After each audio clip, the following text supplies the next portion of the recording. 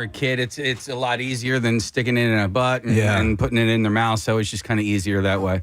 But the only reason I know that is because there's a Fish song called Axela. Oh my gosh, really? Yes, and that's the only reason I know funny. that. Okay. All right, so the Hollywood Walk of Fame has announced the class of 2025. 36 celebrities are getting added, celebrating the achievements of people from movies, TV, radio, and more. So you have people like Prince, Jane Fonda, Jessica Chastain, Colin Farrell, Bill Nye, Busta Rhymes, and many other ones on the list.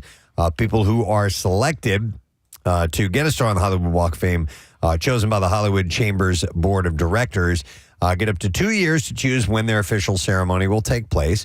Peter Roth, who is the chairman of the Walk of Fame Selection Committee, said in a statement, each honoree truly embodies the essence of excellence in their respective fields of committee, and I cannot wait to see our honorees become part of this world-famous walkway. Now, I'm not quite sure how this works, but it was my understanding that if you're nominated to this class, then the onus is kind of on you or people in your sphere to fund. There is a cost. Yeah, I think it's part of it. Right. Yeah, I think that you do have to help. Like, they're not just giving it to you. No. Yeah. Which is fine. I mean, if you want to be a part of that, then you can make that happen, or people can help you make it happen. Does that seem like a high number to you? 36? It does. Okay. Yeah. So, what is the full stretch of the Hollywood Walk of Fame? How many miles is it now? Yeah, that's a good question because, I mean, there's an awful lot of it, and but you do see gaps. They've saved spaces for people to be added to it. So there's nearly 3,000, Steve. Wow. Whoa. Yeah. So some other people being added from the world of motion pictures, John Carpenter, Robert Englund, Emilio Estevez. From television, Fran Drescher, Molly Shannon, Sherry Shepard, Trey Parker, and Matt Stone are going to have a double ceremony. That is cool. From the world of recording, Depeche Mode, the B-52s, Green Day, the Isley Brothers, George Strait, Keith Urban, and War. And from live theater and live performance, Misty Copeland, she's the ballerina. Yes. Alan Cumming. And from sports, David Beckham and Oral Hershiser are a few of the that are being put in. You mentioned radio. Was there anybody that you listed from radio? Let me see. I didn't put everybody on this list. Was it Paul Harvey? No, it was not Paul Harvey. I would imagine Paul's been on there for a long time. Right. Adam Carolla will be there. We go. To the list. So we'll have a lot of those ceremonies to report about over the next year or so. You know who's on there, Steve, is Alan Hale Jr. Of course he is. Skipper. Yeah. Skipper made it. Excellent. His dad was in the classic Errol Flynn. He's on there, too. Yeah. Alan Hale Sr. was February of 1960, and Alan Hale Jr. September of 1991. There you go, little buddy. Listen, I'm sure we could go through the whole Hale lineage, but right now, someone has changed their hair, and I need to tell you about it. So. Kim Kardashian debuted a new hairdo recently, and some fans are roasting her for it. Oh, roasted. So roasted. The celeb showed off her blonde hair styled into basket braids on social media, and she's getting burned in a historical manner. While the look could work for others, some of her fans think that it makes her look more like George Washington in the photo. Okay, I guess people have piled on joking, what in the Constitution is going on here?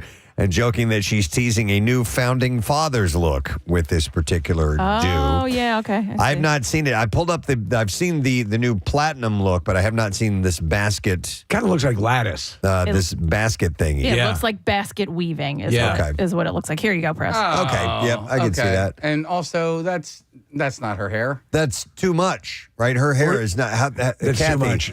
To weave that much together, she doesn't have that much hair, does she? I mean, that looks like a wig. Yeah, it does. No, it's probably not a wig. It's probably just extensions that she has like glued into her head or something. Okay, but I mean, so it's not her hair, is what you're saying. That said, she's still got a ton of fans all in on the new styling, and one of her fans, I low key love it.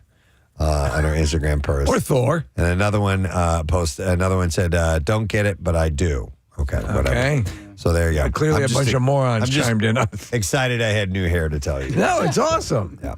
Actress Tallulah Riley, who was previously married to Elon Musk twice, and actor Thomas Brody Sangster. You know him. He was the kid in Love Actually, the drummer kid. Yes. And he was on Game of Thrones as well. Well, they got married. The ceremony took place at St. George's Church in England on Saturday. Who did he play in Game of Thrones? Anybody prominent? Yeah, he was one of the, God, I forgot what, He was of an earlier time. It's Okay. hard to explain. The before time. The before time. He's one Is of it a wildling? not a wildling, but there are these other children of the forest or something like that. It's been a while. I've forgotten All right. exactly, but nonetheless, he was a pretty important character. The ceremony took place, like I said, on Saturday. Riley was married to Musk from 2010 to 2012, and then again from 2013 to 2016. I love you. Riley and Brody Sangster met on the set of Sex Pistols, the FX series, in 2021, and announced their engagement last July. Nick, what was his character's name on Game of Thrones? I didn't recognize it either, Preston, but was he one of the kids that got the third eye? Jojen Reed. Yeah, something like that. He was with Yeah. the Brown Eye Group. Yeah, maybe that was it. No, Steve, they followed the Ravens for a stretch, and one of the Ravens had a third eye, and so one of these kids developed this ability to see the past, present, and future. Yeah, that was Brandon Stark. Yeah, Lamar Jackson. But he maybe? was there with Brandon, and Right. we could do a little sit around about I this. just want to but- find out when the plot line crosses over into the Hale family. Okay. Yes, Alan Hale and Alan Hale Jr. Senior, yeah. Sure, yeah. And Lizzie Hale, the great-granddaughter. She'll be at the MMR. Absolutely, yeah. Doing a tribute. Mindy Kaling has announced the birth of her third child back in February. She's cranking him out. She made the big reveal on Instagram on Sunday in late February. She said, I gave birth to my daughter, Anne, and she captioned pics of her three kids. She wrote, she's the best birthday present I could have ever imagined. She was also the mother to daughter Catherine, who goes by Kit, who is 6, and son Spencer. And she still has never publicly revealed who the father of any of the kids are. Is it the same father for all three? We don't know. It's the assumption, but I'm going to bet it know. is. Yeah. I hope so. I thought it was a BJ Honeycutt. No, BJ Novak, yeah. Yeah, Novak. Yeah. All right, so this is, listen to the story. Photographers have been hounding Jennifer Lopez and Ben Affleck, whether they're together or apart. Ben's on record as saying he's not a fan of the paparazzi's intrusive nature, though he's been a celebrity long enough to know that it's part of the gig and he's tolerant unless lines get crossed, as they seem to on Sunday. Ben was coming up his driveway to a barrage of flashing cameras, and then he suddenly slammed on the brakes, confronting the photogs and complaining that their flashes were blinding. And he gets out and he says, listen, man, you're going to get me in an accident. Do not flash your lights as I'm driving down the driveway. And as he made his way back to the car, another photographer decided to resume taking the pictures, which made things worse. And he just goes, stop, man. It is dangerous. What are you guys doing? Right. Do you understand? He said, I can't see. You're going to get somebody hurt doing this crap. He said, Jesus Christ, my daughter's coming down here. If you flash your lights on her, you're putting her in danger. Do you understand that? So he got... Did you get the message through? I hope so. I mean, we all understand, but those a-holes don't. Right. You know? Come on, man. So, yeah, he actually had a bit of a rare confrontation with those guys. Was Jennifer Garner around at all? Jennifer Garner was... apologize to Jennifer Garner and her pool boy, Ben Affleck. Okay, so that was one of the paparazzi. She was by the pool. Okay. Ben was there She to could see the flash. to do a little bit of work on Yeah. it. So, of course. But, he had enough at that point. Yeah. General Hospital and Hallmark movie alum Ryan Pavey, I assume that's how you say his name, has announced that he is stepping away from acting to focus on his family, Steve. Really? Yeah, and this guy's been in more than a dozen. I have Hallmark to movies. say, I'm not. It doesn't immediately conjure an image of who this actor is, but I'm sure I've seen him. You can find some pictures of him. Ryan Pavey is spelled Paevey. Like the car. He said, I am a bit apprehensive that I even have to make a statement like this. He I know wrote this guy. in a lengthy Instagram post. He said, I'm certainly accustomed to a certain degree of gossip, but the past few weeks in particular have gotten out of control with speculation from third parties that have taken my words and expanded upon them to meet their narrative, or flat out misrepresented my words or misconstrued their meaning. And he said, I'm taking a step back from acting, something I've felt I've needed to do for a while now, and a decision proven to be absolutely necessary in the past few weeks. He went on to say that he recently had bank accounts hacked, money embezzled, investments stolen, all while his mother is battling lung cancer. Oh, it's horrible. And she said, the industry hasn't felt like the place for me in quite some time now, and my mental health has suffered from it. It's taken me to a bit of a dark place, made me into a version of myself I don't like very much.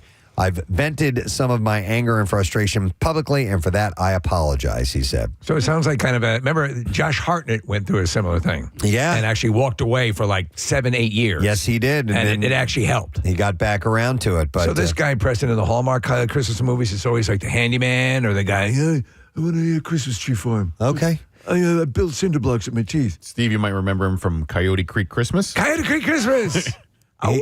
He said, I left Los Angeles to be closer to my mother and feel the need to devote more of my time, energy, and resources closer to home. Like I said, he has started more than a dozen Hallmark films and played Nathan West from 2013 to 2018 on General Hospital. Who here is a General Hospital person? Were you guys? I was. You were? Yeah. I mean, back in the 80s. Right, yeah. That's what I'm saying. Yeah. So GH was one of the regulars. I think the for us. only one that I watched with any sort of regularity might have been Days of Our Lives. I can't remember, but all I know is that a guy that I went to high school and grade school with was an extra in one of the episodes one summer. So I watched all summer long looking for this guy, and I never saw him. No. Guiding light as Never the world saw him turns. once. Yeah. No, my sister and I, GH and all my kids, that was our thing. Never mind. You had mentioned in your story there. You said you read the words "I feel the need," and it reminded me of something. Sorry. Do you know? It's just an incredible revelation. Well, I'm just going to go here now. Broadcaster Preston Elliott said something that reminded producer Casey Foster of something. On Saturday, We're following this story as it develops. On Saturday night, I was watching, I believe, Creep Show 2. I got to find out if Creep Show 2 came out before Top Gun, because in the movie Creep Show 2, the guy says... We got out of Jim Englishevsky. Jim, what's going on out there? Well, there's been a revelation about Creep Show 2. And the guy says, I feel the need for weed. And I was like, that is straight up like stolen. Somebody stole it. It came out after Top Gun. Okay. I think it was a parody of... No, I know. But I didn't know what came out first. And as I was watching it, I didn't look it up or anything like that. But I was like, did they steal that from Top Gun, or did Top Gun steal that? I think they were knowingly doing a parody in the movie of the line. That makes more sense now. Wait, but this is a genuine question. What does that have to do with what we were talking He about? had wrote, I feel the need. Oh, he said in the that. thing. Okay. And then I was like, Got you know it, what? got I it. just saw that and it just reminded me. I needed it to connect. Yeah, there is a connection. Casey, it comes out. And he, In the beginning, I had said why I am referencing this, because you had said that. I You know. would say, I know. So, Jim Milkashevsky, we got it all straightened out. That's So right. thank you. All right. Let me see. How about let's do some casting news and stuff like that, or new movies possibly coming out. There's some rumors starting to happen. A fourth Friday movie could be in the works, according to Ice Cube. The actor shared that he's gotten an insider at Warner Brothers that could help get the movie in production. During a recent appearance, he was on Flavor Flav's show, Flavor of the Week. And he said, we're working on it. We finally got some traction with Warner Brothers. They have new leadership. My man, Mike DeLuca, who used to be at New Line when I first started. Now he's running Warner Brothers. I've enjoyed those movies. I mean, the first, obviously, the best. Apparently, Ice's insider has been asking him about the franchise, and Ice is up for getting another Friday movie out for the public. They come for their senses, Ice says. They finally came to their senses, he says. He's a good interview, man. Ice Cube, yeah. Yeah, the guy is an entrepreneur. He knows what he's doing. He knows about his image. And, man, he's built an empire. I would like to talk about another Ice-T. Yes. My buddy and I, Jim, were yesterday on TV. A commercial came on with Ice-T, and I forgot what the product was. And Jim looks at, we were at having a bite to eat, and he looks over his shoulder. He's like, who is that? And I turn around, I'm like, that's Ice-T. And he made an observation that I totally gelled with on this, because he goes, he looks like a corpse. He looks like he was done up for like a zombie? viewing. Yeah. No, like a viewing. Oh, wow. That's not a compliment. Like he was the dead one. Like he had like a lot of makeup on or something like that, and he's had some work done. Some work done on his face. I was like, you know what? You're right. He kind of had this kind of pasty, done up, odd look about him. I haven't seen him in a while. I've seen a commercial lately. Raising Cane's Chicken? No, it wasn't the chicken. It was some other product, but I don't think it was lit very well. He actually did a commercial where he was sitting by his daughter's iced tea stand. You remember that on the? Yes, I remember that. That's one. cute. Yeah. All right, Freaky Friday 2 filming has officially begun. Started yesterday in Los Angeles. Lindsay Lohan and Jamie Lee Curtis are both returning for the sequel, and so are Mark Harmon and Chad Michael Murray. The movie starts up years after the original, with Lindsay's character Anna having a daughter and soon-to-be stepdaughter. As they navigate a myriad of challenges that come when two families merge, Tess and Anna discover that lightning might indeed strike twice. The film synopsis explains.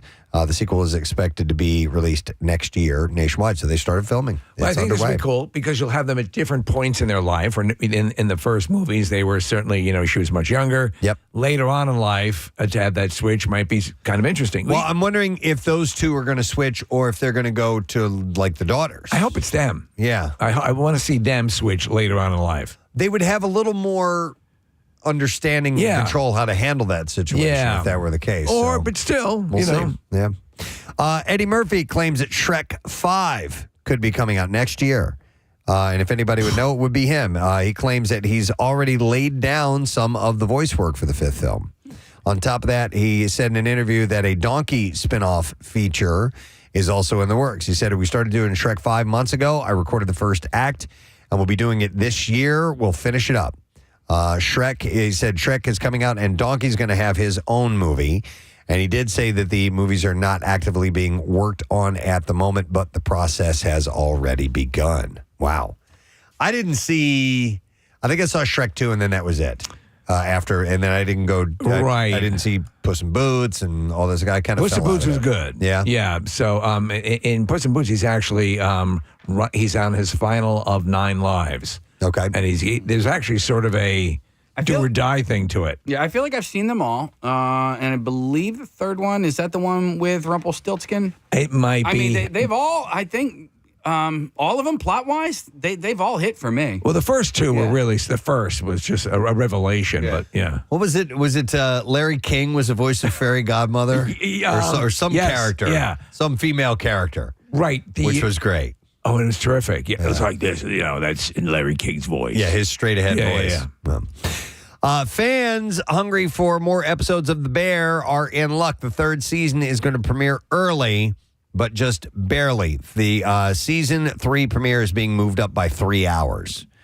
The Bear will now be available to watch on Hulu 9 p.m. Eastern this Wednesday. And I think they're doing a full episode dump, aren't they? Yeah, they're doing the entire third season at once. So if you want to binge watch it, you can get to it and do that. I think I am now of a mind that I prefer the rollout. Yeah. Sometimes if it's something you really love, and again, I contend that the Bear 2023, the best show on TV of that year. Last year. So I'm very excited for this year, but, it's like, I'm going to be weak. I don't want to watch. I was going to ask, do you have the restraint that... If it's something I love, I might not. I'm a bad boy. Because Caroline and I are watching Yellow Jackets, and their 2 seasons are fully available, and Caroline just wants to plunge right through it, and I'm like... Let's pump the brakes a little bit. Right. This is going to be gone before we know it, and we're going to miss it. So I like to kind of take my time. I'll do 2 episode clusters, like I'll do back to back. But to the last time I did, I remember doing the premiere season of Daredevil on Netflix. I did that in the day straight or something, through. right? Jesus Christ, the entire day. Yeah. All right, and then one last thing. Michael Fassbender set to star in George Clooney's remake of the French political drama series The Bureau. It's been renamed The Agency after first being renamed The Department. And now that they've nailed down the name of the series and its lead star, the show is expected to premiere on Paramount Plus with showtime later this year. They should have done the Department of Agency Bureaus. Fassbender will be playing a CIA agent who has to abandon his undercover life and return to London Station. Complications arrive, however, when his lover from his undercover life reappears. All right, we are ready to get the clips here. Deadliest Catch just began its 20th season. Here, Captain Sig Hansen comments on why he stayed with the show since the very beginning. I wouldn't want to do anything else. I don't know anything else. And the fact that people kind of dig it is pretty flattering. Hold on a second. Shut the f*** up! A new episode of Deadliest Catch airs today, and you can find that on Discovery Plus. Here's our next clip. So as I said, Hulu moved up the release date of The Bear Season 3 to tomorrow, which means that we are on expedited Bear Watch. And here, star Ayo Edebiri talks about winning an Emmy. Here we go. I love TV. I love watching TV. The shows and the performances that we're all nominated alongside are so good. And so to have any sort of recognition, especially from our peers, is like stunning and humbling and really nice. Bear Watch! I love her character. She's so cute on the show. The Bear Season 3 premieres tomorrow, like I said, on Hulu. 9 o'clock, you'll be able to catch up. And there you go. That's the entertainment report. For today, we're going to take a break. We're going to come back in a moment. We will continue our forward momentum on this Tuesday. Our buddy Chris Gheysens, CEO of Wawa, stopping by to tell you about the events coming up that they've got for you and a few other things that we'll get into as well. So stay with us. Just on the chair. The rest of the place is apparently clean. Josie scoured our studio and nothing. And I'm never coming back again. You would have thought there was a radiation leak here. Yeah. So I newer told my wife that there was a bed bug. She wouldn't have let you go to work. No. That was the first thing I told my wife, and I started laughing. Yeah. Because, listen, I'm surprised that's all we have. They're ripping the entire building apart, walls that haven't been opened up in years. Yeah. I imagine at night there must be a big vermin hoedown when we leave.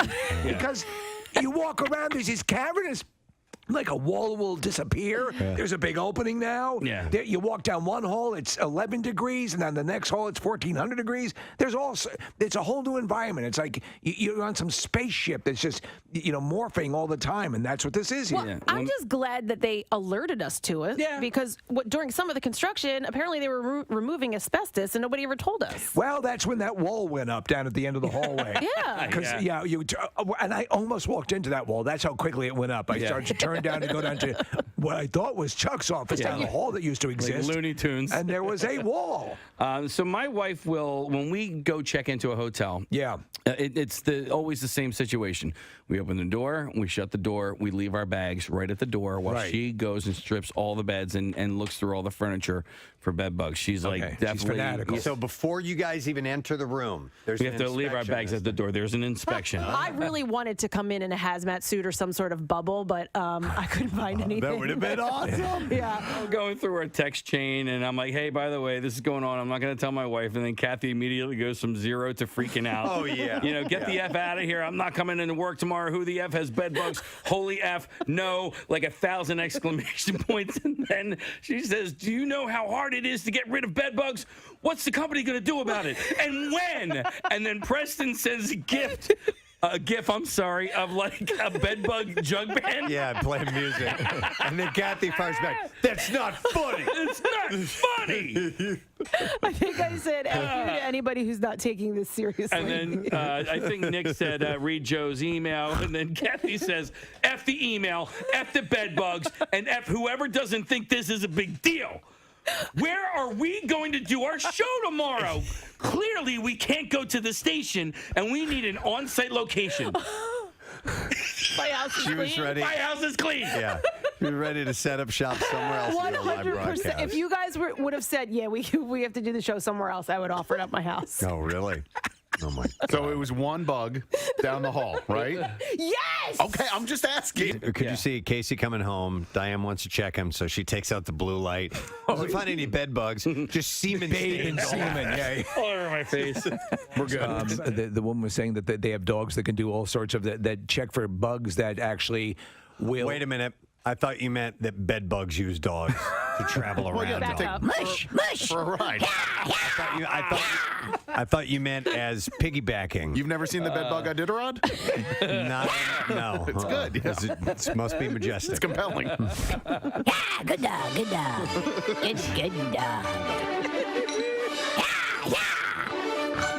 I love being out here in the open range. Let's see here. As Godzilla vs. Kong, starring Millie Bobby Brown, performed much better than expected given the circumstances of COVID and so on, and the original movie King of the Monsters' lackluster box office performance. A threequel is expected with Adam Wingard set to direct again. So he just directed the most recent one, I believe so, yeah. Right. So according to the Hollywood Reporter, the concept being floated is Son of Kong. Godzilla vs. Kong has crossed $400 million globally and is the top-grossing Hollywood-produced movie since the pandemic hit. They're going to have to correct something now in both these, Son of Kong and Son of Godzilla. You gotta have a female Godzilla. Something. Mm-hmm. Who's he banging? Yeah. Where does this? Not unless they're asexual. They reproduce that way. I mean, there's only it's Son of Kong, right? But there's also Son of Godzilla. Oh, is there Son of Godzilla? Yes, I'm sure that's in the works as well. So maybe he could reproduce asexually. I don't know. We don't know much about Godzilla. He's kind of a mystery, but definitely not Kong. Well, Godzilla could. No, he's more. Yeah. He's a simian. He's a mammal. Why do we assume that Kong is a man? Wouldn't we know it? He's all man. Well, I don't know. Wouldn't he be Queen Kong? Yeah, he'd be Queen Kong. Okay, fair point. But I didn't see any low-hanging fruit, so to speak. Yeah. Yeah, they left that out. In fact, can you on apes, or do they? I've never. Is there junk external? That's a good question. Apparently, it's pretty small. I remember. We talked one point about animal genitalia. Yeah, but even on Kong, it would be big enough. You're right. But it'd be the size of a proportionally VW, you know. Yeah, it'd be the size of me. Be as tall as Steve. I want to see King Dong. I want to see it. There actually was a movie called King Dong. Of course, yes, there was. Yeah. Well, maybe it's a rom-com. Like he's romancing this lady, and that's about how they have the baby together. Oh, the next Kong the movie? next one, yeah. 4 weddings and a King Kong. That could be. It could be something like that. We'll have to see. An inspiring story. Giant ape walked into her life.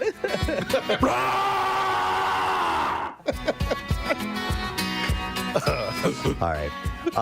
So anyhow, we will see if that comes to pass or not. But how big his junk is, and whether there's a Mrs. Kong. Son of Kong. We'll have to see. What a goddamn day today.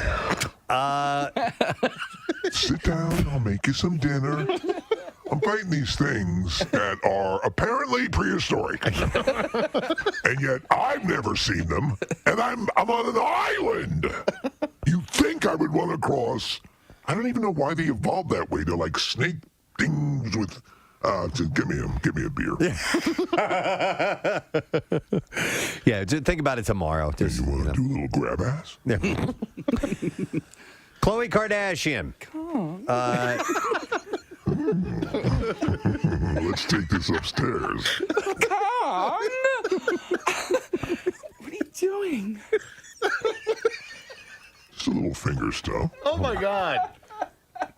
There's no little finger stuff in here. Oh, it's bigger than my penis. No, it's perfect.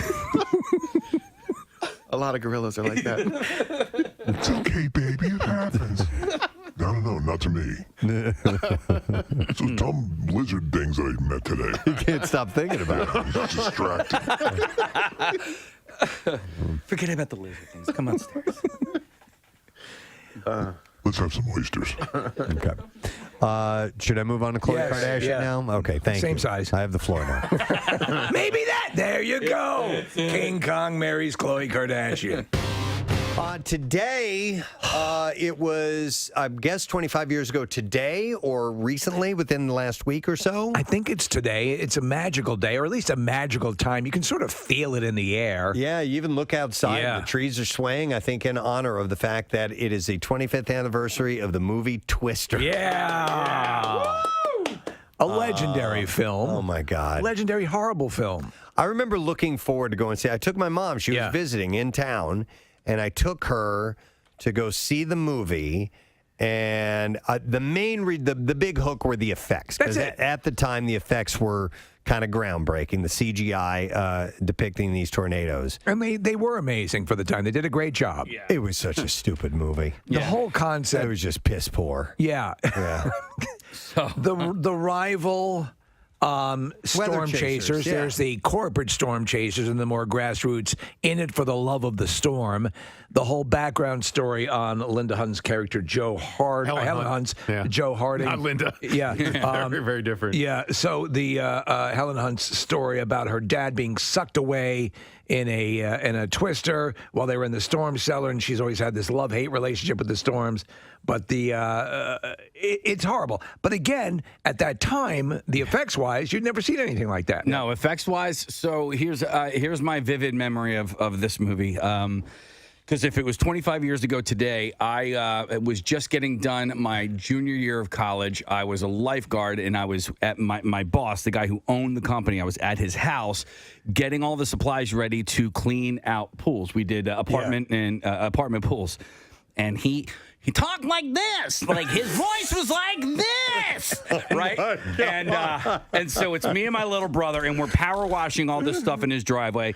And he goes, I saw Twister last night, and those tornadoes were real. And he said that. Those tornadoes were real. He must have said that like a half a dozen times. My little brother, it was me and him, my younger brother, sorry. It was me and him. And so we will, I mean, even 25 years later, if the word tornado comes up in conversation, he and I will say, those tornadoes were real. What was that guy's name? I don't want to say his name. What's his first name? What was his first name? Last name? You just know his last name? Joe. Okay. Let's go with Joe. Hey, Joe, how were those tornadoes? Those tornadoes were real. I love that story so much. Was he suggesting that they had incorporated? What was his point? Was that they were not created for the movie, that they were corralling tornadoes and using them in the film? I think what he meant to say was those tornadoes looked real. Okay. But he said that they were real. And he had like a real affinity towards just weather. He loved weather. He was a weather guy. Yeah, he loved weather. It was like Philip Seymour Hoffman in the movie. Well, I mean, listen, he owned a pool supply and lifeguarding company, so weather was definitely... What I really love is weather. Yeah. Weather's important to that line of work. Absolutely. Yeah. Those tornadoes are real. Oh, my God. I wonder if my brother's great. picture. It's almost kind of Don Nazi. Yeah. Wait, I just said Don Nazi. Very different.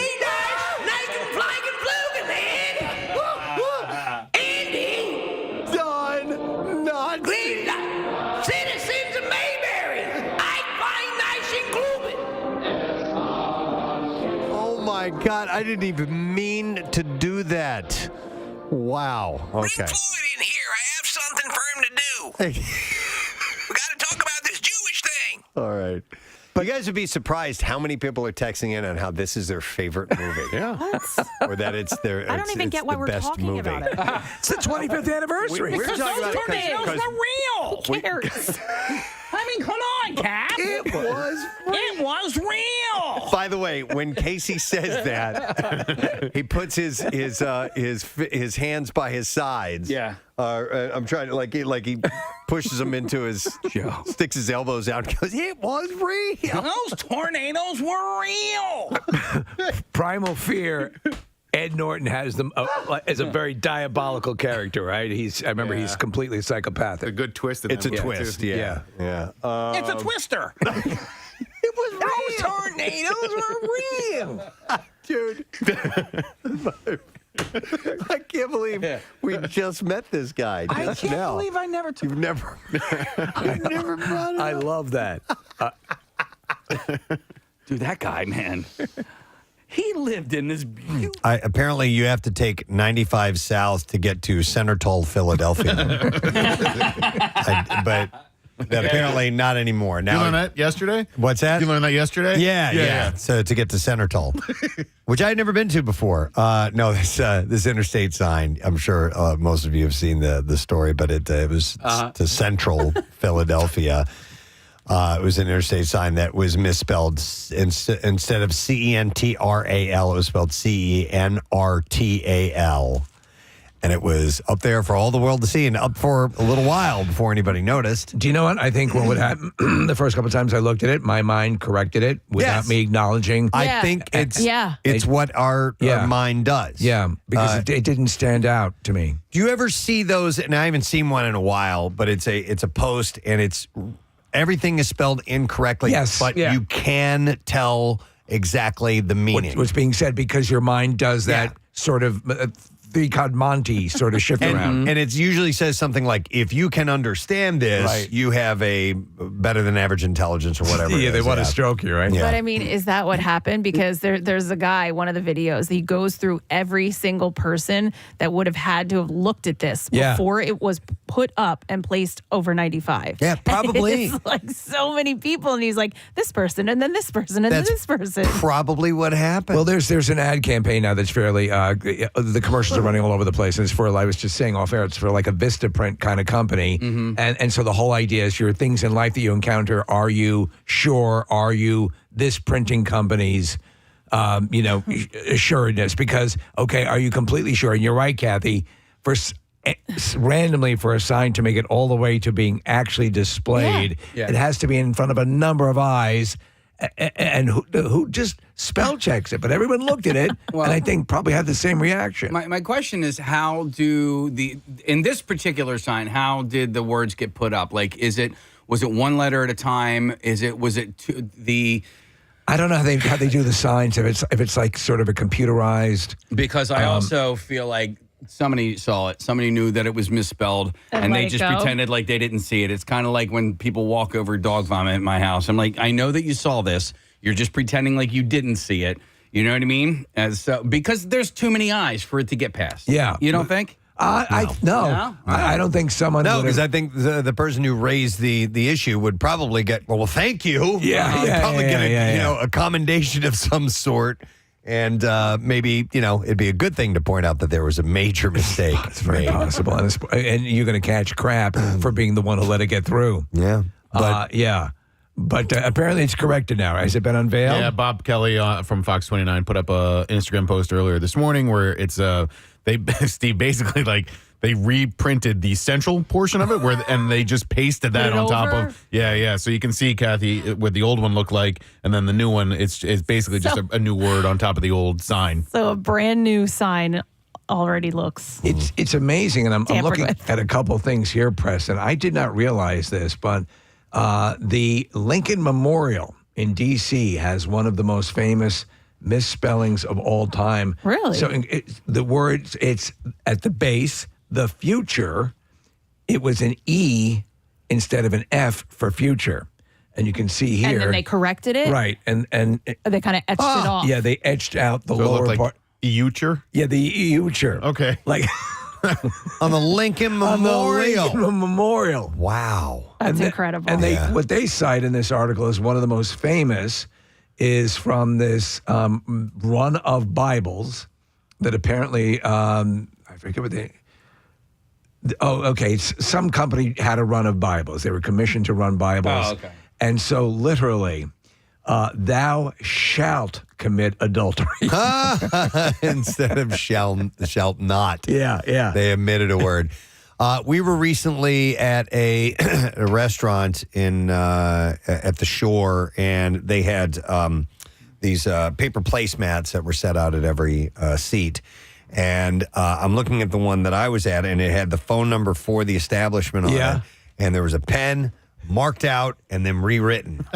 And I'm like, really? And I look over, and every single one of them. Somebody sat down. Somebody had to sit down. And I'm guessing hundreds and hundreds of them. All by pen? And all by pen. Had to mark it out because they're like, we are not paying for this again.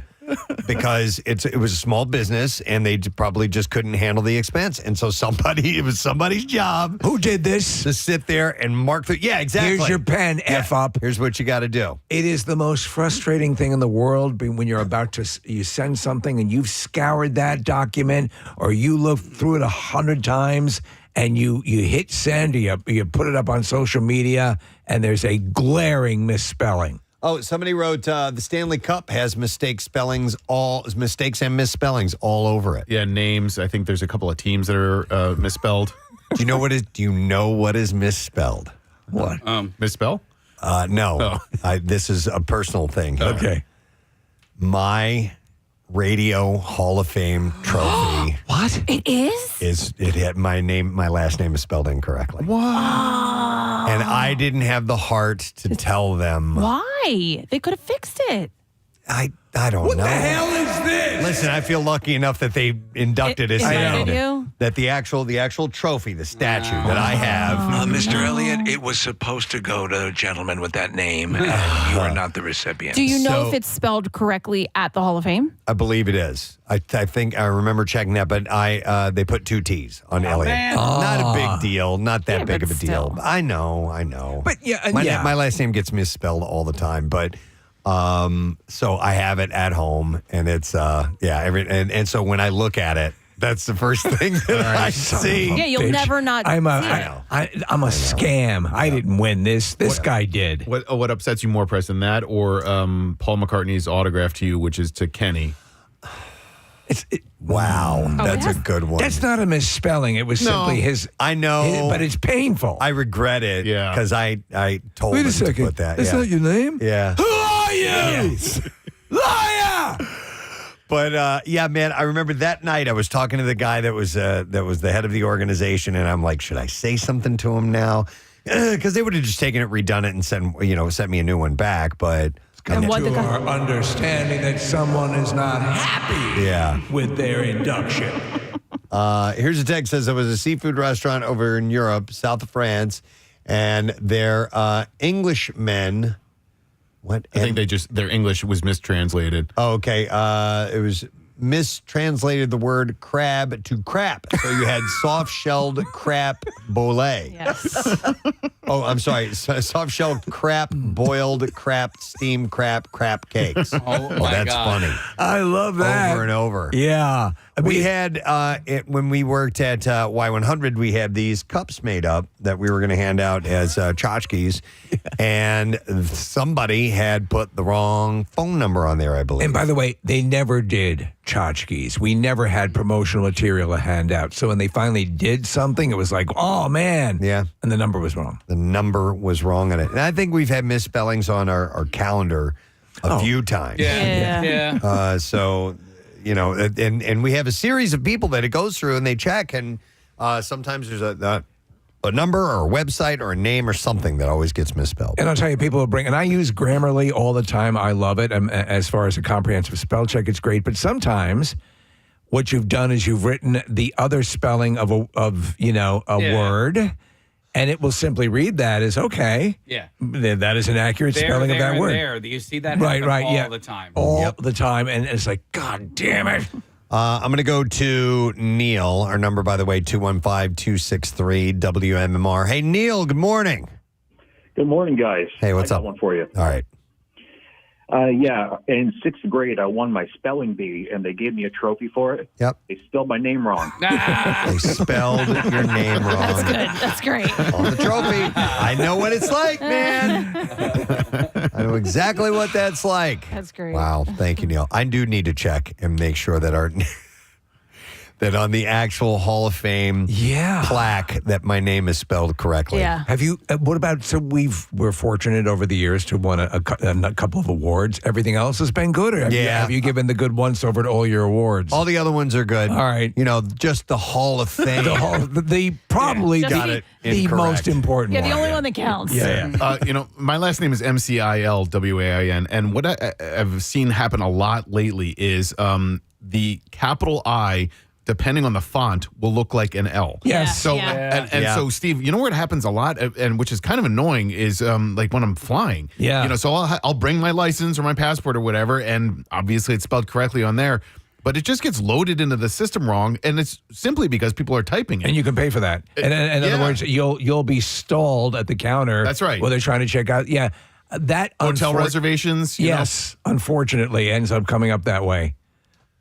Somebody texted in. There's also a mistake on the Chiefs' new Super Bowl rings. Oh, really? Yeah. Says they have the Miami Dolphins ranked number 7th seed opposed to the 6th. So that's a minor mistake, but still, and a big important memento. Think about things of this level of this. So, I mean, for example, this was a major street sign in Philadelphia. You think it would have gotten in front of the right amount of eyes. But at this point, even with all of these things to check, it all comes down to human eyes on it, saying, is this exactly what you wanted to say? Yeah, like a paintball geoparody with the. Oh my tattoo God! that Oh my God! One of This the poor absolute- guy.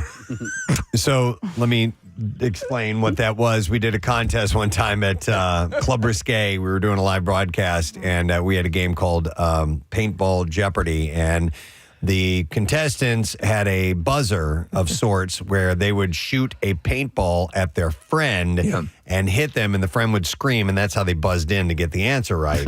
And so these people were covered in welts and all that stuff by the time we were done because paintballs hurt. They do. And this guy loved it so much that he got a tattoo that said "Paintball Jeopardy" with a paintball gun and all this stuff. Is at the Preston and Steve show, And it wasn't small. And it wasn't No, small. It was a it's good big. size one. And Jeopardy was spelled geoparody. They had misspelled Jeopardy, and I think he had written it down that way. Yeah. Oh, And he wrote it He down had that written it down that way. It wasn't the artist. And then the artist followed what was written. Oh, boy. I wonder how many times and to what level of confirmation will a tattoo artist go to? I guess it depends on the tattoo artist, right? No regrets. No regrets. No Yeah. regrets. Somebody texted in, and we need to see the validity of this or not. Pennsylvania is misspelled on the Liberty Bell. Alrighty. We have to check that. There's an F. How the hell did that get in there? FP? Let me go to just Corey. Sorry, Preston. Just one N in the Penn portion of Pennsylvania. No kidding. Yeah. The man's name is William Penn, Penn. What? Wow. All right, Corey, you're on the air. Good morning. Hi, sorry to bother you guys at work. It's all right, man. What's up, bud? Hi, my name on my diploma is spelled wrong. Your diploma, high school or college? High school. So I'm sure that happens. I mean, fairly often. But I mean, it just you would think there'd be like an absolute double, triple check on that. When I don't know. Corey, did it bother you at all, or did you find it funny? It bothered me for a little bit, but it's not that bad now. I got you. It's my middle name. My middle name's Matthew, and they spelled it Mathhew. H instead of two T's, is two H's. That's pretty good. All right, thank you, Corey. Appreciate it. I would man. I would not want to be the proofreader in any capacity whatsoever. There was an article that Steve sent me about other misspellings that have taken place, and some of them in a public sense. So there was a typo. A section of Broad Street was renamed Patti LaBelle Way, and they did not capitalize the B in LaBelle. That's not too bad. It's not that bad, yeah. But still, it's her last name. We have misspellings, but people don't know it. Like we have copy that we read every morning, and there's misspellings all the time. Kathy, your Duncan copy, is there still 3 S's in start by any chance? Yeah, go down. It's like towards the end of the. Wait, of all the words to put 3 S's in, they chose start? Start. Yeah. No, I think it's corrected. All right. But there was one on our copy also that went for weeks, and it was kind of everybody would stumble over the word because it was misspelled. Remember, Preston, on the Duncan copy? Yes. Which one was it? Guarana. Guarana. Yeah. What the hell is that? Also, apparently, in 2021, an exit sign was erected along 95 in Delaware, on which Delaware Avenue was misspelled. It was spelled Delaware, Delware. Last year, SEPTA misspelled Philadelphia as instead of DELPHIA, it was DLEPHIA. And let's see. It says some even think there's a typo on the Liberty Bell, given that Pennsylvania is inscribed on it. But according to the National Park Service, it was an acceptable spelling of Pennsylvania at the time. Is that right? Okay. So that one is not. But wait a second. Well, if it's a proper name. Yeah, I mean, it's still William Penn. Yeah. With 2 N's at the end of it. Did he have any say in that? They were just making excuses. Yeah. Yep. That's the way you can spell it that way, too. It's okay. I wait for this time, and that you can spell it both ways. I'm going to go to Becky. Hi, Becky. Morning. Hey, good morning. You guys rock. Thank you, Becky. What's up? Hey, so my girlfriend got a tattoo for her daughter that was supposed to say, "I'll always choose you." Oh, no. And the tattoo artist, when he was putting it into the computer, did not put both O's. So it said, "I'll always chose you." Chose you. Yeah. You are my gooderest friend. That's wonderful. Wow. If you're going to talk about a level of specificity, a tattoo, right? Yeah. And you should at least say, and as you're applying it to the skin, how do you want this spelled? You want, chose you? I don't know how that goes. It makes it through to a full tattoo. Oh, no. I love it. I love that one, though. Thank you. Mind-blowing. I have, it says Shed here. Hey, Shed, morning. Yeah, good morning, all. Hey, what's up, man? I'm doing really well, thanks. I taught in a arts department for years, and they ran a T-shirt to honor like an honors program. And somebody in our graphic design department spelled the name of the program wrong. Oh, my God. And it wasn't like a short run of shirts. It was like, I think at least like 200 or 300 shirts. Oh, my God. Dude, sometimes that stuff gets away from you. Preston, I had, my wife's charity is Max Fund. And so I ordered shirts, from like a Vistaprint or something that had the logo on the front. But there was an option to put something on the back. And in the layout, it said your picture here. And I didn't realize that was, I sent that in that way. So the shirts got printed with Max Fund on the front. And on the back, there is a big white square that says your picture. Oh, my goodness. Oh, my God. Seriously. Oh, my God. Oh, that's ridiculous. Hey, Shed, you're still on the line. What did you guys do with the shirts? Did they toss them out and get some new ones, or did they just go for it? Actually, it was a funny story that somebody caught it and they shelved them. And I was working one day, and one of my coworkers had the shirt on, and I stopped and looked, and he was like looking at me like, "You didn't notice?" And I'm like, "Yo, I gotta have one of them." He's like, "Why?" And I'm like, "Because the damn name is misspelled." Yeah. And they're just cracking up. So That's great. Yeah, there you go. All right, thanks, Shed. Appreciate it. So, Steve, with your picture here, yeah, you just keep them? Well, yeah, and I said, well, if you volunteer for Max Fund, your picture could be right there. Nice. Here's a text says there was a Chicago TV station running a telethon that kept showing the wrong phone number for people to call, and it was our office number in Pennsylvania. We received hundreds of calls until they finally corrected it. By the way, the person who wrote until they finally collected it. Oh, yeah. That's R's instead of L's. Corrected Yeah, close enough. I will go next to, which was the call you wanted me to go to? Line 5. All right, it's Bob that we have. Hi, Bob. Good morning.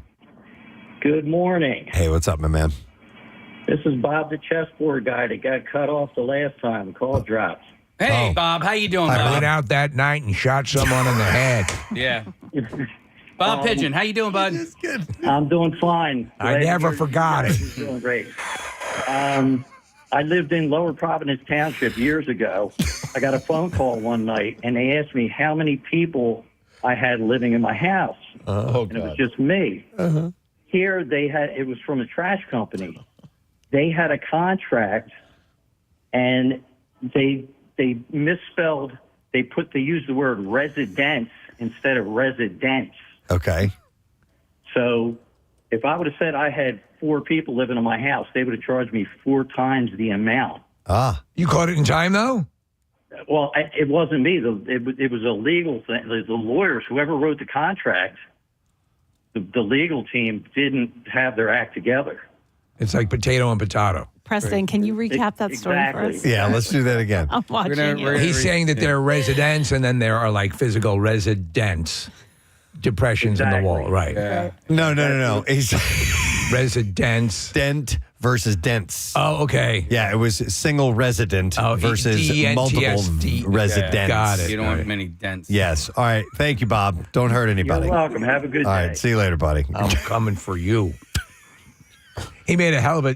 That's the chessboard? That's his chessboard. It's in the Acme Lounge. People, we have a company-wide game that's going on. It's incredible. Don't ever drop his call again. No, Don't never, you ever. ever. Oh my or God. people die. Yeah. It won't be pretty. We will go to. It is a beautiful chessboard. It's what, and he's just the way he sounded in that one sentence sounded ominous. Steve, I just don't want him to be mad at me. Yeah. All right, let me go next to maybe the best chessboard. Now they're talking. I hear them laughing. We're going to go next to Renee, who's on the line. Hi, Renee. Good morning. Good morning. Hi, what's up, Renee? So I work at a school for children with special needs, and our school decided to change each wing's name and put new signs out front. And instead of spelling school correctly, they spelled it SHC. Oh, no. That happens from time to time. We've seen it written on roads. Yeah. On roads, school crossing will be misspelled. Yes. Yep, that's a bad one. What were these written on, Renee? They were written on permanent signs that were about 10 foot long and 3 foot wide. Oh, no. I mean, did it last long, or did somebody notice it immediately? Oh, we were all pulling into the parking lot, laughing our asses off and taking pictures outside. Needless to say, they got out there really quick and put some papers on top of it so the company permanently moved things. Yes, no pictures for social media, please. Oh, my God, that's funny. Thank you, Renee. Appreciate it. We're talking about the I-95 interstate. The sign that was misspelled. Central was spelled C-E. What was it spelled? C-E and R-T. Yeah. Center Tall. Center Tall, Philadelphia. Isn't it amazing? Because that's at the area where the fire took place and everything collapsed. They got that fixed in a week correctly. Yep. They couldn't get a sign. Couldn't get the sign. The sign couldn't be done right. All right, let me go to Andrew next. Hi, Andrew. Good morning. Good morning, Ed. Hey, good morning to see you, Andrew. What's up, bud? So when I went to pro wrestling school in South Jersey, there was a student that came in who had a gigantic back tattoo that was misspelled. And it turns out that the tattoo artist was like, hey, this is the wrong spelling of this word for this tattoo. Did you want to change it? And he's like, no, this is correct. This is what I want. So he insisted that they spell it wrong. It was a giant Grim Reaper, and it said "You're mine," but it said Y-O-U-R. Oh, no. You're mine. At the school, he got ribbed endlessly. No. Well, yeah. Maybe the Grim Reaper's just like a nice business developer. You know what, though? Owner for a mine, and he's giving it to you. You're mine. It's yours. But you just said the exact, and it is the correct thing. And the tattoo artist is like, yes, technically that is a correct spelling, but not in this situation. He told the kid, he was like, it's supposed to be Y-O-U''R-E, and he's like, no, it's not. I want it like this. You're like, okay, idiot. Oh, my goodness. Yeah, all right. That's great, man. Thanks for the call. Yours, mine. And he got ripped apart for it. Oh, my goodness. Let me go to our buddy Craig Lagans on the line. Hey, Craig, what's up, man?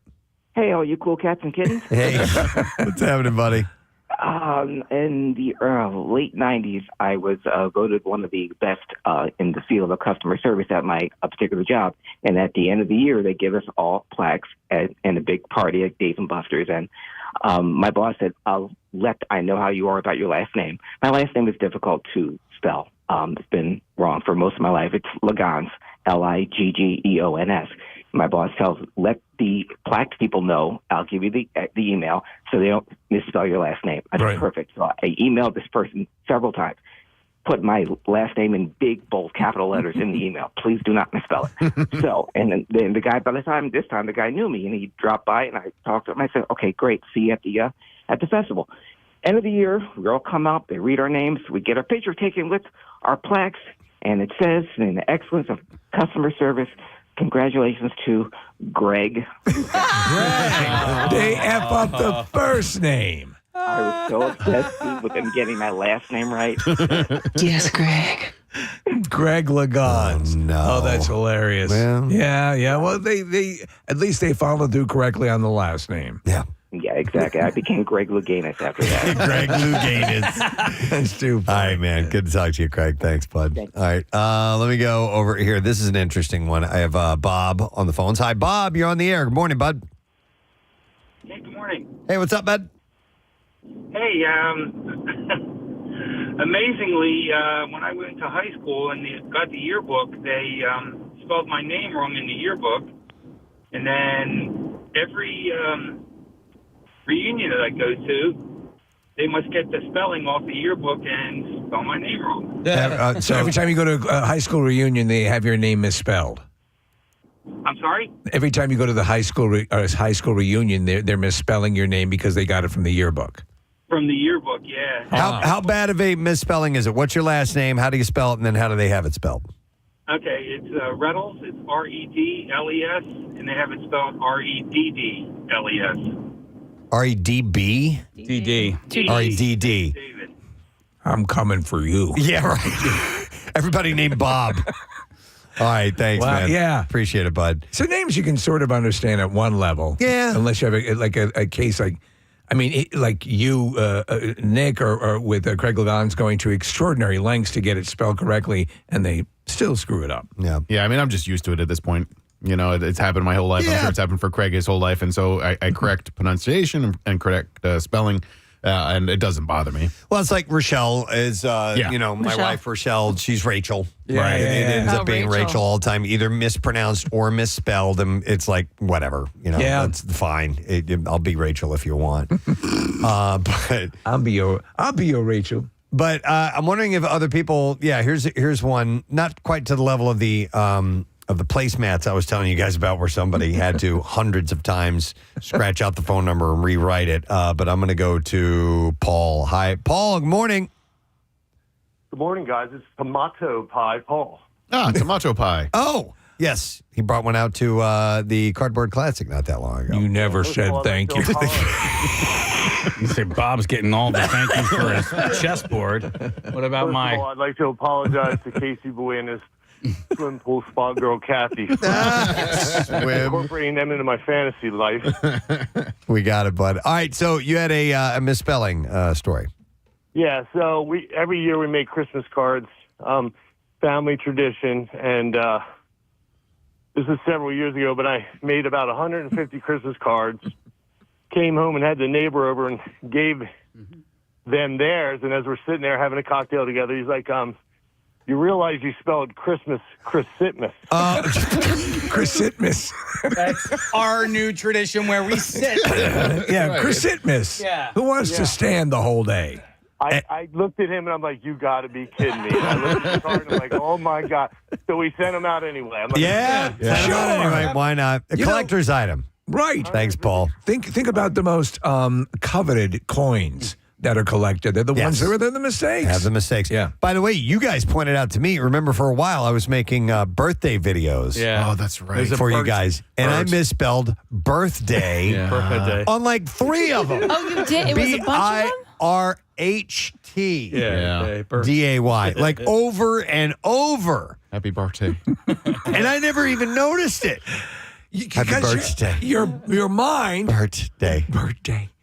How's Bert doing? I'm sure you were fixing it in your mind. That's what was happening. Just like this sign. What happened? Yeah. Oh God, it's even like the cover of the video. So like for Kathy's birthday and Marissa's birthday, and Nick's birthday. Oh video. my God! Look at that! All 3 of them. Happy birthday! Oh, man. It's so funny. No, I'm with you. You can laugh at me. I looked at Casey and he for you because I could just in your head because first it was Kathy, then you're looking at Marissa, and then one step down to Nick, and you're like, God damn. This is going to be the best birthday they've ever had. You know what sucks about it too, Preston? Is like they were good. They're great videos, and you put a lot of time and effort into them, and then you couldn't freaking spell birthday right. No, it was how you're pronouncing it. Birthday. Birthday. All right. One last call. I'm going to go to Mike. Hey, Mike, good morning. Good morning to see you guys. Good morning, bud. What's up? You guys rock, by the way. Thank you. I was listening to you guys on the radio. I'm going to go back to the late 90s. I was a police officer in a unnamed Montgomery County Police Department. All right. And we had a new chief of police, and every police ID had to have the new chief of police's name on it. So we're in roll call. They're handing out the police IDs, and one of the guys sitting next to me says, "Did you see this where it says it's supposed to be Department of Public Safety? However, public was missing a key letter, the L, and it was the Department of Pubic." Needless to say, by the end of the day, there was an email out requesting all the IDs back. And it was corrected. However, the story got out, and it was pretty funny throughout the day. That's a good one. I would have moved heaven and earth to keep at least one of those. Yeah. That's I think we might have lost our jobs, but I wish somebody back then we didn't have cell phones with cameras to take a picture. Department of Pubic Safety. I love it, Yeah. man. Thank you for sharing. Appreciate all it, right, bud. guys, have a great day. All right, you. see you later. All right, well, they fixed the sign on 95. It no longer it reads Central correctly. It's no longer Center Tall, Philadelphia, but that's a big mistake right there. And it went apparently for a while before somebody pointed it out, and they had to make the correction. So it's done. But thank you for sharing. We do appreciate it. We want to take a quick break, come back in a second, and the Bizarre File is coming up, as well as a word that might net you a 4-pack of tickets for our live broadcast at the Day Off at Dorney coming up on July 11th. We'll be back in a moment. Stay with us. Huge home. I'm like, how the hell, like looking back on it, I'm like, how the hell did you just own a pool company? You know what I mean? Anyway. There you go. Yeah. All right, well, good on him. My family money is real. I want to get movie reviews from that guy. Yes. Other movies from Joe. Yeah. I love it. After grieving her husband Prince Philip's death, Queen Elizabeth is back to her royal duties. On Tuesday, she made her first official appearance following Philip's funeral. And she was seen... Oh, grinning. I thought it said grinding. I thought it said gurning. She's gurning. Now, what's this? I'm sucking my chin into my mouth. Wait, do we have the bell? It's the gurning. Her Royal Majesty will now suck her chin into her mouth as part of the royal gurning.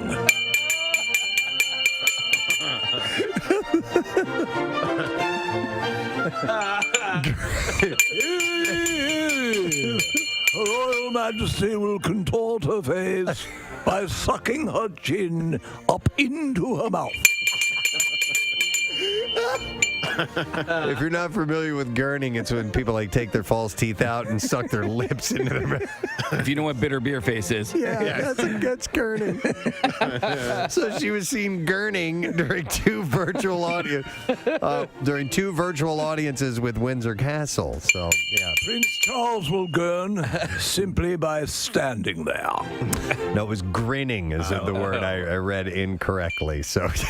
By the way, this very bell came from England. No. Really? Yes, it did. I ordered it on Amazon, and it came, and there was the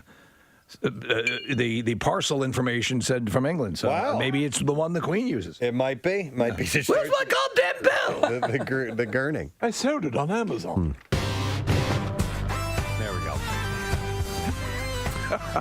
We had mentioned this earlier this morning, but it's definitely worth bringing up. The restaurant named Cadence, which is a BYOB on Girard Avenue, was named the best new restaurant by Food and Wine. That's a super well respected journal in the world of the culinary happenings. Yeah. And so this is a big honor. But in the order, you have Cadence is number 1 in Austin, Texas. Suerte.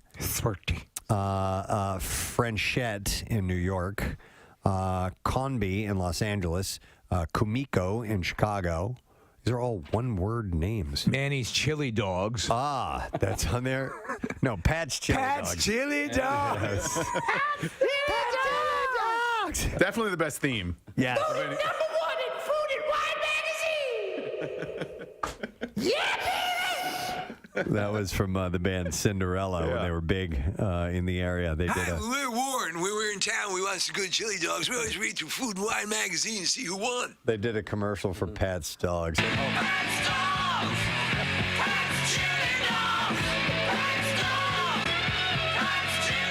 That building is now a We Buy Gold. Oh, is it really? We buy gold. Gold for sale. No more chili dogs. I'm not going west.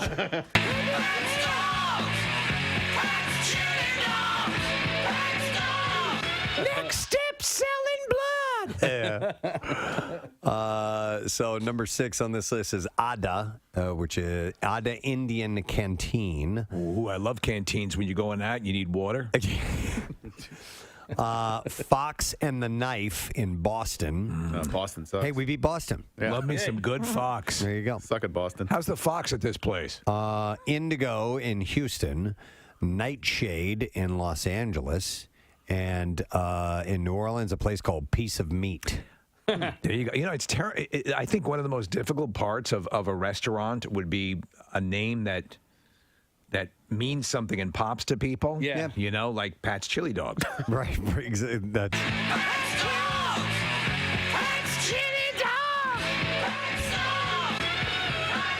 Yeah, I mean, you know, the name will only get you so far, but it is an added bonus. Answer the phone, by the way. Thank you very much.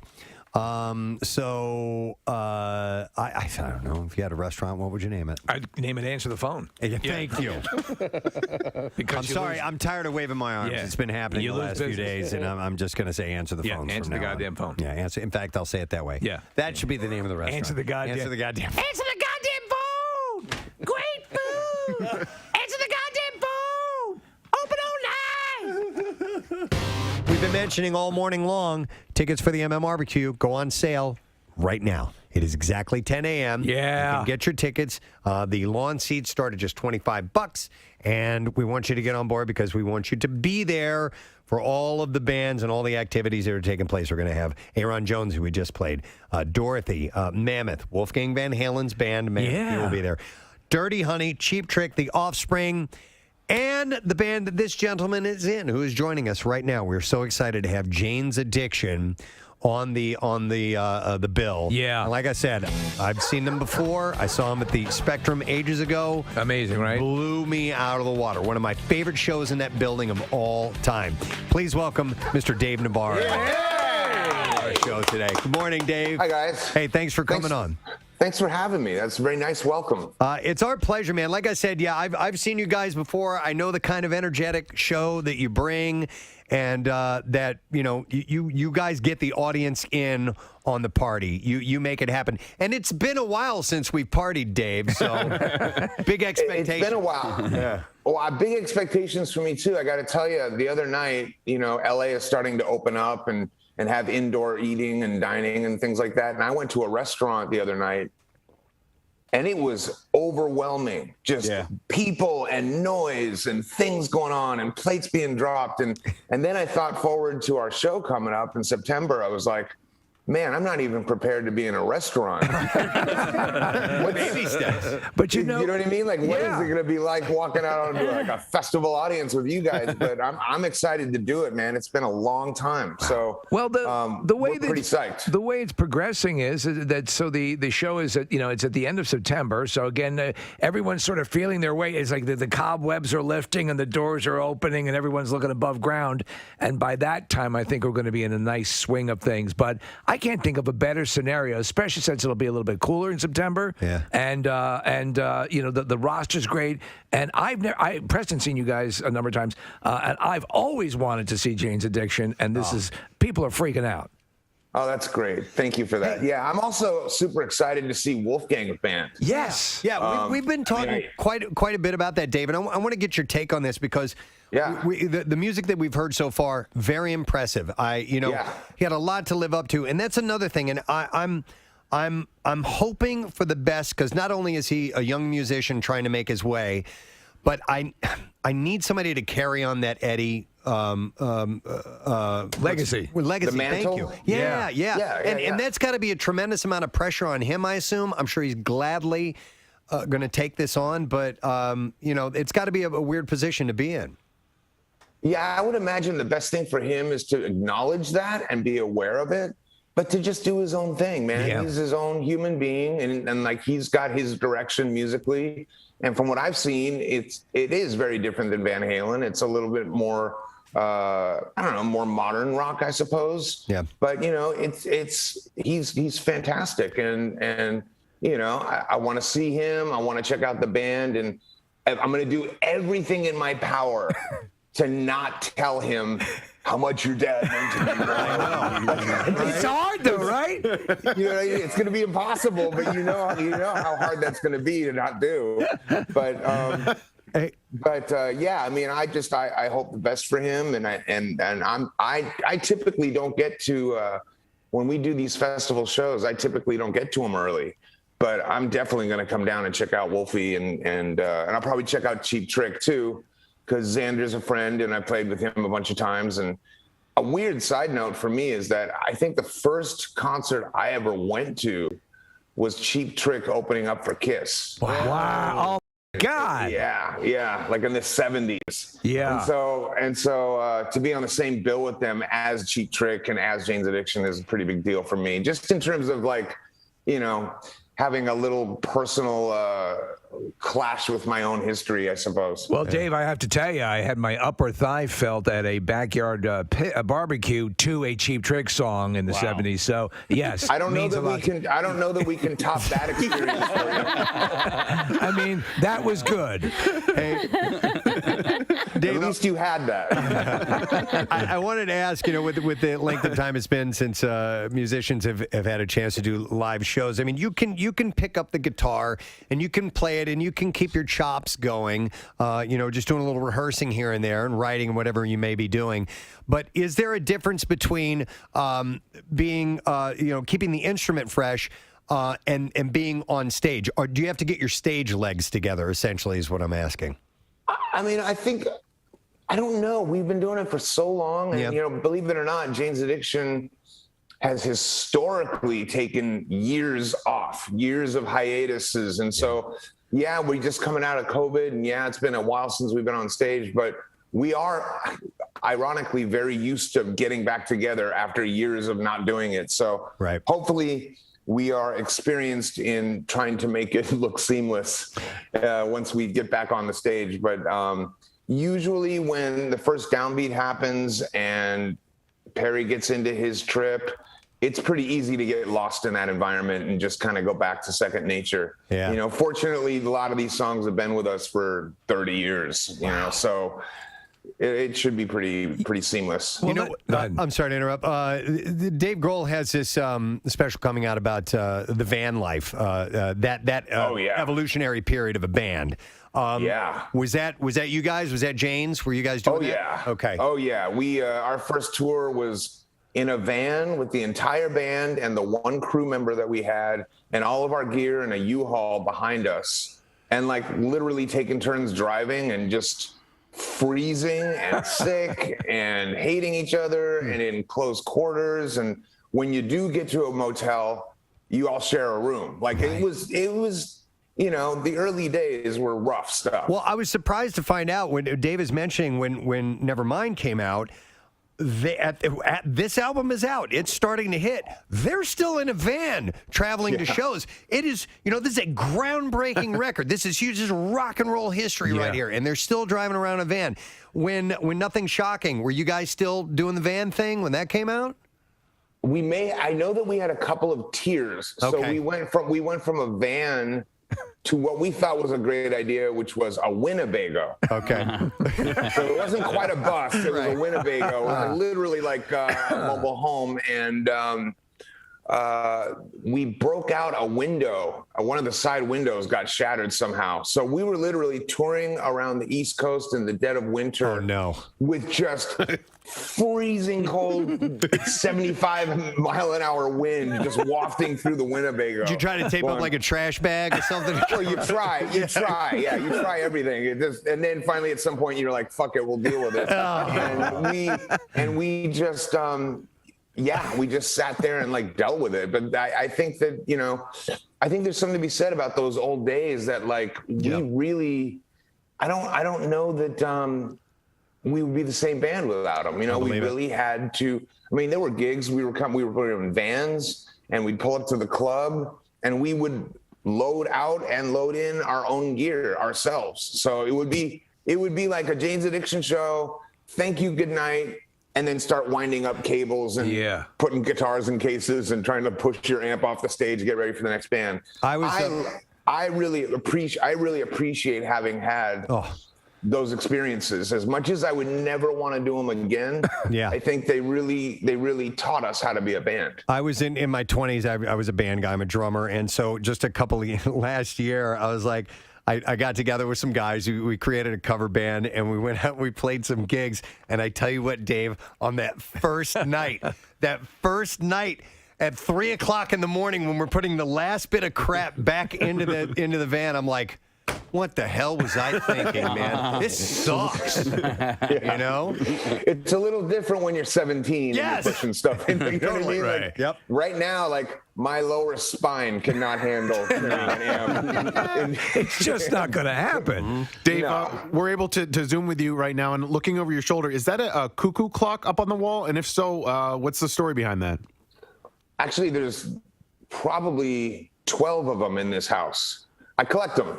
That's cool. It's just a weird thing. And, you know, cuckoo clocks. And this will be your chance to join us. We can get you a 4-pack of tickets if you win for a day off at Dorney, Thursday, July 11th. And you get into the park early, you get free parking, get all this great stuff, and you can come hang out with us for the broadcast. So the word is dive, D-I-V-E, of course, because there's Wildwater Kingdom part of Dorney. So enter that word dive. Here's how you do it. You just go to PrestonandSteve.com. You look for the Dorney link. You click on that, and then you'll find the information on how to enter to win a 4-pack tickets. And we have hundreds of tickets that we are giving away for this event.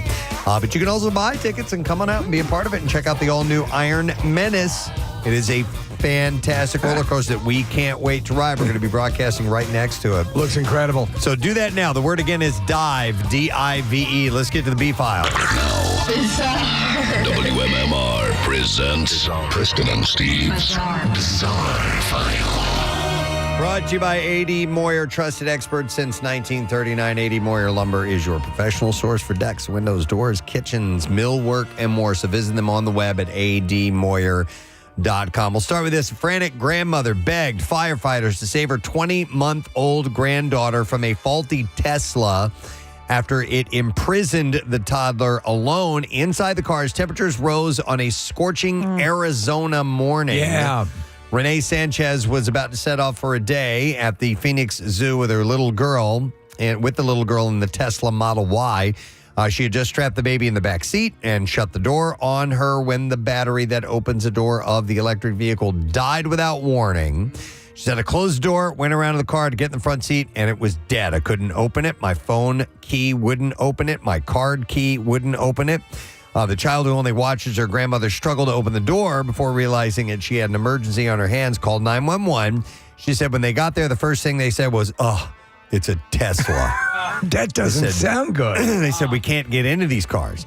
And she said, I don't care if you have to cut the car in half, get her out. So the firefighters took an axe to the $45,000 car, taping over a window to stop the glass from flying onto the little girl before climbing in and pulling her to safety. She was okay, but the first few minutes, she said, as soon as the firemen came out and all the commotion started, the windows got broken, she started crying because she was scared. Now, the incident took place just hours after another woman was trapped in her 2021 Model Y by a battery problem across town in Phoenix, where temperatures had reached about 115 degrees. Said it was fully charged. I unplugged the car, went to get in the car, shut the door, and then everything just shut down, and I couldn't open the windows. I couldn't unlock the doors. I was trapped. And she could not consult the user's manual to see if there was a solution because it was in the glove box, which also had snapped shut and was locked. Yeah. Why would you have that sort of security option on your glove box? With her phone in the car, she was able, though, to log on to the Tesla app, which revealed the existence of a little-known lever tucked away on the driver's side, which allows the door to be open from the inside. But that wasn't available for the other woman, Sanchez, to use because she wasn't inside the car, and the child was all buckled up. So therefore, they had to smash in the window. That's effed up. Yeah. Get out. Yeah, absolutely. A pair of this video is wild. It's a pair of porch pirates were caught on video racing and scuffling to steal a package moments after it was delivered to a Pennsylvania home. I mean, they didn't know each other. No. They were fighting over And now stealing it. They're going to be friends for life because when you meet over a porch theft, you're friends for life. It happened earlier this week in Sinking Springs, Berks County, about an hour northwest of Philly, as a FedEx delivery driver was walking away. Within seconds of the delivery, doorbell video shows two men who pulled up in separate cars sprint to the residence. As they both reach the porch, they push and take swings at each other. One even picks up a flower pot and tries to wield it as a weapon, and then chases after the other man who had scooped up the package first. This all happened as family members were inside the home. According to the resident, he said the packages being delivered were from AT&T, He said, how did they find out these phones were being delivered? Something fishy is going on here. Yes. They posted on Facebook. That's what I wondered. Officers are on the hunt for the 2 suspects. FedEx says that its top priority is making sure the customers receive the packages safely and securely. The people were inside the house when the delivery came. So pretty crazy. The Rapidan Dam, or the Rapidan Dam, I guess is how you say this, in Minnesota, is in a precarious state after recent flooding of the Blue Earth River, prompting officials on Monday to warn the public that the structure is in imminent failure condition. The sheriff's office said that the river has cut around the sides of the dam and debris has been accumulating in the water. It announced that the imminent failure condition status was happening and notified those who may be impacted.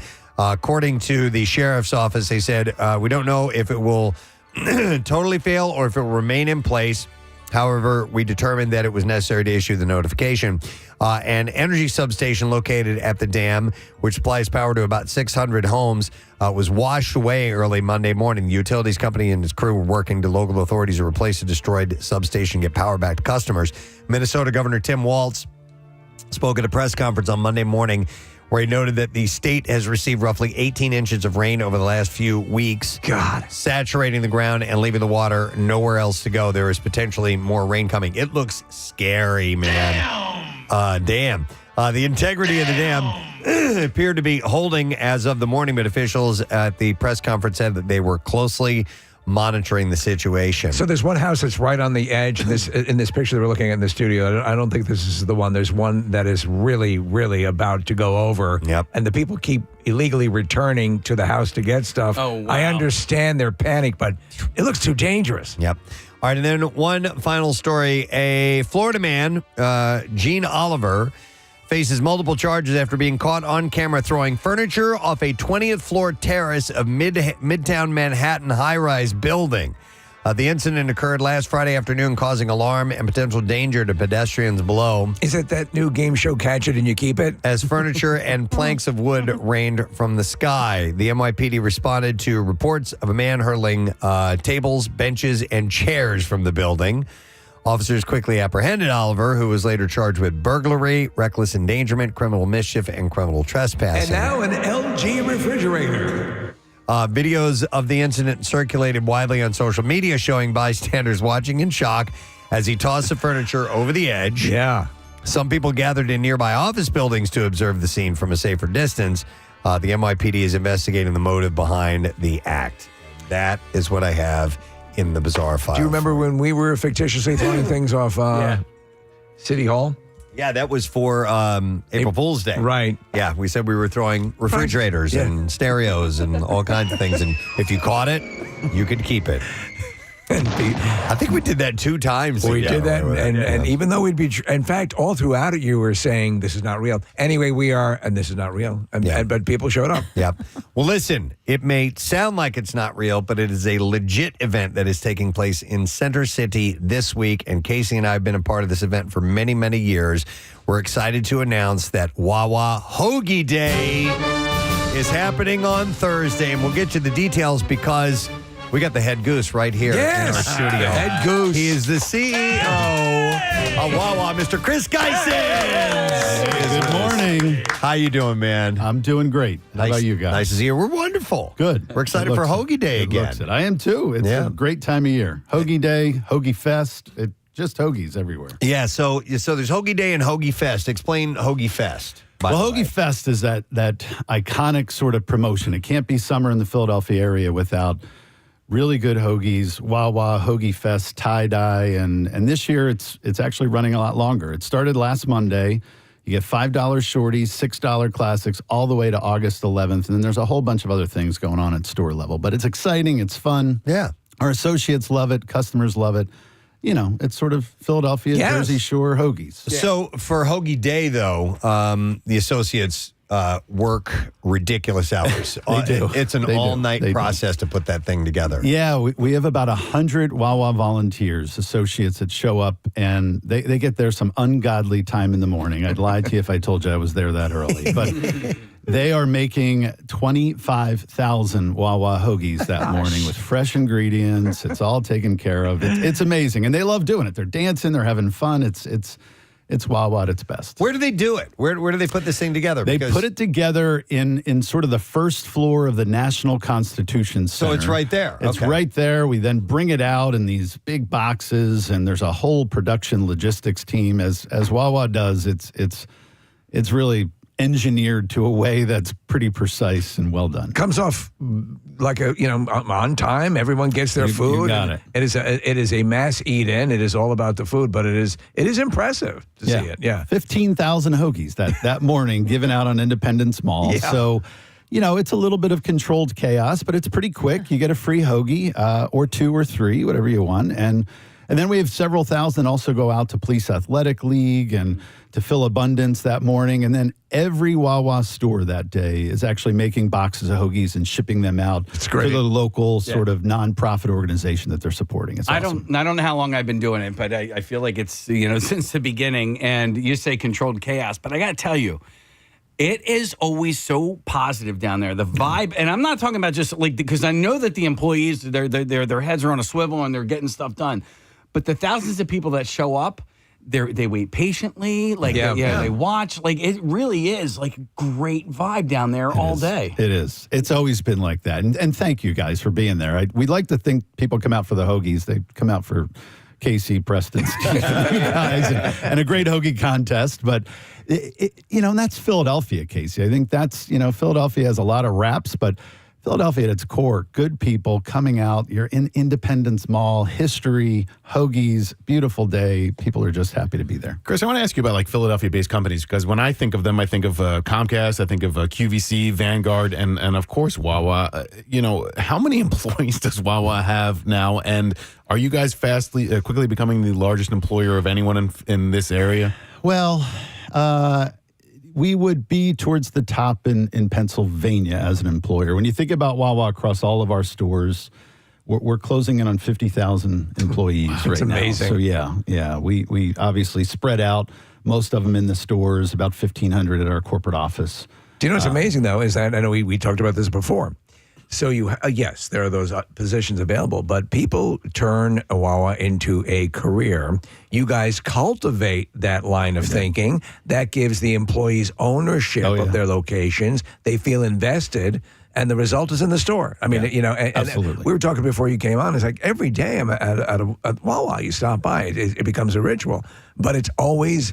I mean, the vibe is good there. It's something it's not accidental that needs to be cultivated. Yeah. We're one of the largest employee-owned companies in the country. Yeah. And frankly, I work for the store associates. They're employees. More than half of them today are vested employees and own Wawa. So my job when I get up this morning is not to go in and check on them, but to think, how can I help them? Because I work for them as owners, and it's a great level of commitment. By the way, Wawa Hoagie Day is going to be at the Independence Mall right outside the Constitution Center, and it will be it starts at noon this Thursday. We'll be there. There's a hoagie building contest. It happens between the fire and the police, and there's 2 branches of the military. They go off against each other. Would you call it really a contest? Is it more a brawl with food? Turns into a food fight eventually, but they do try to win, but it's awesome once the lettuce starts flying.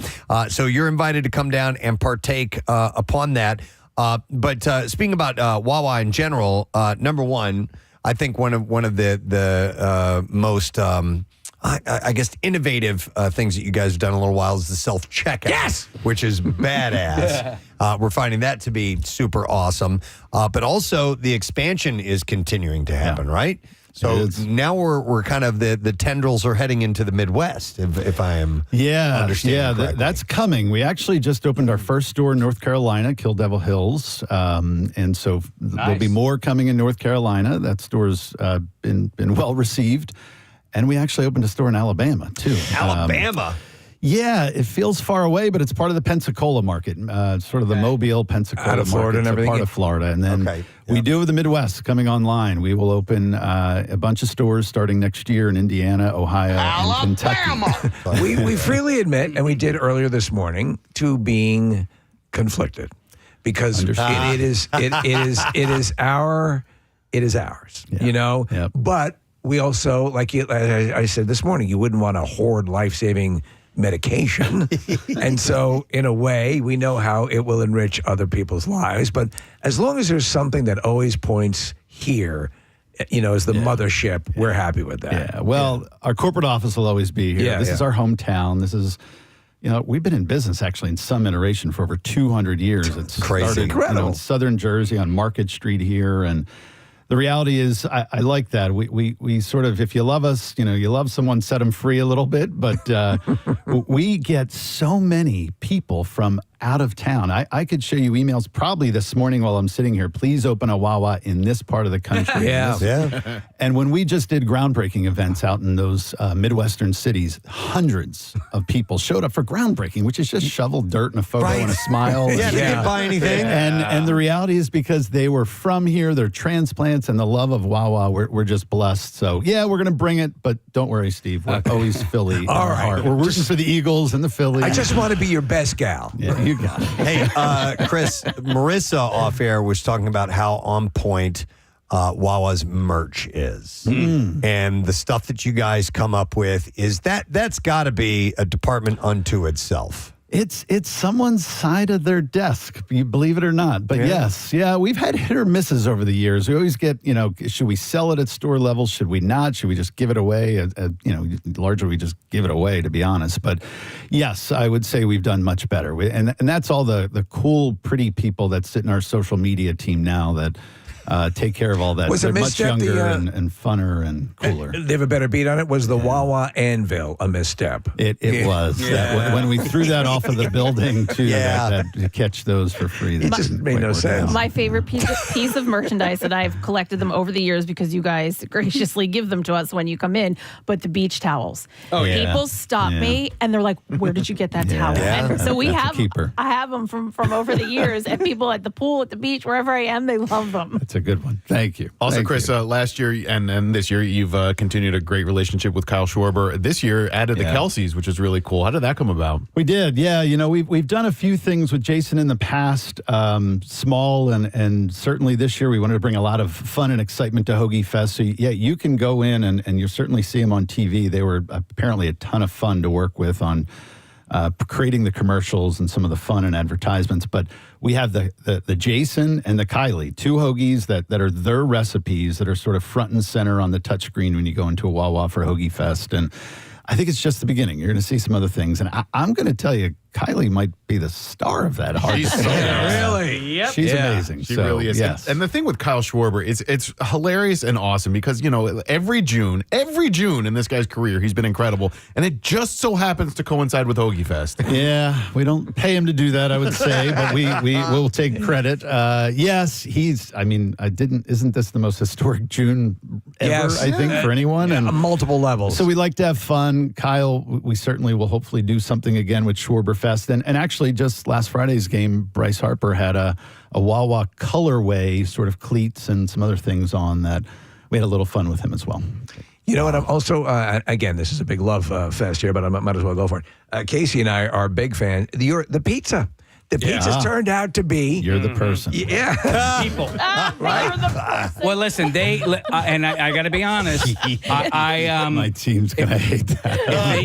If they didn't offer me free, they were giving away free samples, and that's the first way I tried it, and it was a good way to get me through the door. Yeah. Because I don't know if I would have had there not been. In fact, when they offered me the free sample, I was like, no thanks. And then I walked through the store, and I'm like, you know what? I'm going to go try that one. And I'm so glad that I did. Were you surprised? Yes. Listen, It was damn good. It's not like you go, hey, better than you would think. That's the whole thing. That's it. And that's what we're the after. context. It's not like, oh, I'm going to feel like I'm in Naples having this. Yep. No, it's not going to be that. But for the purpose of running and gunning, and we say this about the burger too. That's what you're looking for. Sort of where we want to be. Yeah. Are you showing up in a tuxedo to Wawa? No. Well, some people. We have weddings. We can talk about the whole wedding thing. But, so we're coming out with a personal pizza. So pizza's been a struggle for us. And I wouldn't say struggle. We're learning a lot. That's probably better said. But the personal size is going to make a difference. The challenge with Wawa, the large pizza, the full, it's the only product you go in that isn't a single, for me, it's a single serve. But for most people, it's not a single serve. And that's not a Wawa thing. I get something for me as an individual, customized my way. So we're going to bring out a personal pizza in all stores in a couple months, and I think that'll help crack the code. We do the baristas all the time, man, at Wawa. We get the frozen coffees and all that stuff. Yeah. That's good stuff. Everything you need, dude. man. When you see, you'll see people. These things are the size of 50-gallon drums full of. I don't even know what they are. These coffees, yeah.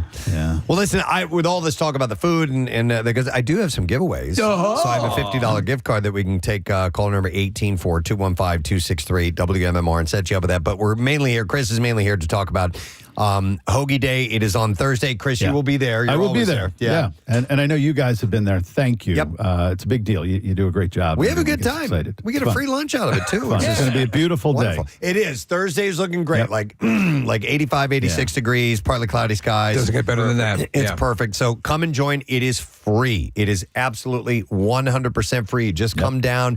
We make a few announcements. We have some fun. And then the big star is when we say, all right, you can get your sandwich now, and everybody gets on board and usually get some chips and a drink with it, too.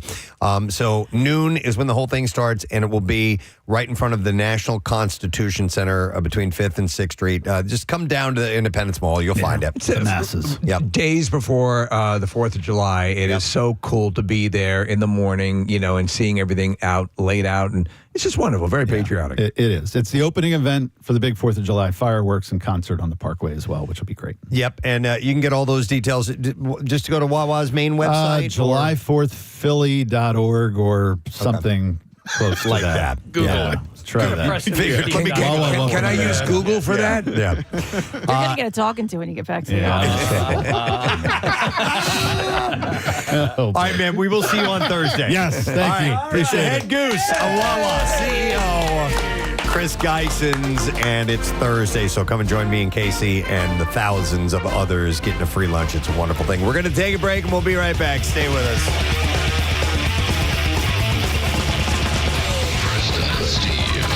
On 93.3. That was like in cartoons, that was the symbol of crazy. Yeah. Like if someone was crazy, you'd see a little cuckoo or a bird would come out.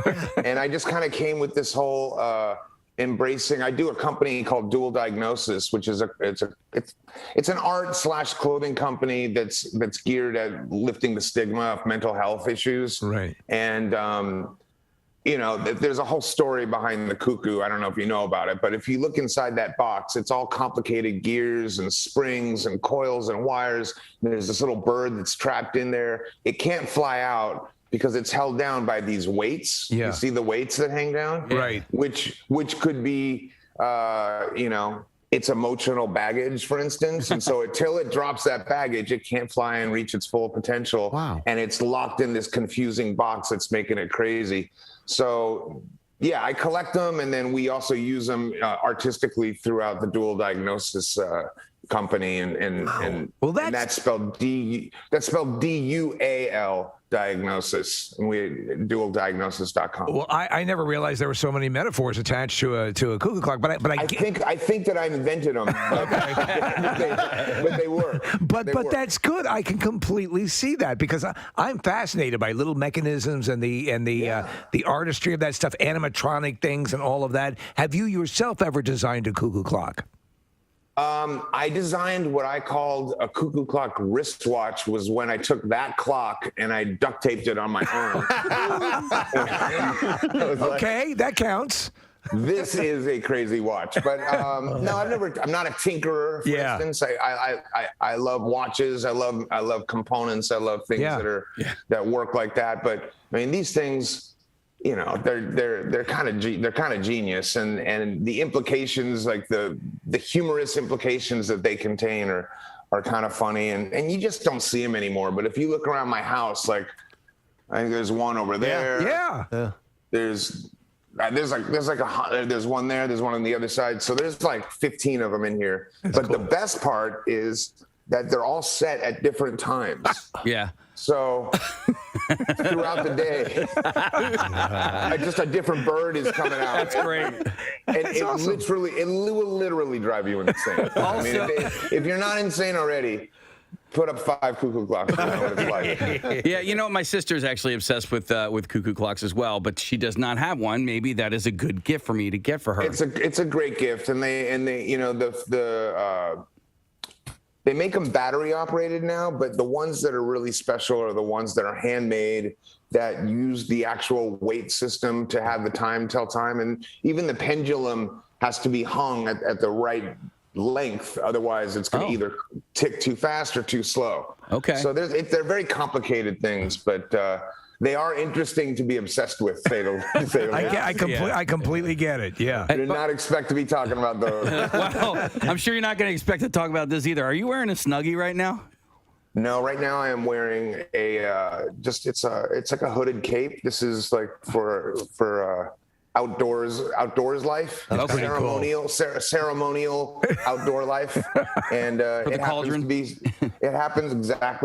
to be 7 a.m. here in LA, and I just happen to be freezing. But I will tell you this, I am not opposed to a straight up Snuggie either. No, why would you be? Dave, who would you say between you and Perry, you guys are artists to the core. Yeah. Who's a little more quirky in their personality? Is it you or Perry?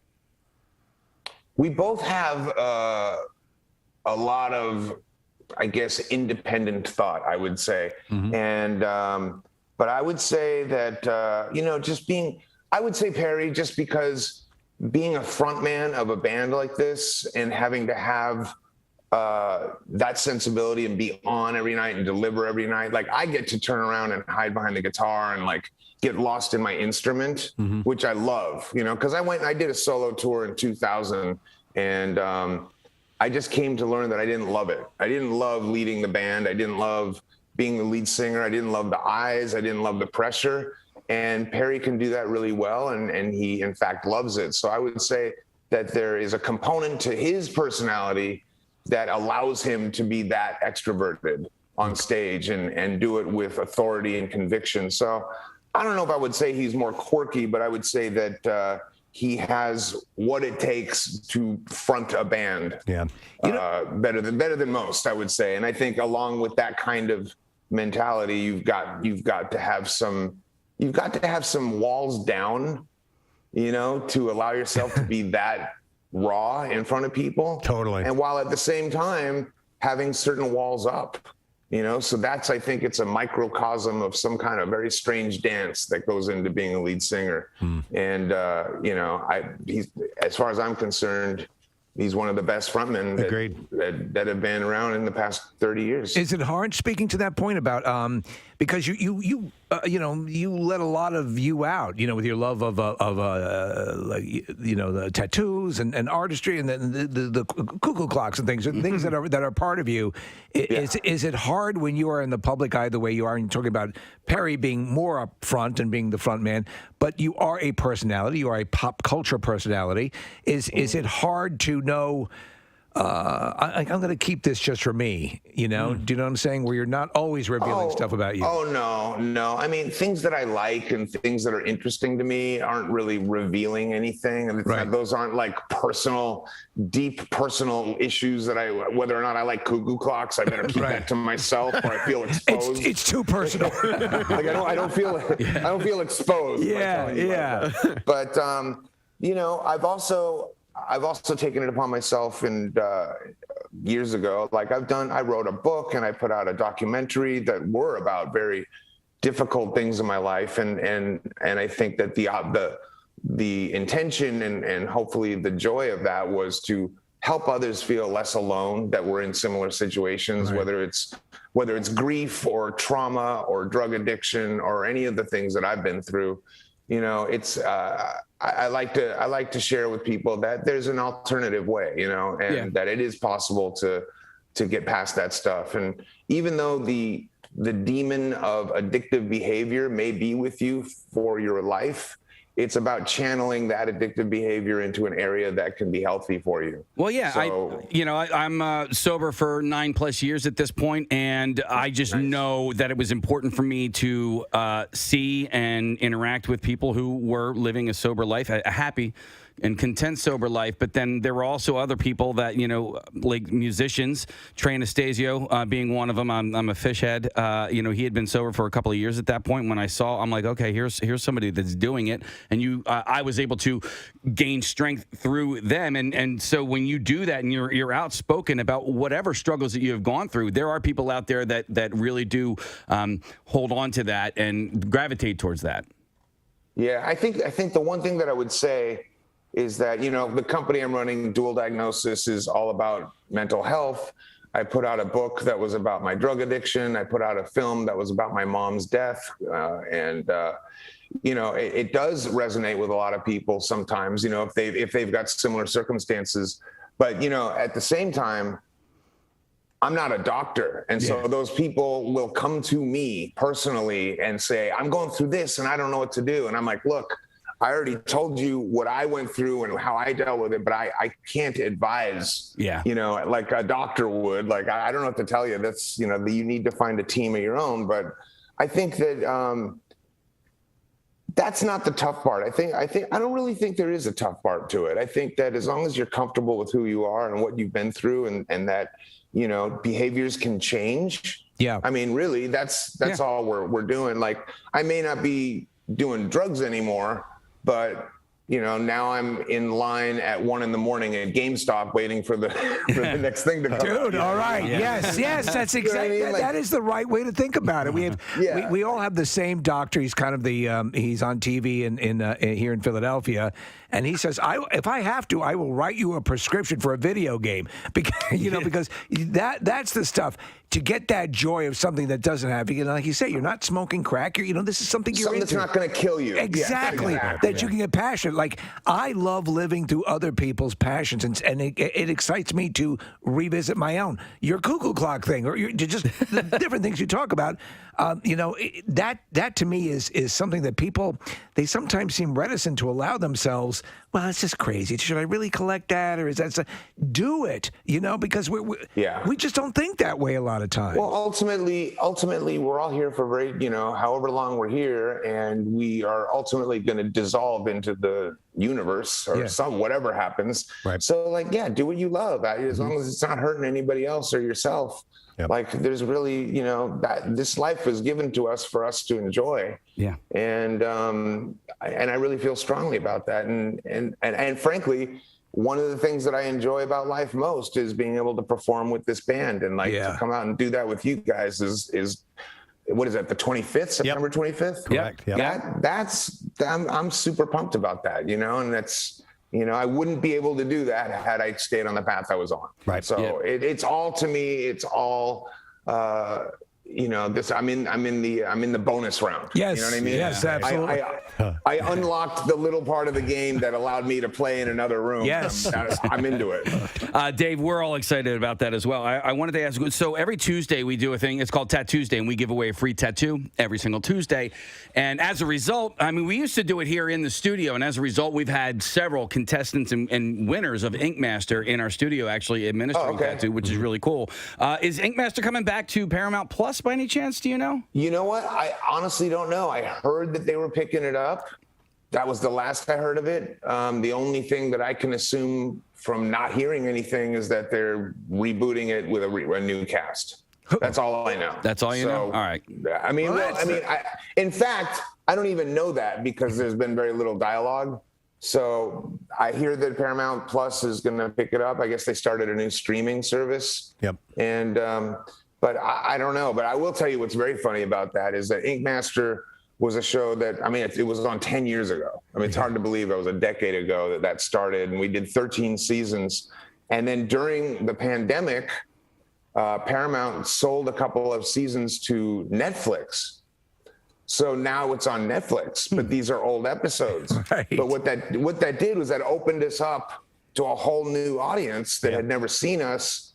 And I started getting messages from people who were angry at me for certain People plan vacations, they hit the road.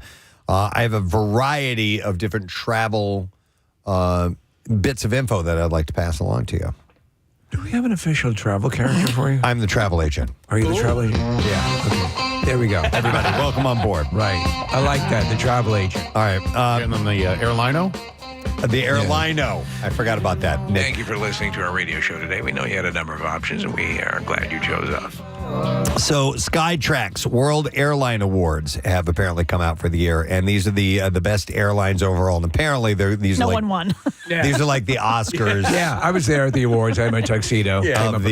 Of the world of aviation. So it's based on surveys of over 21 million customers from 100 countries and cover around 350 airlines. Yeah, Kathy, are you saying that there's a 20-way tie for last place? Is Yeah, that for what you're last saying? place. Okay. Well, you guys saw what happened at the airport. People were there for over 24 hours, stranded and No, stuff. when was this? Just yesterday. It was. Because of the American Airlines? Yeah, the American Airlines stuff. Oh, the Sunday. strike, yeah. Well, Right. it wasn't. They're saying. Well, yes, part of Just it. like the airport? Part of it was staffing issues, but they're saying, we don't know if it's true or not, but also, some weather that played a role in it. Well, but I mean, people were stuck there with, like, one woman kept getting shuttled back and forth, told to go back and forth to like 2 different places. She said, for 24 hours, I've been going back and forth. She goes, I still don't have a ticket to go anywhere. Wow. Yeah, my brother and sister-in-law, they were stuck in Spain. I don't know the details behind that, but Marissa, her husband lives in Denver, so she has to go out there quite a bit.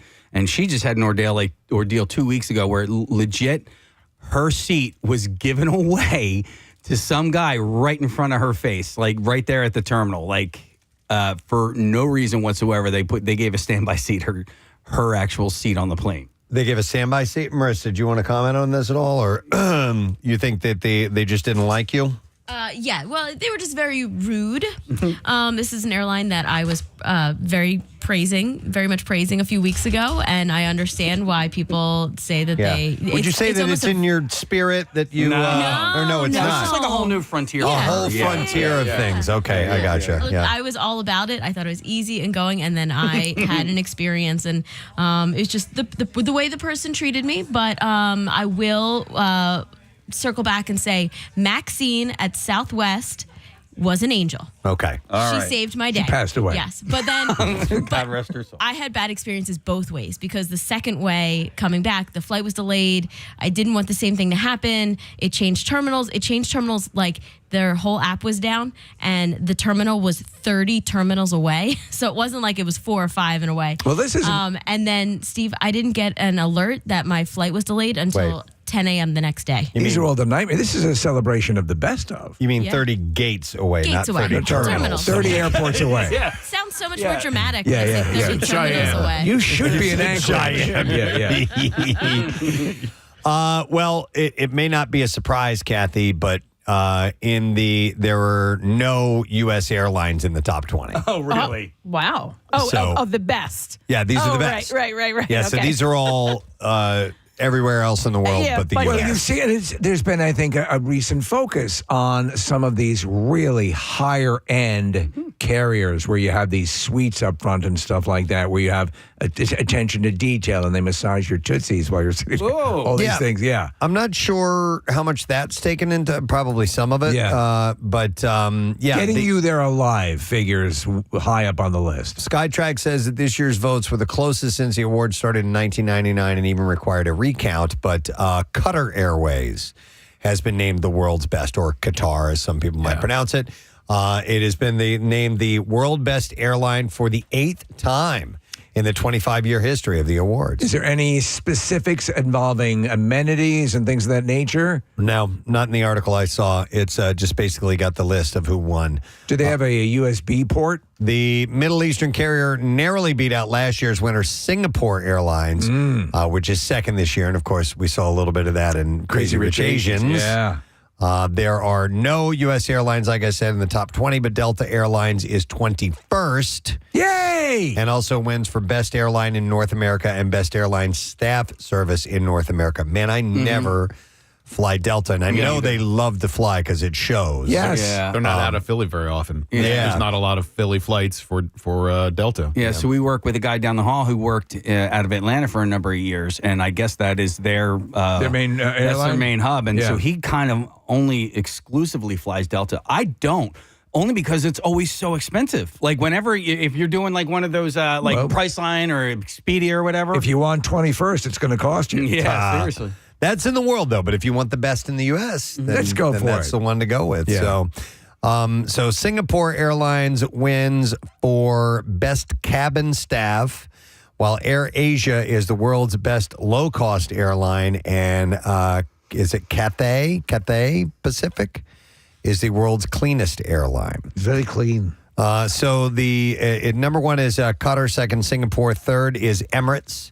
Then fourth is ANA Al Nippon Airways. Which one? Do they list which one is least likely to have a bathroom stall overflow with crap running down the aisle? Remember that story? Maybe that's Delta. Then number five is Cathay Pacific, followed by Japan Airlines, Turkish Airlines, EVA Air, Air France, and Swiss International Airlines to round out the top 10. So I've flown a number of different airlines, but, I think I've had good experiences on most, and then you have bad experiences, occasionally. But, for the most part, American's been kind of reliable, when I've flown American. It's like such a Philly endorsement. It's reliable. Yeah. He kind of shrugged his shoulders. Yeah. And listen, Steve, I'm not putting him down. I fly American almost exclusively. I have an American Airlines credit card. I use it a lot for obvious reasons because Philly's one of their hubs and they fly in and out. Yeah. But I'm a little nervous because I have 2 flights on American coming up, and this strike is lingering, and I don't know if it's going to affect our flights or Can not. you switch to Qatar? I cannot. But Qatar does fly out of Philadelphia. And Really? Do they fly to the destination you'd be going to? No. No, Okay, man. I don't see Qatar Airlines as a puddle jumper. No, you can go to Doha. So I was going to go to Little Rock, but now I'm in Doha. I wonder how much of a difference, you would notice on one of these top airlines versus what we're used to flying, Well, like the Singapore Airlines, again, what you're going to get is going to cost you in the, in those things. But I wonder what, what a standard ticket would get you on one of those airlines. I have no idea. Yeah. I've flown extremely cheap through Spirit and Frontier. And I think we're going to be doing that a little bit more often with my daughter going to school in Michigan. And I, cost wise, I'm not, you can't pay $300 to fly out somewhere, several times or whatever. Have you looked into having your family sedated by a vet and loaded on? Well, luckily, cargo plane. Here's Right? what works for us in our favor is nobody in my family is really that tall. So when you're talking discount like Spirit or Frontier, fitting in those seats is not that big of a deal. Those seats are extremely uncomfortable. They're basically like folding chairs. Yeah, there's not a lot of padding. Not a lot of padding. They couldn't add a little It's like pad there for you? Kathy, it's like a hard shell plastic on the back. It's like, what the hell is that? You know what, though? It's like you're sitting in a Rubbermaid storage container. I recently flew American, and it wasn't comfortable. It was smaller. It was less Really? padding case. Yep, absolutely. I don't know if it was. I think it was probably a newer plane. Okay. You know what I mean? Like that's what they're leaning towards. It's possible. now. You know what the newer planes do have, though? What I'm a big fan of are the extended storage overhead. Yeah, and how it comes out further. Yeah. It'll give you a coma in a second, but at least you have more place to put your luggage. It comes out more? What do you mean? The overhead storage compartments are now extended so that you have them, you have more space. And that's where they'll encourage you to put your bags standing up. Standing up, yeah. Like a bookcase, yeah. Yeah, I've seen it. Okay, I didn't know it was expanded, but I've noticed that it is easy to fit stuff in there now. All right, so, by the way, I had a couple of texts coming in. This one said, I got rebooked for free on Singapore Airlines, and it was truly perfection. Oh, there you go. And then another caller says they've flown Qatar Airways and agreed with the article, hands down, the best flight experience I've ever had. Yeah, I think for you guys, what is the most important aspect of a flight? Is Hand it job. Oh. Who gives you that? No Flight one. attendants? That's why That's the most put me in the very dissatisfied traveler category. Case, mine is direct flight. I will not take a connector anywhere. I almost won't go. I know. Connecting flights? I had to I won't go. Suck. Dude, I went, so just recently when you guys were in Florida, I started in South Carolina and I had to fly from South Carolina to North Carolina to fly to Florida. I'm like, I'm going the wrong way. fly. And that happens a lot in Las Vegas. You'll end up flying to Los Angeles first, and then you have to fly home from there. I booked direct flights, Casey, a few years ago, and I shared the story on air, but direct flights from Philly to San Francisco, and they added a stop in the middle of, 2 months after I had booked the flight. And I had bought a direct flight, and then they changed it without even consulting me about it.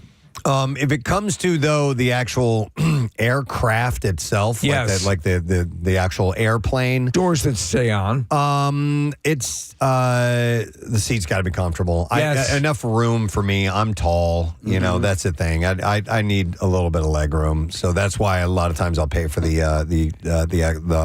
emergency exit. It's worth it if you're going to be sitting there for 5 or 6 or 7 hours. Yeah, you got to have a little bit of a room. Also, it's bad physically for you if your legs are bent up. A lot of people don't realize you can develop blood clots. Yeah. You guys all follow passenger shaming on Instagram? No. Yes. I do follow it. And most recently, there was a guy who was sitting there, and the dude who was sitting behind him, his foot was like basically underneath. You could see his toes out from the bottom of his. God. And listen, I understand that that's got to be really annoying, but you got to figure. That dude behind you is so tall. Like, you know what I mean?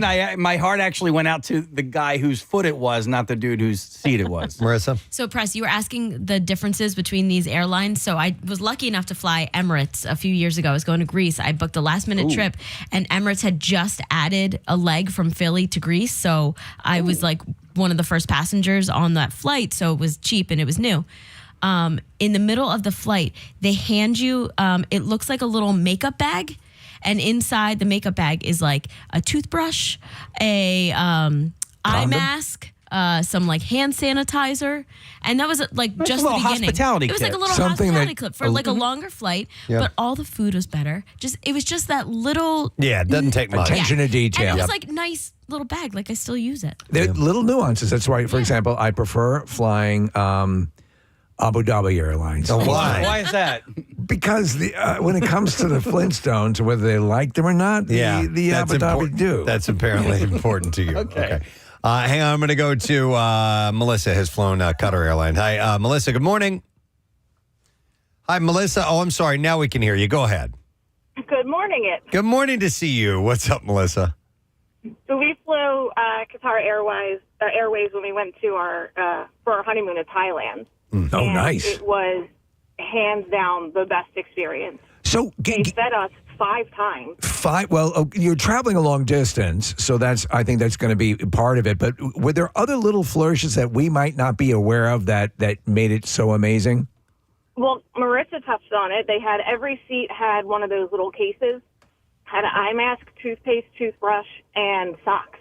So you take shoes off and still wear socks. Okay. Every She said a seat had fox, a Preston. pillow and a blanket on it. Wow.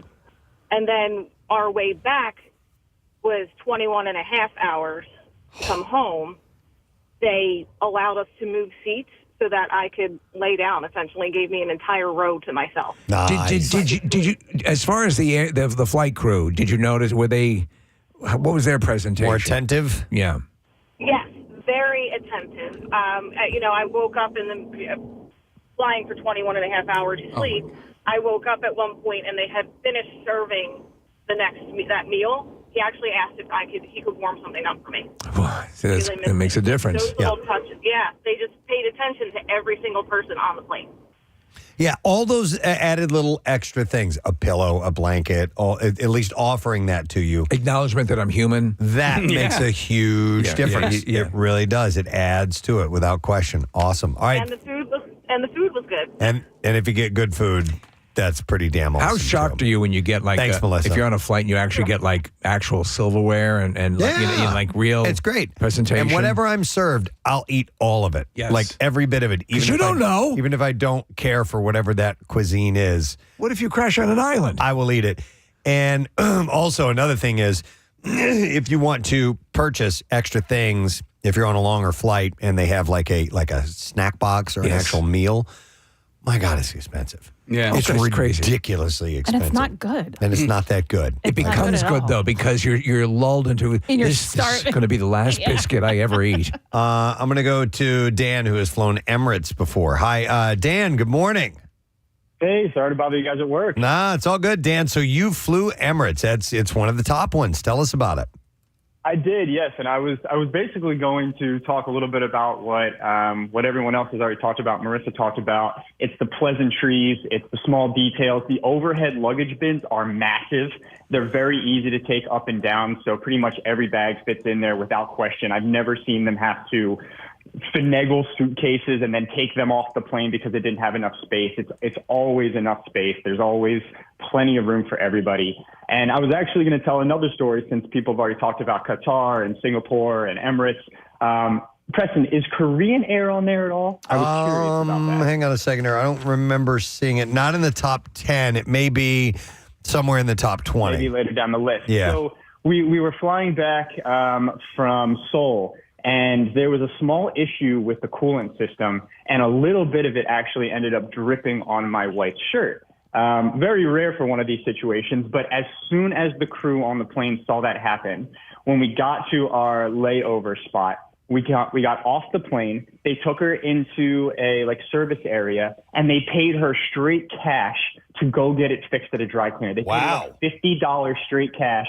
They had every type of bill, every type of currency, and they just said, "Will this be enough to cover dry cleaning for your shirt?" Wow. And she just said, I mean, yeah, that's way more than I would need to dry clean one shirt, but thank you. And it was almost like that was not even a question, that they wanted to make sure they covered that. And we didn't have to go through insurance. We didn't have to go through anything else. And it's so much so that these people are just, the mindset is, we are serving you on these flights. Yeah. Right? We speak every language. We speak every single thing that you might need. We want to make sure it's a great experience, which can just be so different than what we experience here, which is just bare minimum at times. Yeah, then all that stuff, and then that makes customers for life when you have that kind of experience.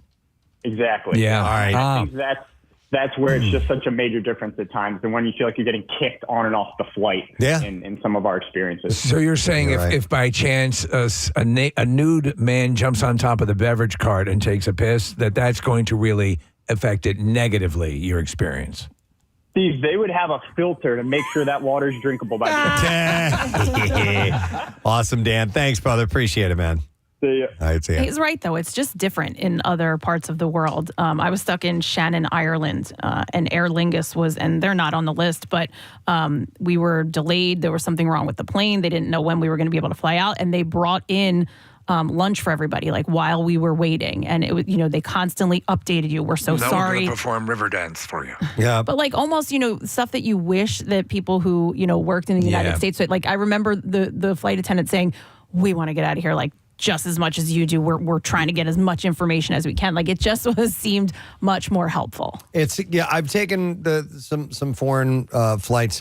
British Airways was nice. SAS out of Scandinavia is really, really nice. And it seems like the longer flights too, they're going to have a better staff that is more attentive to you. More seasoned. Yeah. Again, and you'll get very helpful people, all over the industry on certain flights, but I think they really want to put their best foot forward on those flights. In fact, Alan is a frequent flyer, and he wants to comment a little bit on that. Hi, Alan. Morning.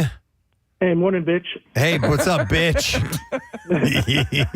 So I am a frequent United flyer, even though I fly out of Philly a lot, and I do fly internationally almost every other 2 years because I go to the Philippines often. Okay. I will say economy domestically and economy internationally are night and day. Okay.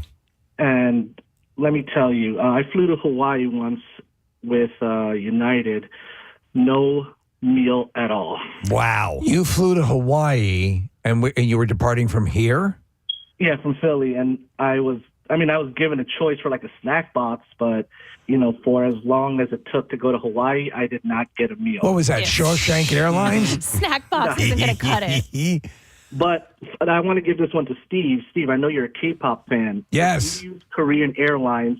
Their safety video is a K-pop group singing. Oh, my God. How about that? That alone. What's the one that got famous? Maybe you would know this, Alan, with the actual in-flight, the staff would actually put on kind of routines and song and perform and kind of do something like a K-pop band actually live in the cabin. Do you know what airline that was?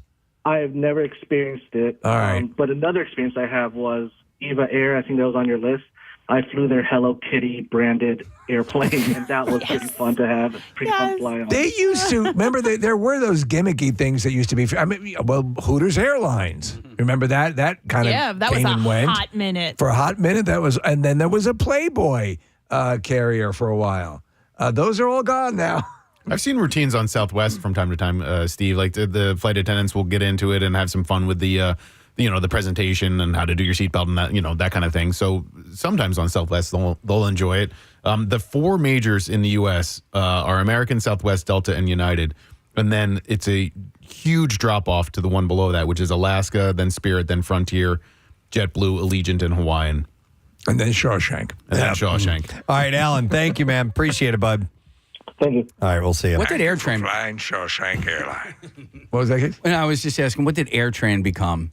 Because that merged with Spirit? Is that what it was? I think so. It became Five Guys. Yeah. Yeah, there were a few of them like JetBlue. Oh my God, that's still on there. Yeah, but I mean they kind of float in and out. Some of these lower end ones.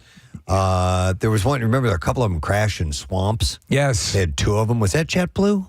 I don't remember, but AirTran, to answer your question, Casey, that they merged with Southwest. Frontier was puddle jumpers. That's all they were for I think. Oh, for a while. Yeah, That's what. yeah. Oh. Let me go to. There's a bunch of other calls. These people that have flown these really nice ones. Let's see. Aaron flew Singapore. Hi, Aaron. Good morning. Good morning. Hey, what's up? Long-time listener. Awesome. What's up, Aaron?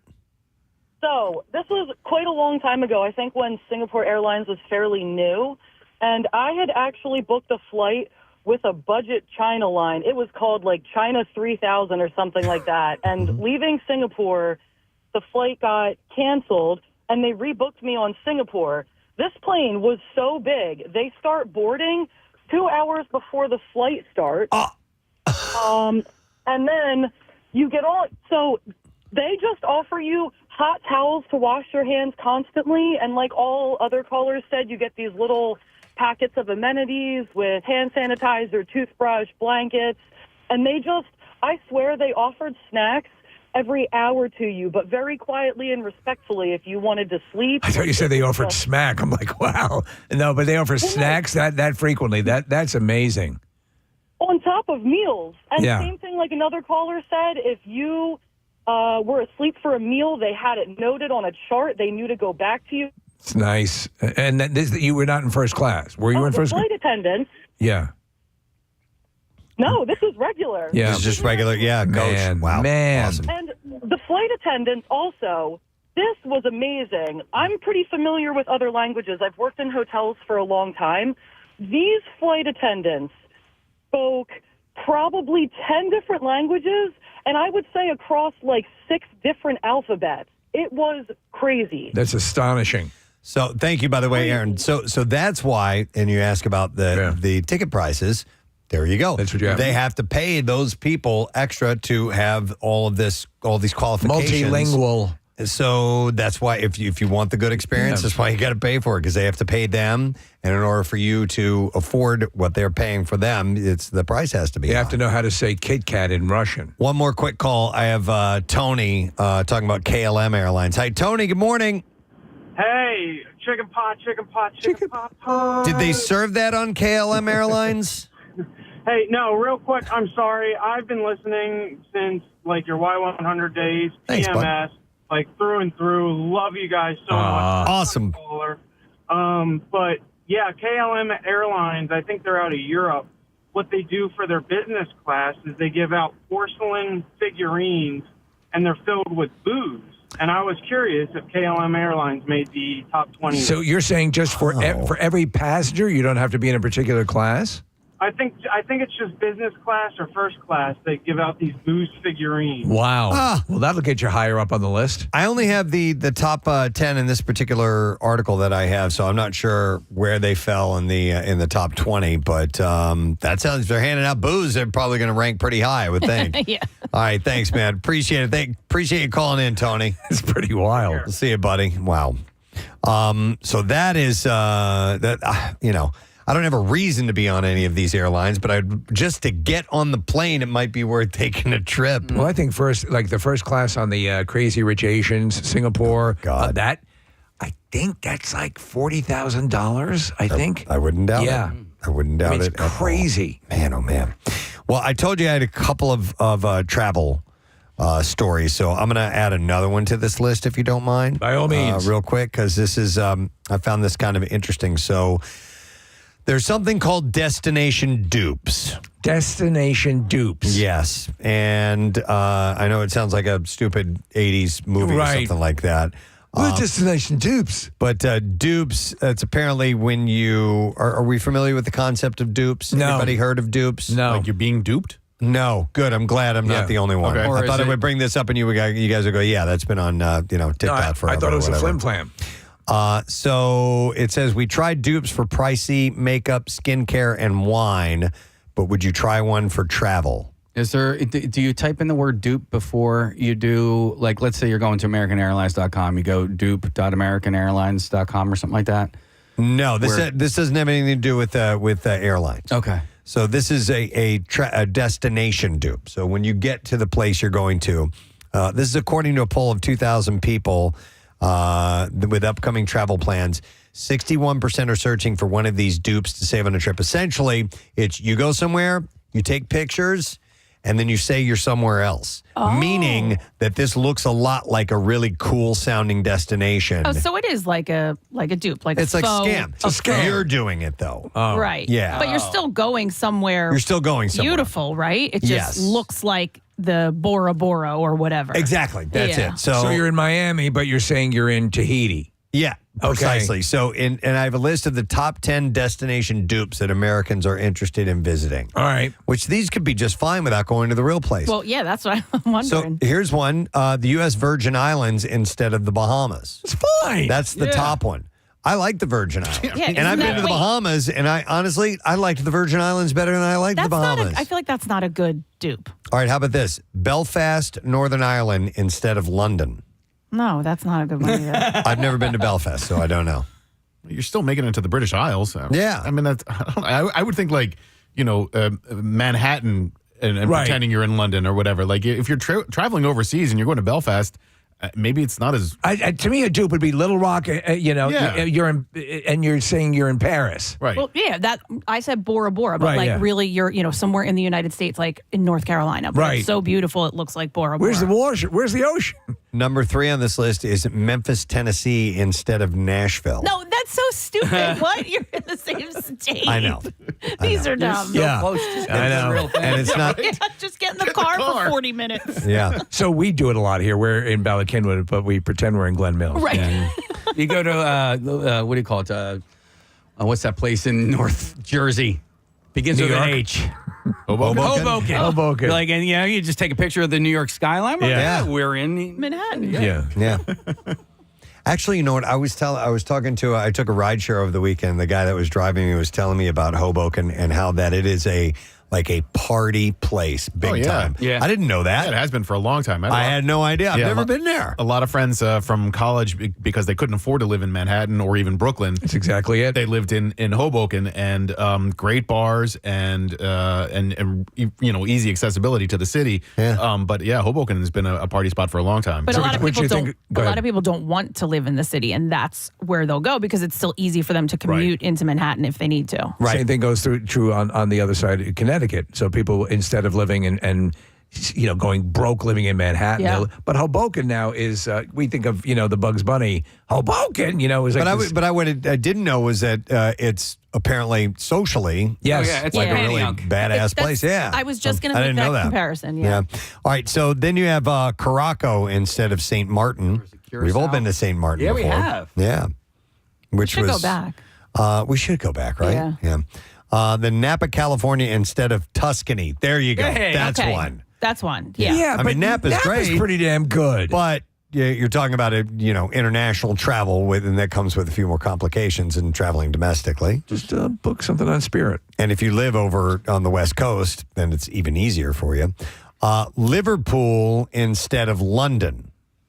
So that's a dupe, apparently. Another London dupe. No, I know that's dumb. Dupe, there it is. Just go to Liverpool. It's like 5 hours away from London. So Also, like, what's the point in lying about any of these things? Like, this is a really dumbass lie. I went to Liverpool. We thought you were in London, loser. You ended up going to Liverpool Guess what? instead. He was in Liverpool. What an idiot! You're a fool. But I like seeing these beautiful places that you didn't know were so close to you or whatever, like something like that. So or a cheaper option, or all that. Yeah, I think the thing to do would be to go to purposely go to a crappy place and say, I'm in Rome, Italy.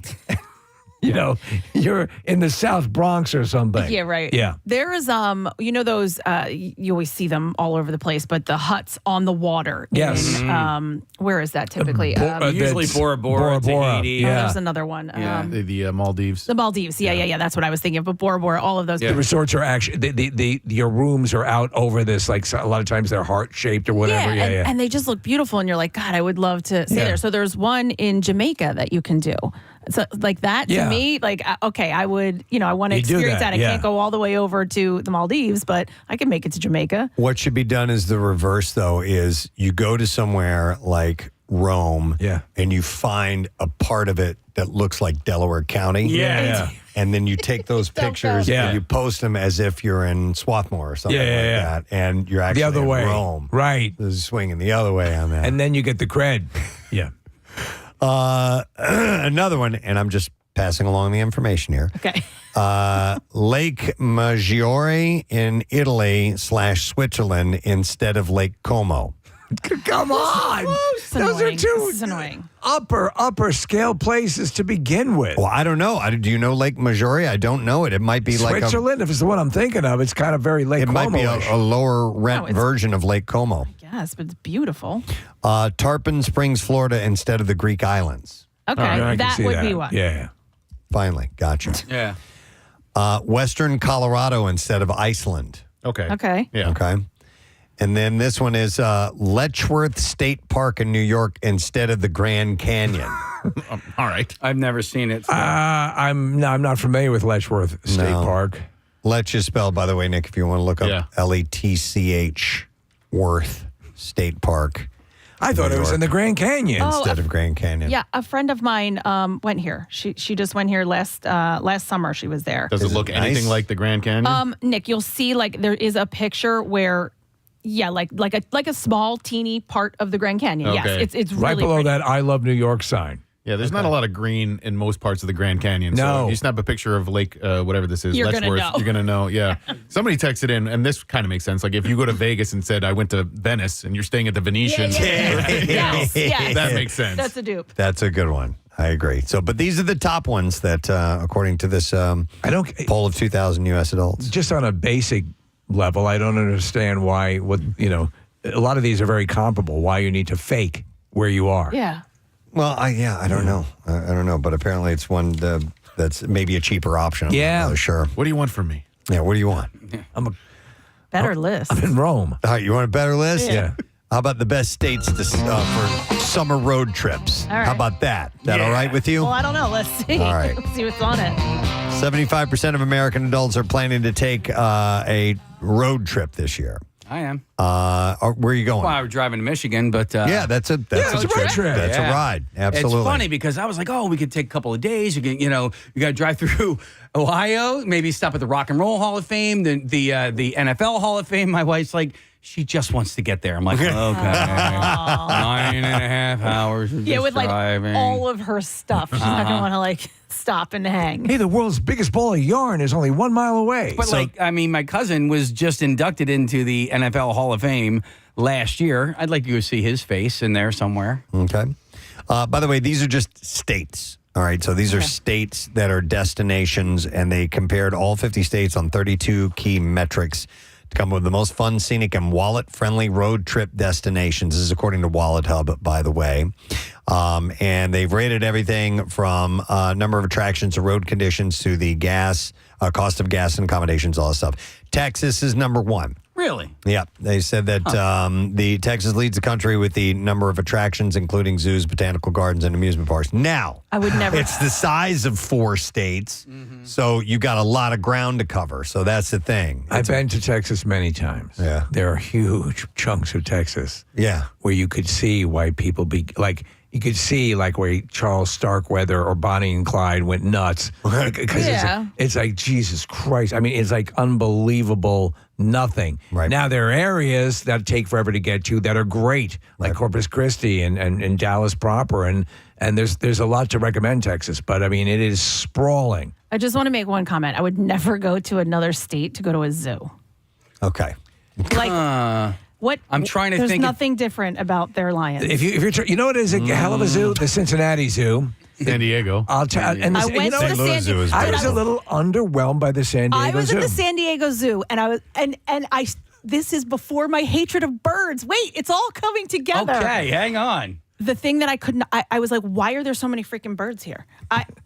We were there with my You're family. Outside, dear. My uncle got married out there, and so we were there for his wedding, and there was, some downtime the days we were out there, and my parents took us to the San Diego Zoo, and that is the only thing I remember is that there were more birds than out in the wild, and I was like, I hate this zoo. I don't ever want to come back here again. Wow. Okay. They must have loved traveling with you. See, when you were talking about like road trips, I'm not even thinking of destinations. I'm just thinking of like states that I wouldn't actually mind driving through, things that I could see as I'm driving.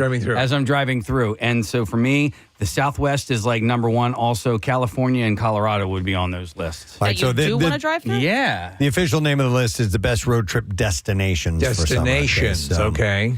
So let me rattle through this really quick. Number 2 is Minnesota. Number 3 is New York. 4, Louisiana. Then Florida, Ohio, North Carolina, Wyoming. Maine is number 9. And number 10 is Pennsylvania. Hey! The worst state, the very last state on the list? Yeah. Delaware. I knew it. Oh, get out, really? Yeah. Delaware has nice beaches. Yeah, well, that's what I was going to say. Yeah, like, that's included there's in their reasons state. to go. I'm driving to Colorado next week. I'm leaving this area. I'm going to go to Ohio and then swing by Chicago. And then from Chicago out to Colorado, I'm going to stop in the Field of Dreams in Iowa. Is our vacation next week? No. It's a short vacation next week. We have around 4th of July. Okay. But I'm getting a car. I'm getting my parents' car out to Colorado. It all blurs together, doesn't it? It does. Yeah. It definitely blurs together. We have a lot going trying on. to get your attention, Casey. Oh, hi, Marissa. Yeah. I'm sorry, the floor recognizes Marissa's Magnata. No, she wanted to get your attention for something. Leading the bottom 3 for activities is Delaware.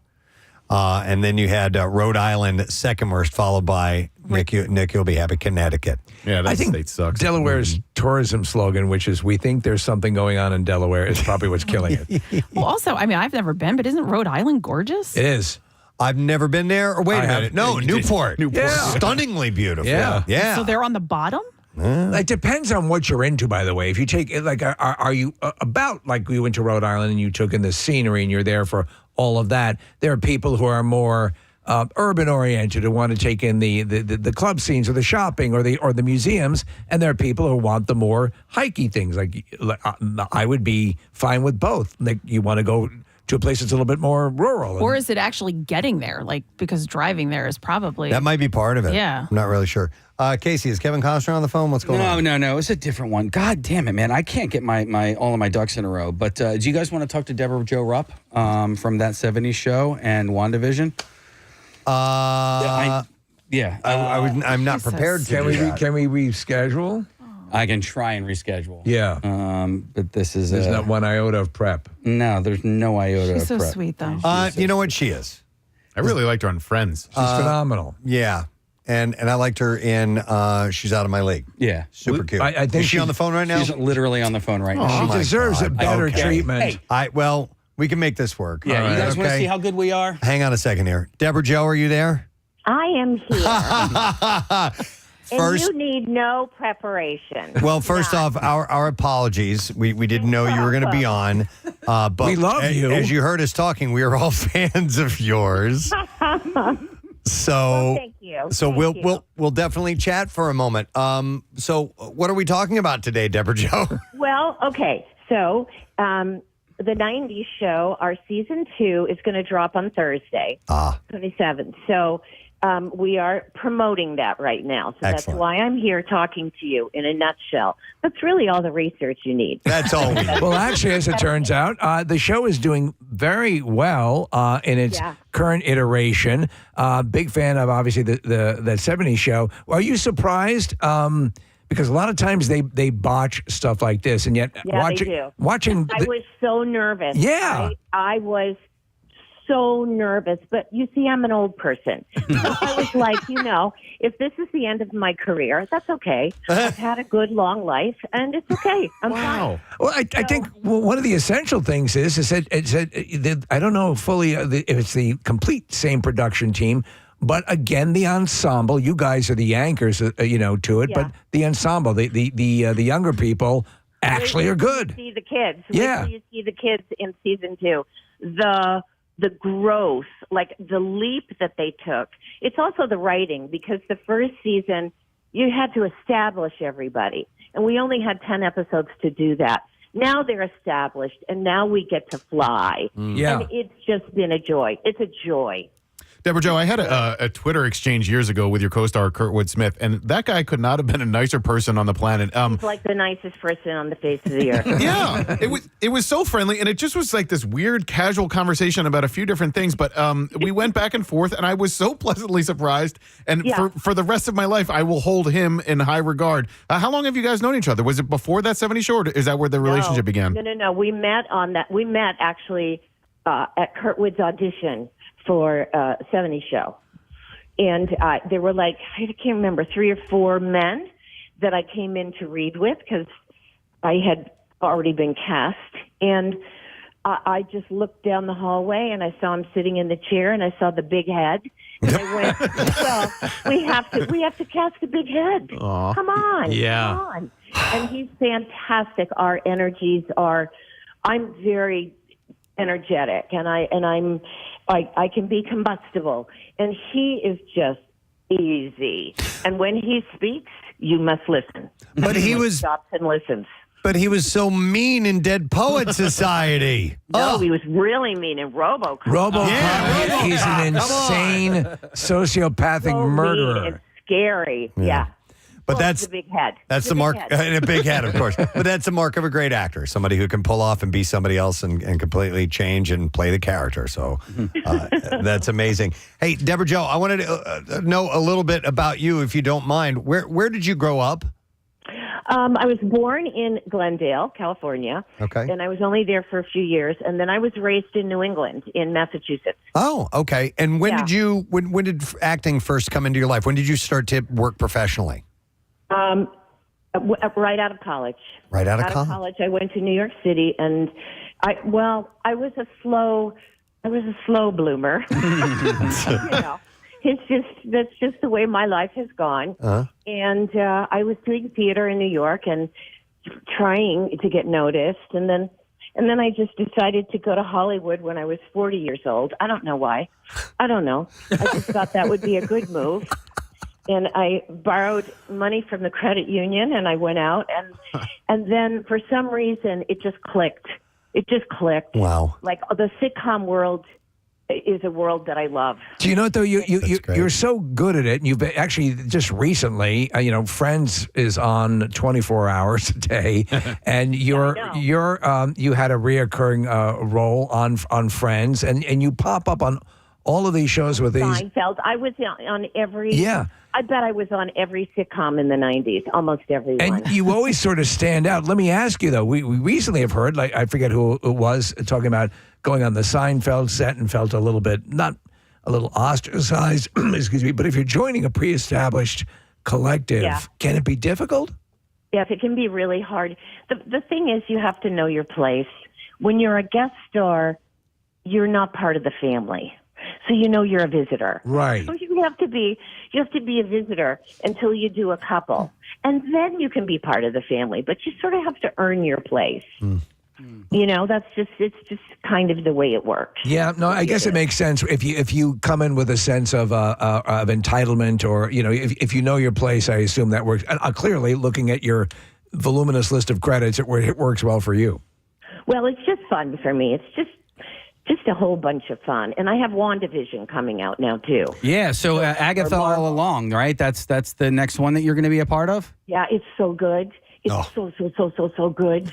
I cannot even tell you. It's so good. I will tell you the original the first series of WandaVision itself I thought was terrific. I think it's still the best of the lot. Maybe so unique. Yeah, and again, it because so much of it was sitcom related. Yeah. Seeing you there. That's how I got the part. Yes, that's how I got it. It made perfect sense. Yeah. This time it's not that. Yeah. This time it's very different.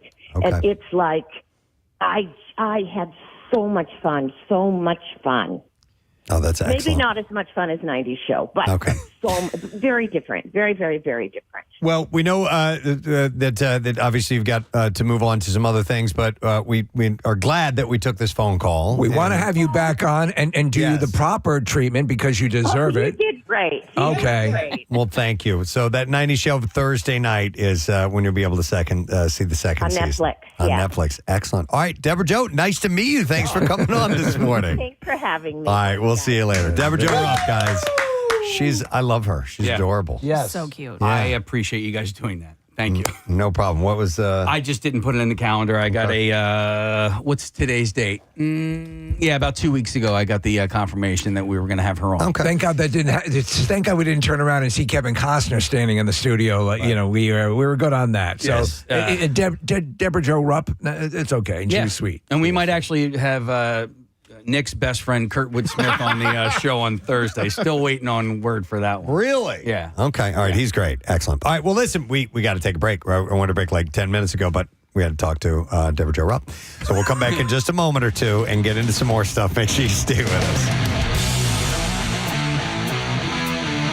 Preston and Steve. At home 10 years ago. Oh my God. You know what I mean? Like they thought it's it was just now. Yeah. Fuck you for sending Josh home.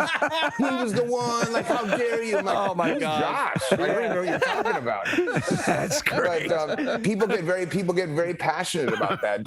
I hope that when you give out tattoos, is there one artist that you use, or is there a resident artist? Or yeah. There's a shop. Yep. Yeah, one shop, several artists within that shop, and there's a guy named Troy here who is he's a big name in the tattoo industry in Philadelphia. Actually, he is responsible for a lot of the tattoo conventions all across the country. Yep.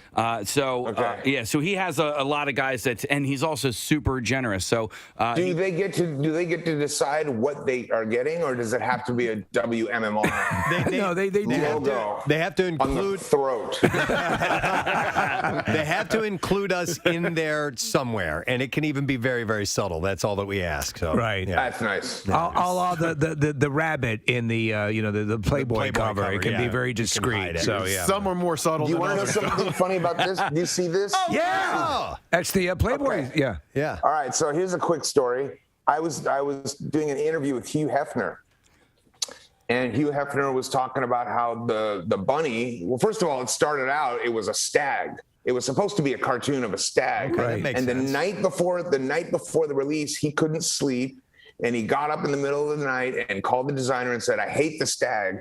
You got to come up with something else. So they scrambled at all hours of the night and landed on this bunny, which then became the most iconic thing, in terms of branding. Wow. Huge. And he went ahead to tell me that it is probably the #1 most tattooed logo of all time. The Playboy bunny. I believe it. Wow. And so at that moment, I said, has anybody in the history of tattooing this bunny asked you for permission? And he said, no, actually, nobody's ever asked. And I said, well, then let me be the first. Is it okay with you if I get the bunny tattooed? And he said, absolutely. So I have the one and only Hugh Hefner sanction. Wow. I wouldn't have gotten this otherwise. But the fact that, what do I care? I'm gonna tell you. But the fact that Hugh sanctioned it and gave me the okay, and it's the only one that exists that's like that, was pretty special. That's awesome. That's a great story. Yeah. Wow. Pretty That's cool. awesome. Excellent.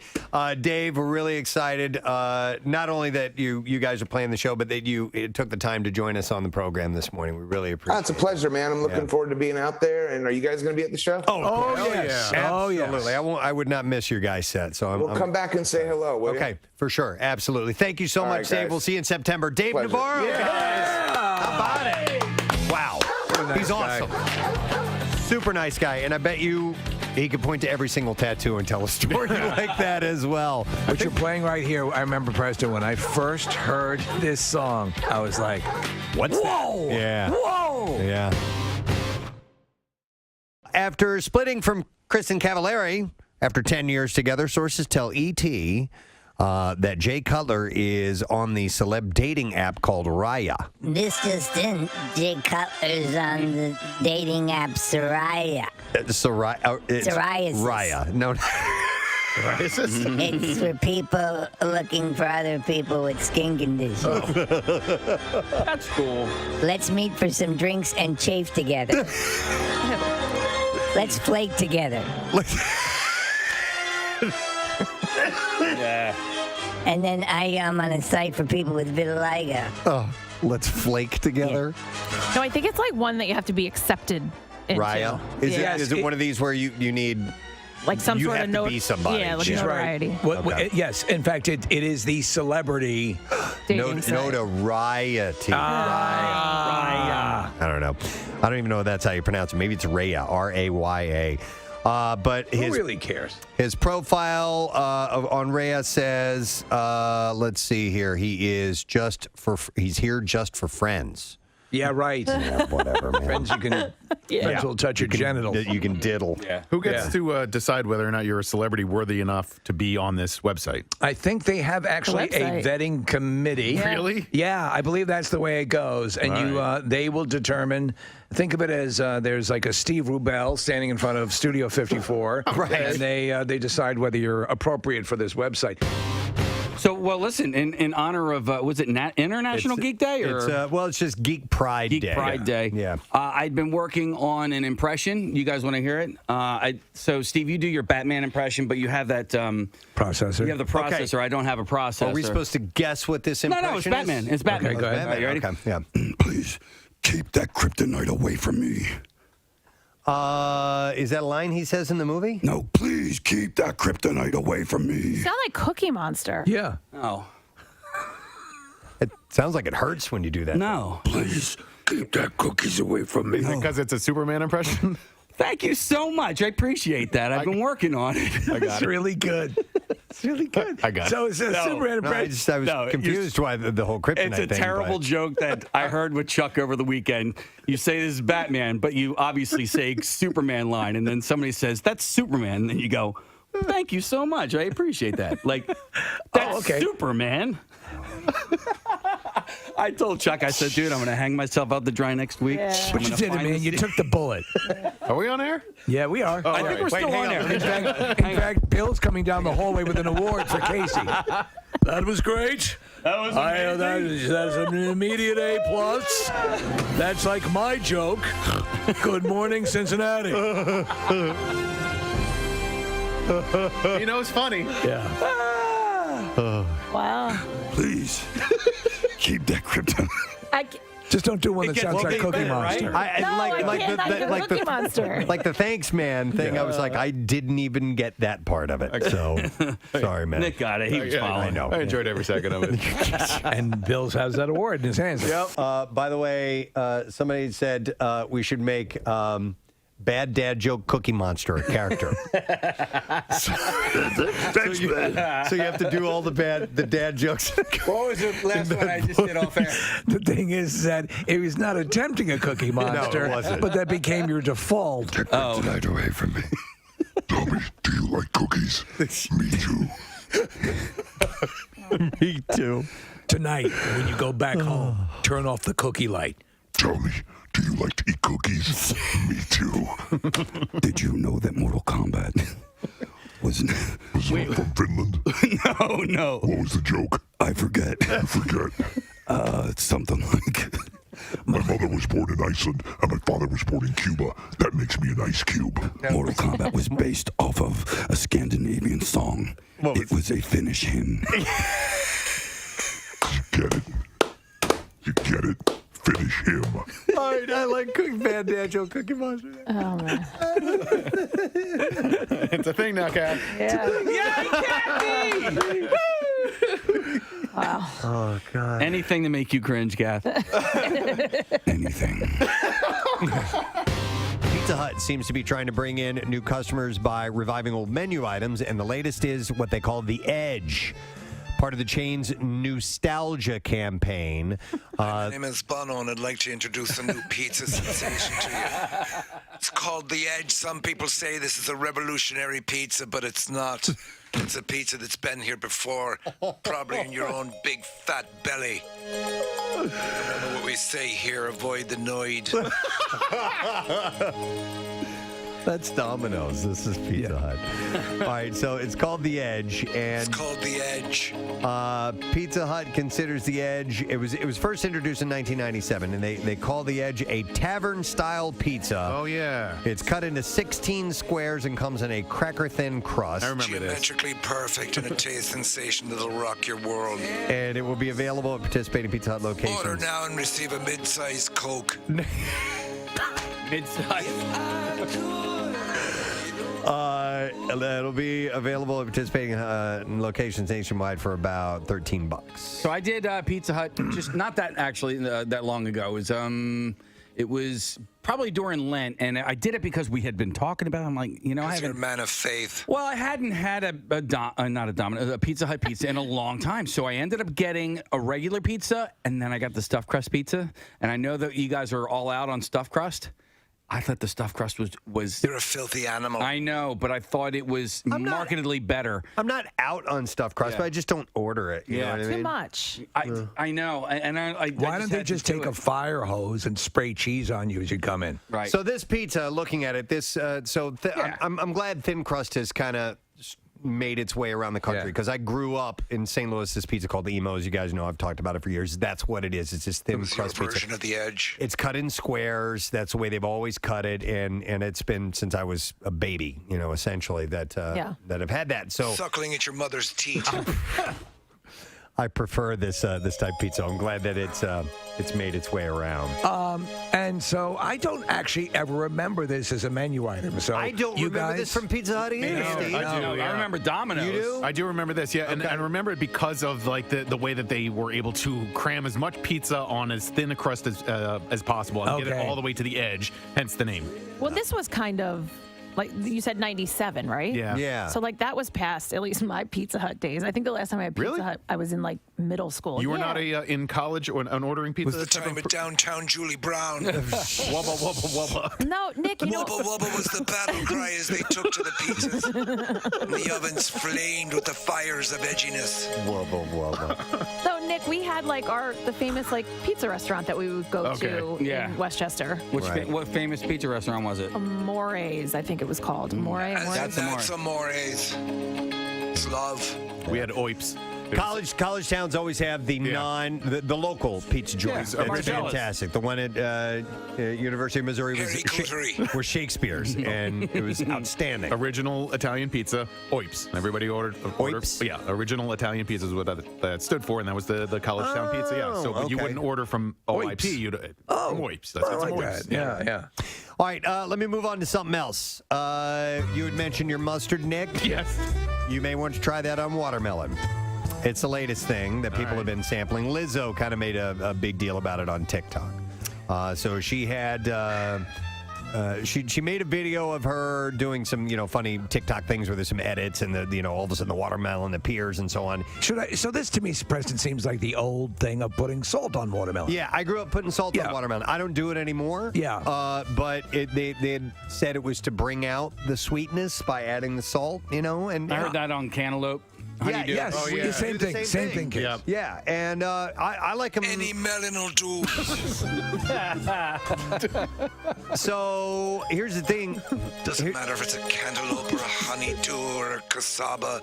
Any melon covered in salt will bring out the sweetness of the savory. Living together on one melon the way we should all live together. Now people are trying mustard. Now they're trying mustard just like Lizzo. Yeah, so, but the jury's out on whether she thought it was good or not. So she had called it, is it bussin' or disgusting? Is it bussin' or disgusting? But she never really, Is it bussin' or disgusting? in this video, said whether it was bussin' or disgusting. So No, she doesn't. And I think, so the common thing of like sea salt and caramel. Yes. Right. So to me, that does work. And some things that I thought would never work do work. I don't know about the watermelon and the mustard. It just seems to be too combating. Yep. I'm tying it into the previous conversation. We used to do mustard on pizza. Okay. I can see that. Why did I don't you do know. that? I'm not sure. Somebody. Ranch dressing, Kathy. Ew, no. That's just You for said, the, "Ooh, no," that's but for you the put- crust, right? Or the whole pizza. You could do the whole pizza. Oh. Yeah. Yeah, should- I know. we I should have said gotten ew, no, watermelon. yet I put mustard on pizza. Sorry. We should have taste tested this. Casey, when's the last time you've had ranch Ranch? dressing on pizza? It's been a while. been a while? At least like 2 or 3 days. Okay. All right. Do we have something that could approximate a melon and put some mustard on it? Wait, I might.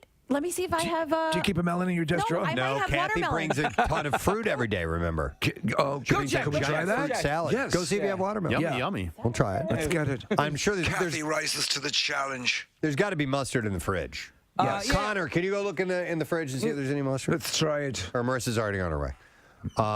But yeah, I got to believe no matter what, it's not good. And this is just a thing that people have done to make you eat mustard on Listen, watermelon. Here, try this. People are eating Tide Pods, so you have to take everything with a grain of salt. Here's a text. Somebody says, my husband always puts pepper on his cantaloupe. What? Interesting. What, in prison? No. Oh. But I've had, you know what? I've had fruit in salads before, and you put pepper. Like, you know, there's strawberry salads and things like that. Do you know what I Put pepper on do? that. So, and it's a weird. So, Honey Grow, I do the like a sesame noodle. Whatever they call it, it's a salad, I guess it is. Okay. But pineapple in that. So something, pineapple and sesame and a sesame sauce work together really well. I could see that work. Sometimes when you have like a teriyaki dish. Yes, there'll be exactly. pineapple in that. That's the same thing. Sesame oil in usually in that. So that'll play along. It's great. Let's see if Kathy is. Share for melons. Where's Kathy's melons? Hang on. Here we go. They're usually on display. Not in a non-sexual way. In the way she has a 44-pound. We got it. We do. So you got watermelon. So we can try this. Should I just hold off until we get Hold this? off. All right. Because Hold. now we're in Braveheart. Yeah, there we go. I got you. Freedom! Do you want to live in chains, or do you want to live with salt on your watermelon? Ah!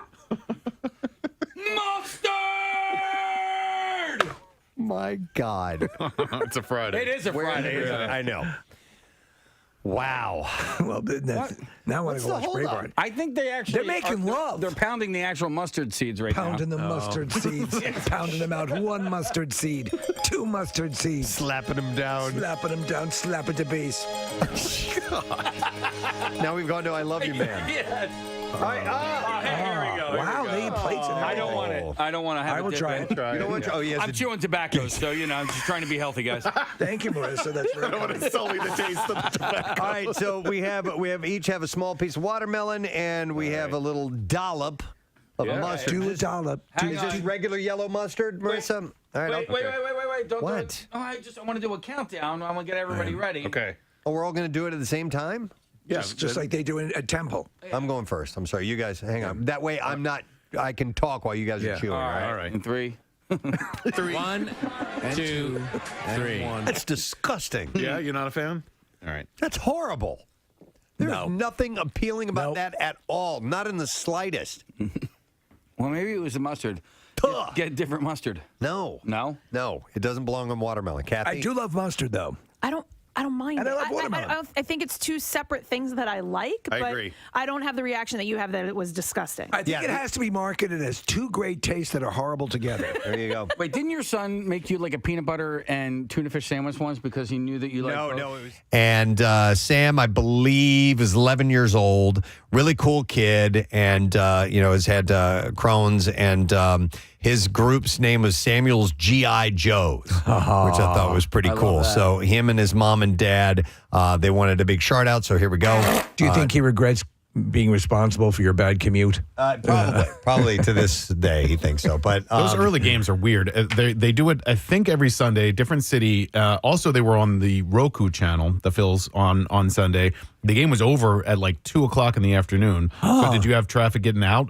No. Okay. No, leaving was fine. So you were at the link, right? There was still, we were at the link. So I think there was still an hour left in the game or something like that. So, or at least along those lines. So it was no problem getting out of there. But I was like, what the hell is going on here? Were you getting some shade because you're able to be inside a little bit, Yeah, right? we were on the concourse. All right, so that makes it a little easier. Yeah, it ended up being great. I mean, you do eventually go down onto the field.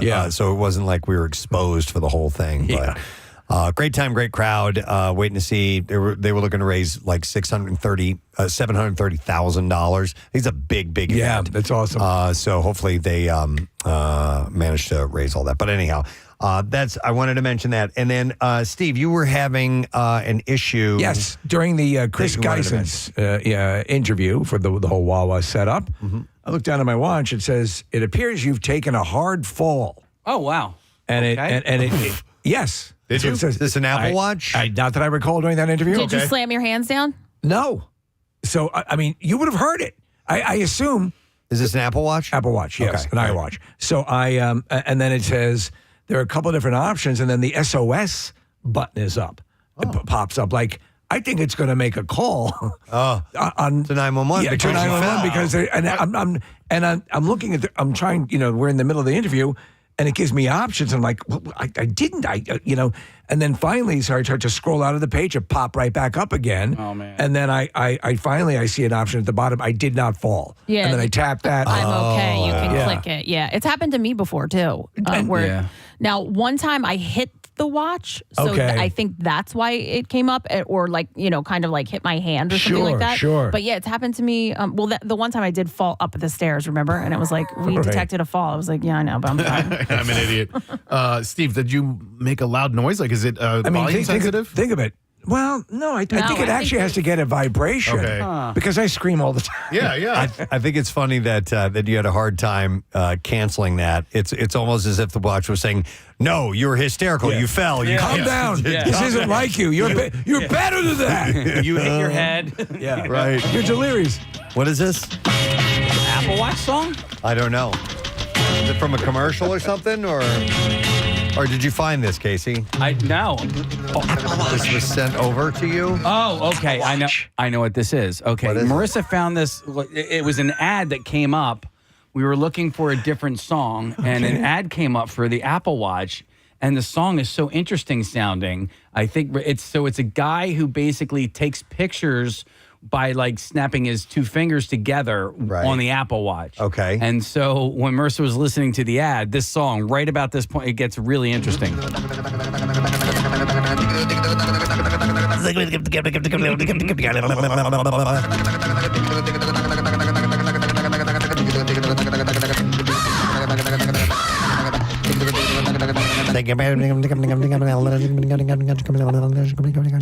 gonna mess Well, there me you up. go. I don't like it. Stop it. Oh God, it's like Yoko. Wow. That's it. I feel better about that. Nick. Yes. You're okay. Yeah. It's the ad that gives me a little bit of anxiety. I've called 911 twice on a bike ride because I put my phone into this like cradle in my handlebars, and I accidentally squeezed, I guess, like two buttons together at the same time for too long. And I'm just riding my bike, and I just hear, and I was like, where is that effing sound coming from? From the phone. And it's coming from the phone. Wow. At that point, my phone is letting me know that they've called 911. So I think the watch. Yes. I think the watch was seconds away from doing that. Yeah. Because I just happened to look down and see it. Yeah. And I don't know how long it had been that way, but I mean, you have to be able to wear a watch and put your do like a Bill Weston without it going off and saying that you took a hard fall. But I had to talk to somebody, like a 911 operator. I'm like, yes, they're like, I don't know what you're saying. I'm like, I don't know. It's a catchy tune. You clearly hurt. How many fingers am I holding? Okay. I'm surprised that wasn't a successful campaign. Yeah. Wow. So if you press and hold the side button, if you have an iPhone, and one of the volume buttons until the emergency SOS slider appears, Casey, maybe you then accidentally dragged the emergency call slider. Yes, that's what you'd have to do. Okay. To call the emergency call. But that's a feature on the iPhone, so that you don't literally have to dial 911. Like if you're stuck in that position. Right. So like for example, with your car with the iPhone in the car, it does have that collision detector, so that your phone itself would pick up that you were in a collision. Right. And so maybe that's what your watch thought. They're talking to each other. I'm not sure about Steve. Hang on, let me go to Austin. Hi, Austin. Good morning. YouTube. What's up, buddy? So I was in the back of an Uber once on my way to work, and it was really small in the back seat. So I was pressed up against the wall, and all of a sudden my phone starts vibrating and going, boop, boop, boop, like a siren. And I was like, what the hell? So I take out my phone. It was like, we're calling 911 in 5 seconds. I was like, no. Yeah. I had to turn it off real quick. I had no idea how it happened. Huh. I get that it has to work to a certain level, because the notion of you being incapacitated and unable to make the call, well, that's the whole reason for having it. But is it a little too sensitive, possibly? Yeah. Maybe. It's never happened since, but the driver was really confused. I'm like, I'm so sorry. Thanks, Austin. Appreciate it. I have looked down at my phone before and seen the SOS thing or a countdown clock. Yeah. And it's like, I have no idea how it happened. Just something in my pocket, which is really, really weird. But look, if I hold the two volume buttons down at the same time, listen to this. Ready? Is that just your phone? That was just my phone. All right. Nothing else. So.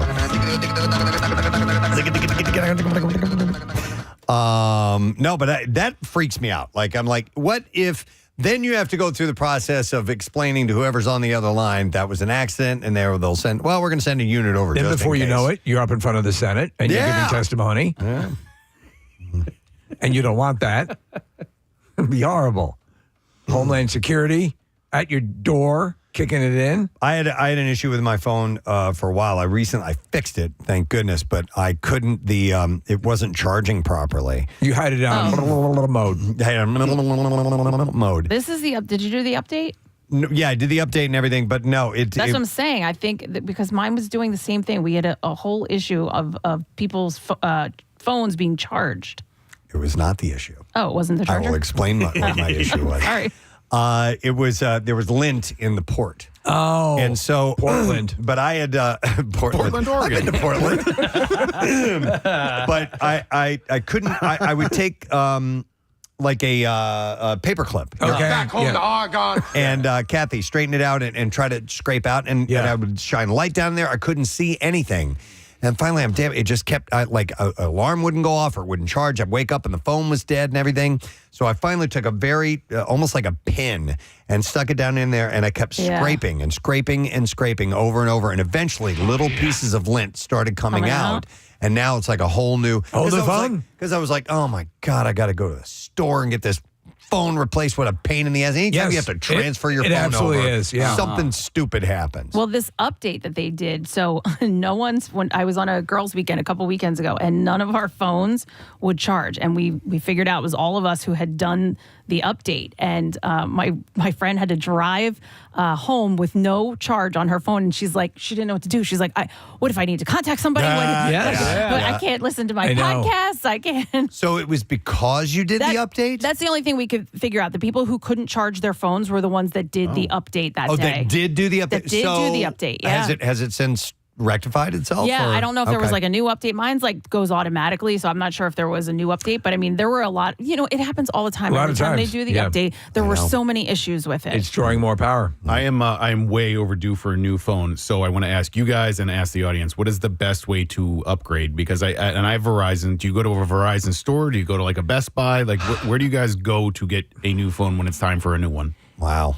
I always go to the store, the Apple store. Go to the Apple store. Oh, really? Yeah. Okay. I would think. Some Apple or people. Verizon. I went through Comcast. Did you? Yeah. All right. Yeah. Do you have Comcast Wireless? I do. I do. Okay. So this time, most recently, Nick, I went over to the Xfinity store. Oh. and Yep. so I because I'm now using them, and they're using Verizon. Right. So I don't think I want to switch carriers, but I don't think there's a difference anymore, right? Like there That's why used to be a that's what I'm difference curious. going to Well, the Apple store or going to whatever. Like I don't think there's a difference anymore. They were able to quickly get it done, at Xfinity. Yeah. So and that was for the Switch. But again, it's my understanding that they use Verizon pretty much. I think so too. What they do with your old phone? They threw it in my face. Gotcha. No, they. Well, you can take your old phones into the Yes. Apple store and you can get a little bit of cash for I them. got, So I got if the you watch do it and the that phone way. at the same time. Oh, Gotcha. yeah. All right. Let me tell you something I did recently. So I found I have a bin of just outdated tech stuff that I've kept things in. Chargers, old cameras and stuff like that. So I finally went through it because it was just one of those things in my one of our closets. It's just taking up space. I'm going to clean this up. I'm going to get rid of that. I got rid of all these chargers that went to stuff that we didn't even know it went to. Outdated looking. If you haven't used it, you're not going to use it. And outdated looking, little ports and things like that. And also I had in there like 5 digital cameras. And I'm like, oh, well, I'll just, whatever. I'll go take these to Best Buy. They'll recycle them, so on and so forth. So I take these digital cameras over there. And then, you know what's happening now? What? Digital cameras are coming back in. Yeah. Coming back into vogue. I gave these away. Yeah. Oh, yeah. I could have sold them to somebody Right. possibly. And apparently they have a different look about them. And that's why, Sure. in the actual photo looks, Marissa's got one. Of course she does. But If you go out to like a bar or a club now, not that you would, but like the young 20-something, that's what they have. They think it's like cool. I'm like, oh my gosh, we're going back. I just bought one because I'm tired of so much storage being taken on my phone. So I bought a digital camera for like vacations and taking photos and stuff. But like the little square one, or Yeah, like yeah. a nice one that Steve No, has? a little square one. Yeah. But like Yeah, little square one. For vacations, if I'm going to take a million photos, it's a great way to do it. By the way, Preston, tomorrow in our building, there's an e-cycling day. So if really? you have any e-cycling stuff left, Okay. you can bring it in and the building will get rid of it. Yeah, I'll do that. And then a month later, it'll come into vogue and people will want to buy things like that, All right? right, what can we do for e-cycling? I got an old microwave. Casey, almost anything. TV. Old computers. There are a few things where you have to. Tony sat on a list last week. Tony Perone. There's a few things where you actually have to pay, like cathode ray TVs or a computer monitor. But laptops, peripherals, typewriters, telephones, microwaves, cameras, cell phones, dehumidifiers. What about dynamite? Will they take that? It's not on the list. Okay. It doesn't say it doesn't. Just checking. Right. Printers, air conditioners, keyboards, fax machines. Okay. Small appliances. All right, and that's here? That's here tomorrow morning. What time? 9 a.m. to 11 a.m. Great, right during the show. Yeah. Well, we can get down there and Sure. we'll wrap up in time. Wow. Okay. Interesting. And a lot of people are, by the way, calling in with comments about 911. Do we have enough time here? Let me get one call at least because this one looks interesting. I'm going to go to Justin. Hey, Justin, good morning. Hey, back off, war child. Seriously. All right. What's hang on. Back off, war child. Seriously. All right. What's up, Justin?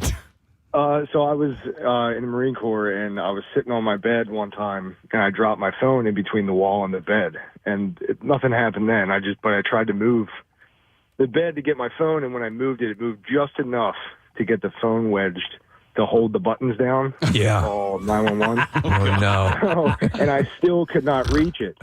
So I'm watching it call 911, and if the base police show up to your barracks room, it can be a bigger deal. Like, why did they show up? And I didn't think anybody was going to believe I just got my phone stuck, and I could not move the bed. Those beds are like impossible to move. So are you yelling to the phone? No, I'm no. okay. It's all right. And of course they're thinking, right. It called them, and then once I got to it, it hung up. So I had to call back, and I was like, listen, I just dropped my phone. It was stuck in between my bed. I was watching it call you guys. Everything's fine. Were they able? Were they you guys to show up? But they were just like, okay, we got it. We're not going to send anybody out. All right, But I'm surprised they didn't. Like, no. So it's my understanding. I thought, Justin, that they get something through the 911 system, they've got to respond. That's what I had experience with that before. If you call and hang up, they'll send somebody out just to do like a wellness check. Okay. But I guess I got there quick enough. I was like, listen, the SOS feature went off. I couldn't get to my phone. Everything's okay. I don't need anybody to come out. And they were like, all right, we got you. Okay. It was just crazy. Trying to get to the phone, I couldn't get to it. Wow, that's nuts. All right, thanks, Justin. They got to Appreciate respond to that because I remember the law was a couple of decades ago was written into effect. It was an officer was parked near the Nakatomi Plaza. Oh my God! And there was. Well, anyhow, it's a mystery as to why your feature went off. Yes, unless in an alternate reality, multiverse, dare I say, I did fall down and I hurt myself. Oh, and this thing goes across those dimensions. Steve on Earth 101 might be in desperate, desperate shape right now. Let's call him. Yeah. That's me. Look at him. That's my head rattling. All right. It's like somebody riding a paint mixer. All right, I want to take a break, but I want to give away a $50 gift card to Wawa because Hoagie Day is coming up on Thursday. Me and Casey are hosting this event, and it starts at noon, but preparations begin at 5 a.m. The Wawa Associates are building 25,000 turkey shorty hoagies in the National Convention Center, and the first 10,000 hoagies are donated to Phil Abundance Veterans Multi-Service Centers and Police Athletic League of Philadelphia. We will be there for the festivities, like I said, on Thursday, Independence Mall, right in front of the Constitution Center. So we'll take call number 12 at 215-263-WMMR, and we will give that to you. But come and join us for the free lunch on Thursday. We will see you there. We're going to take a break and be right back. Stay with us. It's ice cream and shrimp. They were two of his favorite things, and he said they must taste great together. I let him learn that one on his own. Oh, my God. You know what? Okay, I'm going to bring this up because I don't know when I'll have another opportunity to do so, but Stevie sent me this. Fancy boy. You sent me this article about the best brownies in Philly. And it's essentially just a list, and it's huge. There's about 50 of them. It's way too big to go through. We are in the best of times when it comes to brownies in Philadelphia. Yeah, what I didn't know was how many places are known for their brownies. And there's a lot of them. So there's Cake Life Bake Shop, Second Daughter Baking Company, Franklin Fountain, Dolce, Crust Vegan Bakery, the Frosted Fox Cake Shop. What's that, Kath? What do you love? Franklin Fountain. Yeah, but you got to make sure you're either A, ready to wait in line, or B, get there at a time where there's not a line, because it's really popular. It's fantastic. It's so good. You guys ever been? It's right on. I have not, no. It's on Market, and it's great. It's really Is it a bakery? It's like an ice cream shop, like an old-timey ice cream shop. Yeah, and so you go in and they have really good ice cream and really good dessert treats. So it's worth it. It's just not cheap, and you got to wait. Nick, a friend of mine did her wedding pictures there. Oh, yeah, I could see that. Yeah, it was cute. It's a cool spot. All right. Cookie or brownie? Cookie. Oh. Man. I used to be brownie, but I feel like now I would do a cookie. Okay. I'd do a cookie. If I saw them sitting out, I would go for a brownie anytime. Yeah? Really? Yeah. I think I might go brownie. Wow. Okay. Because the chocolate chip cookie is my favorite. However, a well-made brownie. Also there's a company that actually of the companies that do mail order brownies. Fairy Tale Brownies is a great company. If you've ever used them, they have their top level brownies. But yeah, that's neck and neck. Brownies are sensational. Brownie or cupcake? Brownie. Yeah, I'd go with brownie. For your cupcake? Cupcake. Okay. The thing with the brownies, though, I feel like, and I don't know if it's like as I age, my sense of taste gets even more sensitive. I don't know. But like, I feel like if it's not super well made, I can taste like the mix. Really? Instead of, See, after you get a hysterectomy, that goes away. Stop. I hate you. I remember seeing the history of brownies and why they were created. And it was, I forgot the name of the place, but it was so that people could, I think, take them to the beach or something like that. Seriously? And so the brownie has a thicker consistency than a piece of cake. Like the cake would be too crumbly and fall apart. It's more cohesive. And yeah, so there's a little more goo to it. In case if you want to have fun with that. Goo. I need that sound clip from Billy Madison. Yeah, when he notices a kid peed his pants.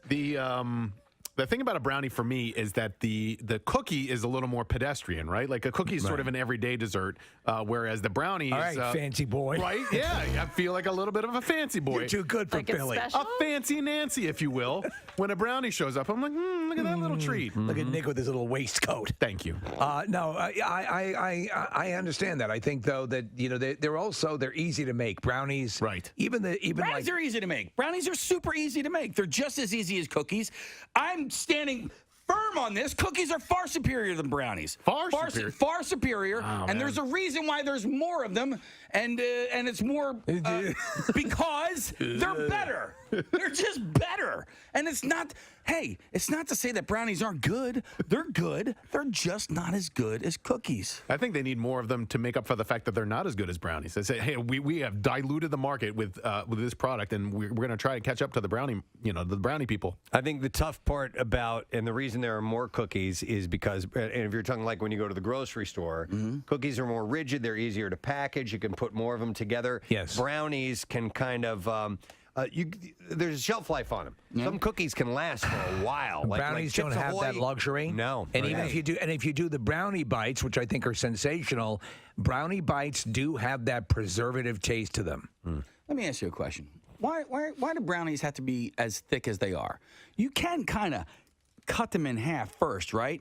Before you cut them into their little squares and stuff like that. You could essentially cut the tops and the bottoms like a piece of brownie cake. Yeah. You can do whatever you want with your damn brownie. Yeah. I don't know. Make thinner brownies. Yeah. At your home when you make them. Yeah, our brownies are usually pretty thin anyway. Yeah, okay. You okay? You all right? I'm fine. Everything good? You guys, Steve. What? You cut me deep here, man. How did I cut you deep? Because you went with brownies over cookies, and I thought I knew He you. feels betrayed. I thought I knew. I love chocolate chip cookies, but if I have if there is listen, they're right neck and neck, but I do love a damn good brownie. But chocolate chip, they're it's like Godfather 1 or 2, Steve. Yeah, it changes from time. Goes from time to time. Absolutely. You lean one way or the other. All right. Goo! All right. There it is. Now he's got it. I got it. There's more goo in a brownie. All right. By the way, Steve, this list of brownie places, what's the I was source? in the Inquirer. The Inquirer. Yeah. Okay. So The Inky. You can go on and find a list of great brownies, if you will, if you check the Inquirer's website. All right. What? What? Okay. Oh, let me go to Mario. I was going to wrap up there. Hey, Mario. Good morning. Oh, he put on his glasses. He can't see without. Exactly. What's up, dude? Casey wanted me to talk to you. Hey, I really appreciate it. Hey, cookies are way far superior than brownies. You can eat so many more of them. There's different kinds of textures. There's only so many things you can put in a brownie. You don't need to. It's perfect. I'll tell you what the deal is, Mario. It's when you see a plate of freshly made brownies and freshly made cookies, you know you're more likely to encounter freshly made chocolate chip cookies. At least I am. But a brownie is like, oh, we don't get brownies a lot. Yeah, I'm going to go for that first. Look what showed up. Right. Yeah. I will there we agree go. with that. I will agree that it will be like a special little treat. But I will also say that if there's a freshly made plate of cookies or brownies in front of me, I'm going for them cookies first. So I'm going for the brownies because I don't know when I'll get another shot at those brownies. That's right. That makes sense. Carpe diem, man. Carpe diem. I appreciate you coming to the phone call. I just want to say I'm a cookie lover. All right, Mario. I mean, you can enhance a You're not brownie alone. by putting a cookie in it. You can enhance a cookie by putting a brownie in it. No, you absolutely can. No, I've had brownie cookies. Yeah. I don't even know you've what had that cookie means. brownies. Putting a brownie in a cookie? Yeah, you don't do that. But I've never heard of putting a cookie in a brownie. You've never heard of a blondie, bro? No. Well, you know what? I have heard of a blondie. I just didn't know what that was. It's cookie brownie. Okay. It's cookie brownie.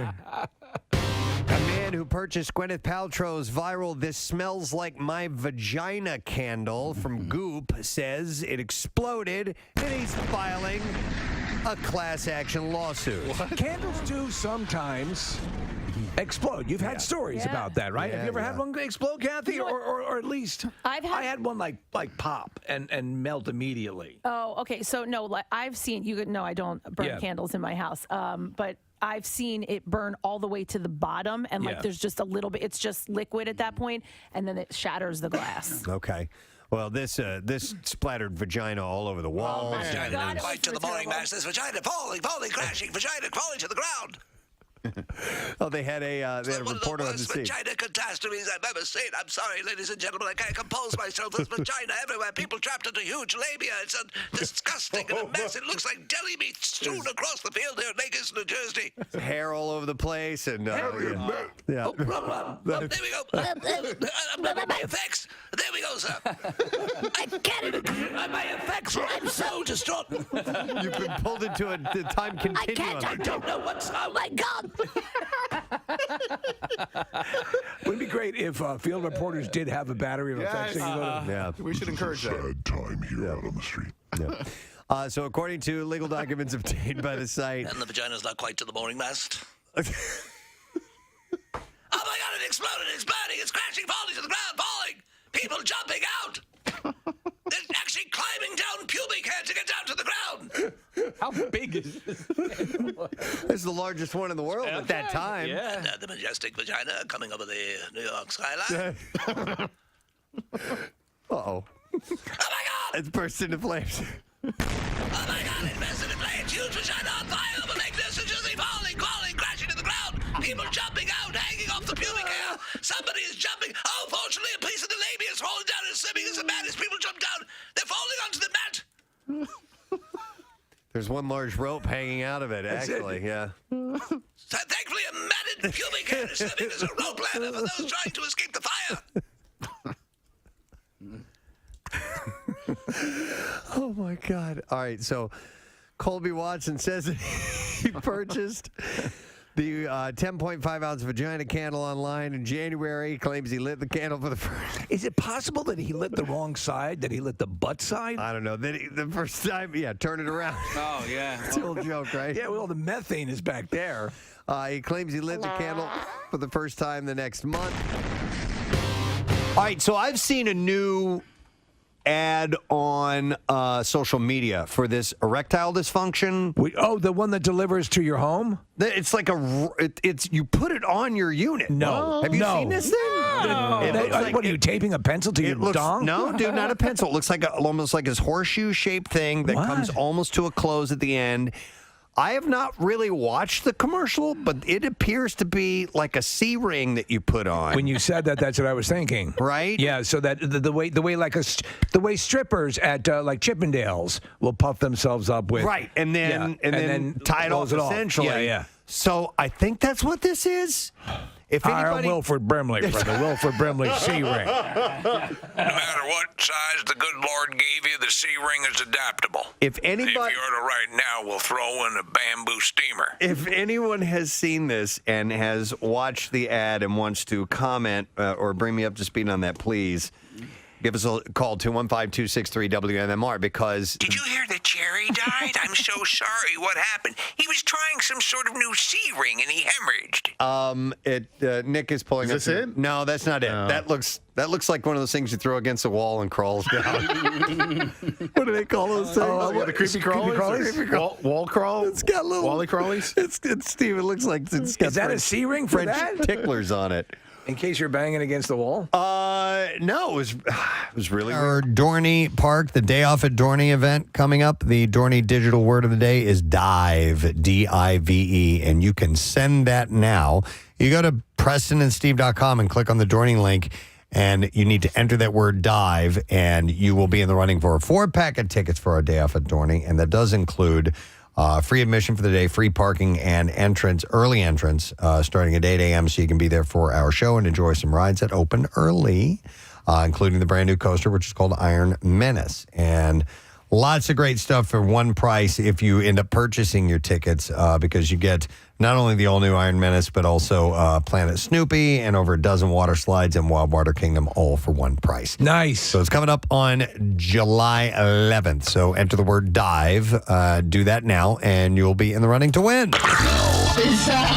WMMR presents Preston and Steve's Bizarre File. Brought to you by College Ave. Experience a better way to pay for college at collegeave.com. Apply for a college loan in minutes and be on your way to a bright future only at collegeave.com. So the 86-year-old man who was decapitated by a truck that plowed into him at a Brooklyn crosswalk is a former acting captain for the Genovese crime family.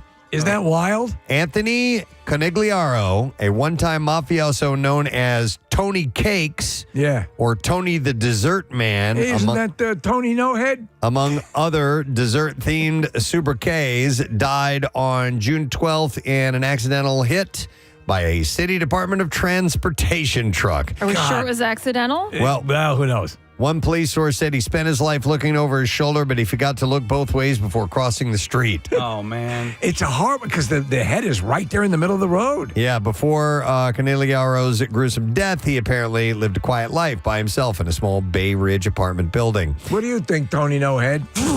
Conigliaro's past, which not only included a connection to the mafia, but also a nearly 2-decade-old racketeering case. Jeez. According to Brooklyn federal prosecutors in 2005, the accused who toiled for years in the wholesale cake business, selling sweets across the New York City area and running an Italian ice gelato stands in Little Italy.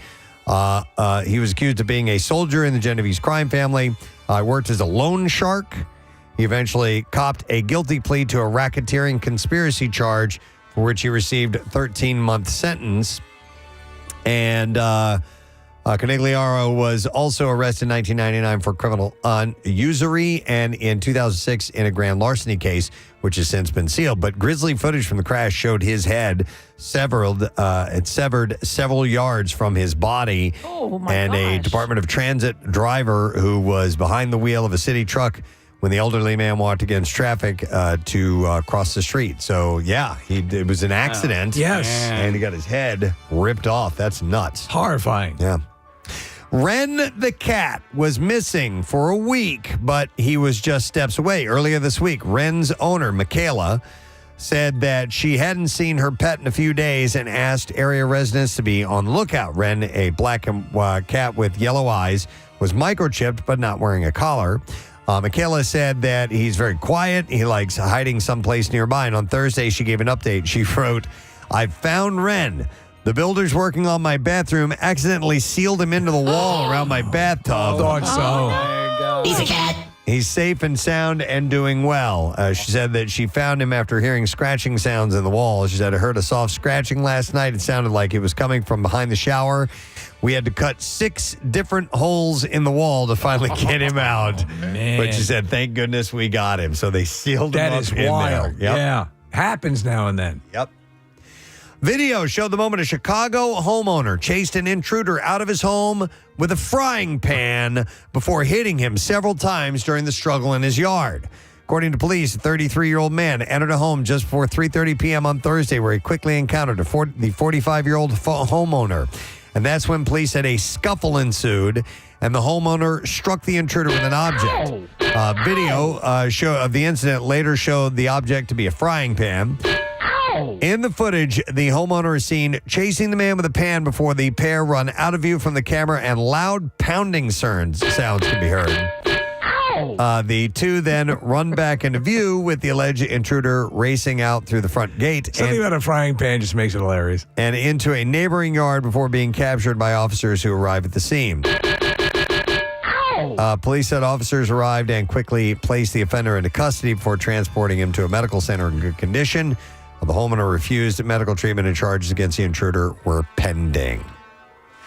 A Riverside, California homeowner made a disturbing discovery when he looked at his doorbell camera footage earlier this week. The incident occurred on Wednesday when a driver making a delivery at the residence decided to take a leak on the front porch. Come on, man. Derek Bowen said, "I got an Amazon package delivery yesterday. The driver shows up, scans the package, then turns around and decides to urinate right in front of my camera. Couldn't even move it out a little bit? Completely exposed while my family was home."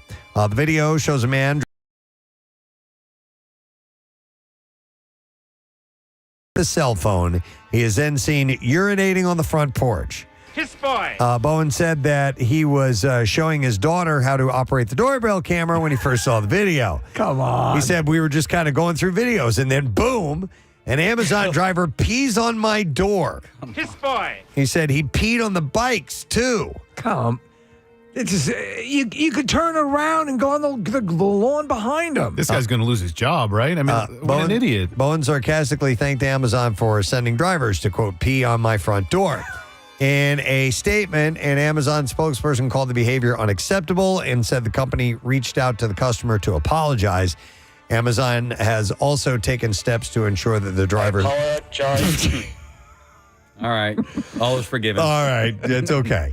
No, apologize. he is not an Amazon employee, but rather a contractor. No longer delivers Amazon packages, and he apologized. I apologize.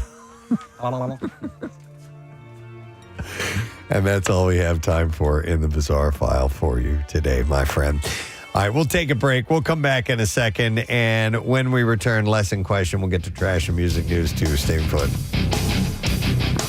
And then I'm like, why are you targeting me with this? Why is this advertising heading to me? What's that all about? Well, it's like when your mail from the local like funeral parlors and cemeteries is addressed to you by name. Here it is, Nick.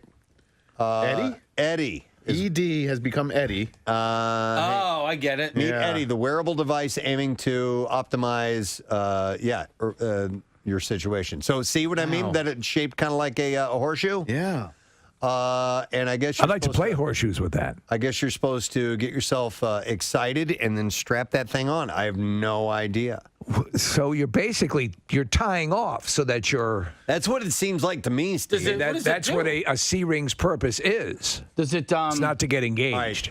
All right. Here you go. I'll read the information. Eddie is the first of its kind wearable FDA Class 2 erectile dysfunction device. Manufacturer Giddy maintains that its unique ergonomic design improves upon current devices by working with the natural physiology of a unit where it's so funny. You have to paraphrase. It's so funny I can't say erection. Yeah. Where rings and constriction devices can actually work against it. I swear by it, says B. Arthur. It says here, Chloe Kent takes a closer look at how Eddie works and asks if it's truly an improvement upon the market's current state of affairs. Preston, $298 for a 2-pack on Amazon. What? Seriously? No. Look, $298 for a 2-pack. 2-pack. Medicals. Maybe they should get into it. How do they charge you so much? Eddie by Giddy. Yeah. Device for dysfunction proven effective. No pills, comfortable design, medical grade construction. Well, you need that. All right. Is it? All right. Hang on. You have to nail it on. Well, no. Is it a one-time use only, or? That's what I don't know. No. It's $298. There's no way, dude. Does it say washable anywhere? That has to be if you've multiple use. That's the kind of thing you can go halvesies on, Nick. From the Red Hot Chili Peppers, please welcome Mr. Chad Smith. To the show. Good morning, Chad. There we go. Yeah, just people in there just hired just to clap loudly. That's what I do. That's it. Yeah. That's us. Yeah. Gotta have clappers, man. Yep. How do I get that gig? Hey, Chad, I wanted to ask you, man. So Stone Harbor is where this is going to be. There have been sightings of you at the Jersey Shore before. No? What do you mean no? I've never been to the Jersey. Tell me about the sightings. This sounds good. Are you serious? We have heard there's somebody that looks like it. You, has to be. That people have sworn up and down that Chad Smith haunts. Well, we all know who that is now. Don't. Will Ferrell out there? Some other dude. Some other really good-looking guys out there too. I have not been to the infamous Jersey Shore. This is my virgin experience. So, what should I expect? Well, it's beautiful. Stone Harbor's a gorgeous area, first of all, that you're going to be in. And it's just, you're going to be down there for Memorial Day weekend. So, in fact, that part of the state actually weighs more than any other part of the state this time of year because everybody's going to be flooding down that way. But it's just people dying to get out and enjoy summertime. So that's the kind of vibe you're going to be digging on. Beginning of summer. And what a summer to start beginning, right? Yeah. Well, you're also dealing with the fact that restrictions are getting relaxed, and people are, as the vaccinations are going out and things are becoming more normal. I think you're going to get a very exuberant response from your art collection. And how is this? How long has this been a thing for you? Because obviously you have the artistic outlet of the music, but a lot of times, people like to dabble in other stuff. How long has this part of your life existed? Well, I would say I've been doing this particular thing about 5 years now. And this company called Scene 4 in Los Angeles approached me, and it was really their kind of idea saying, look, here's how they presented it to me. We would like to put you in a dark room, completely dark, with these light up fluorescent drumsticks of different color, and have you improvise a solo or do whatever you want on the drums, and we're going to photograph you at different angles with different shutter speeds. And people that know about photography, the shutter speeds, slower, faster, make things blurry, and all that kind of stuff. And then after that, you can change the color and you can manipulate it on different canvases and do all kinds of modern post-production stuff. And, how does that sound to you? And I was like, it sounds pretty cool. It sounds psychedelic, and it's a connection for me from music and drumming, which is obviously my passion and the first thing that I've been doing since I was a little kid. And so it made sense to me in that way. So, that's what we did. And that was about 5 years ago. And then I have a second collection. It was so much fun. I did it again. And this time, though, I started adding afterwards in post-production. I really wanted the power and the energy and explosiveness of how I was trying to portray the drumming to pop out on a flat surface, which is really the challenge, because music and drumming is so physical and obviously it's a audio experience, but to try to get that translate that onto a flat surface is something I was interested in. So I've been adding things to it to embellish it, to bring out those feelings that I want to convey on the canvas, and it's been a lot of fun. And I'm just going for it. There's no art police that's going to come and say, hey, you can't do that. That's against the rules. You're supposed to do, whatever. And so I'm not really concerned with that. I just, if it touches people emotionally or whatever sort of,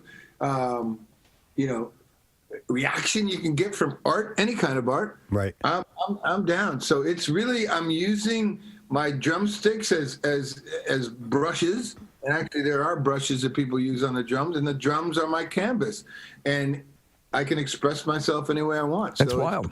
We've had a few other rock stars by here that have taken to artistic and oil paints and various mediums, and a couple of them actually have been drummers. We have Mickey Hart of the Dead, Rick Allen of Def Leppard as well. Do you guys? Is this a community, drummers who go into art?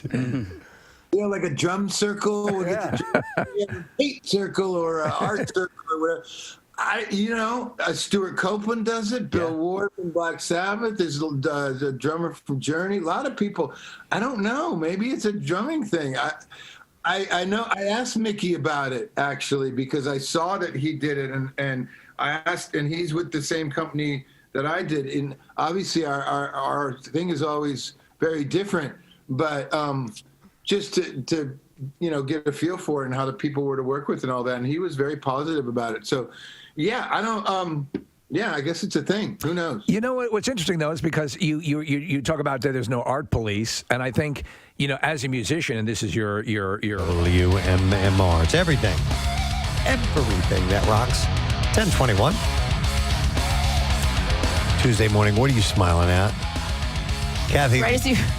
I'm lagging. The sickness is, I guess it's on its way out, but I'm lagging. You still feeling it? I have no energy, and for whatever reason, coffee is making me nauseous, so I can't drink coffee. Wow. Man. So anyway, when you crack the mics and Nick didn't have his headphones on, and I go, do I have to be a part of this? Did you see what I did? No, Waved her off. Waved her off. Yeah, you're good. You're good. Stay on the couch. That was the smile. All right, I was curious. I feel wiped out today. I don't know why. For a Tuesday. I should not be. Yeah. But I woke up. I woke up tired. You know what I mean? Oh, yes, I got up absolutely. and I'm like, I'm not ready. But, whatever, man. I went to bed at 8:15 last night. Wow. I'm still like sleeping. Yeah. In the height of the sickness. You were down with the sickness. Yeah, I was the one day I slept for 19 hours. Wow. Damn. I could be. The headache was so bad that I couldn't watch TV. I couldn't read. I couldn't scroll on my phone. Like I couldn't do anything. So I laid there nothing with my eyes closed, and so I slept. Wow. Yeah. Bunch of people getting sick, man. Yes. As they say, something's going around. Yeah, I had some a couple weeks ago. So hang in there if you're feeling under the weather. All right. Today we ask a lesson question and we give away a prize. What do we have today? We're going to give away a Quiet Place Day 1. It's a prize pack from the movie. And looking forward to that. A 4-pack of Fandango codes to watch it in theater and some unique promotional items for the film A Quiet Place Day 1 will be in theaters Friday, June 28th. Question I have for you this morning, and it's a movie question. And it's actually, believe it or not, it's a legit question. Is it? What? Which movie came out first, Top Gun or Creepshow 2? That was from the 6 o'clock hour this morning. Which movie came out first, Top Gun or Creepshow 2? That's one you could actually look up and get the answer for. It very rarely happens in our lesson question. And we'll do the trash while you're calling in. The trash business is a gold mine. 93.3 WMMR with Preston and Steve's Hollywood Trash. Brought to you by Horizon Services. They can help you with any unexpected plumbing issue this summer. You can get expert plumbing repairs or replacements fast. Horizon Services, help is on the way. What's up, Steve? Well, Soprano star Drea De Matteo says she went from near completely broke to instantly making a fortune thanks to OnlyFans. While I'm glad for Drea, OnlyFans has been a little more sluggish for me, admitted recent OnlyFans model Susan Boyle. Hey! A director for the Center for Great Apes telling TMZ that Michael Jackson's former pet chimp, Bubbles, is living a pampered life as an elder primate. The director claims that Bubbles received a huge financial windfall after agreeing to sign an NDA. Oh, my God. Bubbles saw it all. And finally, Bridgerton star Simone Ashley saying that Fuller Figure co-star Nicola Coughlan is a, quote, inspiration for women everywhere. Ashley says besides that, Coughlan is the only person she's ever seen crush an entire honey-glazed ham. Meanwhile, she's like strikingly gorgeous. Let's see if you know the answer to this. Which movie came out first, Top Gun or Creepshow 2? And we will go to Betty to see if we can get an answer. Hi there, Betty. Hey, it's Eddie. I love turtles. Eddie, from now on, we call you Betty. And my ex's name. What movie came out first, Top Gun or Creepshow 2? Top Gun. Top Gun, yeah. Hang on, Eddie. We're going to give you a prize pack, Quiet Place Day 1, including 4-pack of Fandango codes to watch it in theaters and some unique promotional items for the film. A Quiet Place Day 1 hits theaters this Friday, June 28th. Now, Preston and Steve's Music News on 93.3 WMMR. Yeah. Brought to you by Sequoia Outback. You can get inspired as you cruise through 3 floors of decking, pavers, outdoor furniture, umbrellas, and fire pits, all staged in the largest outdoor showroom in the country.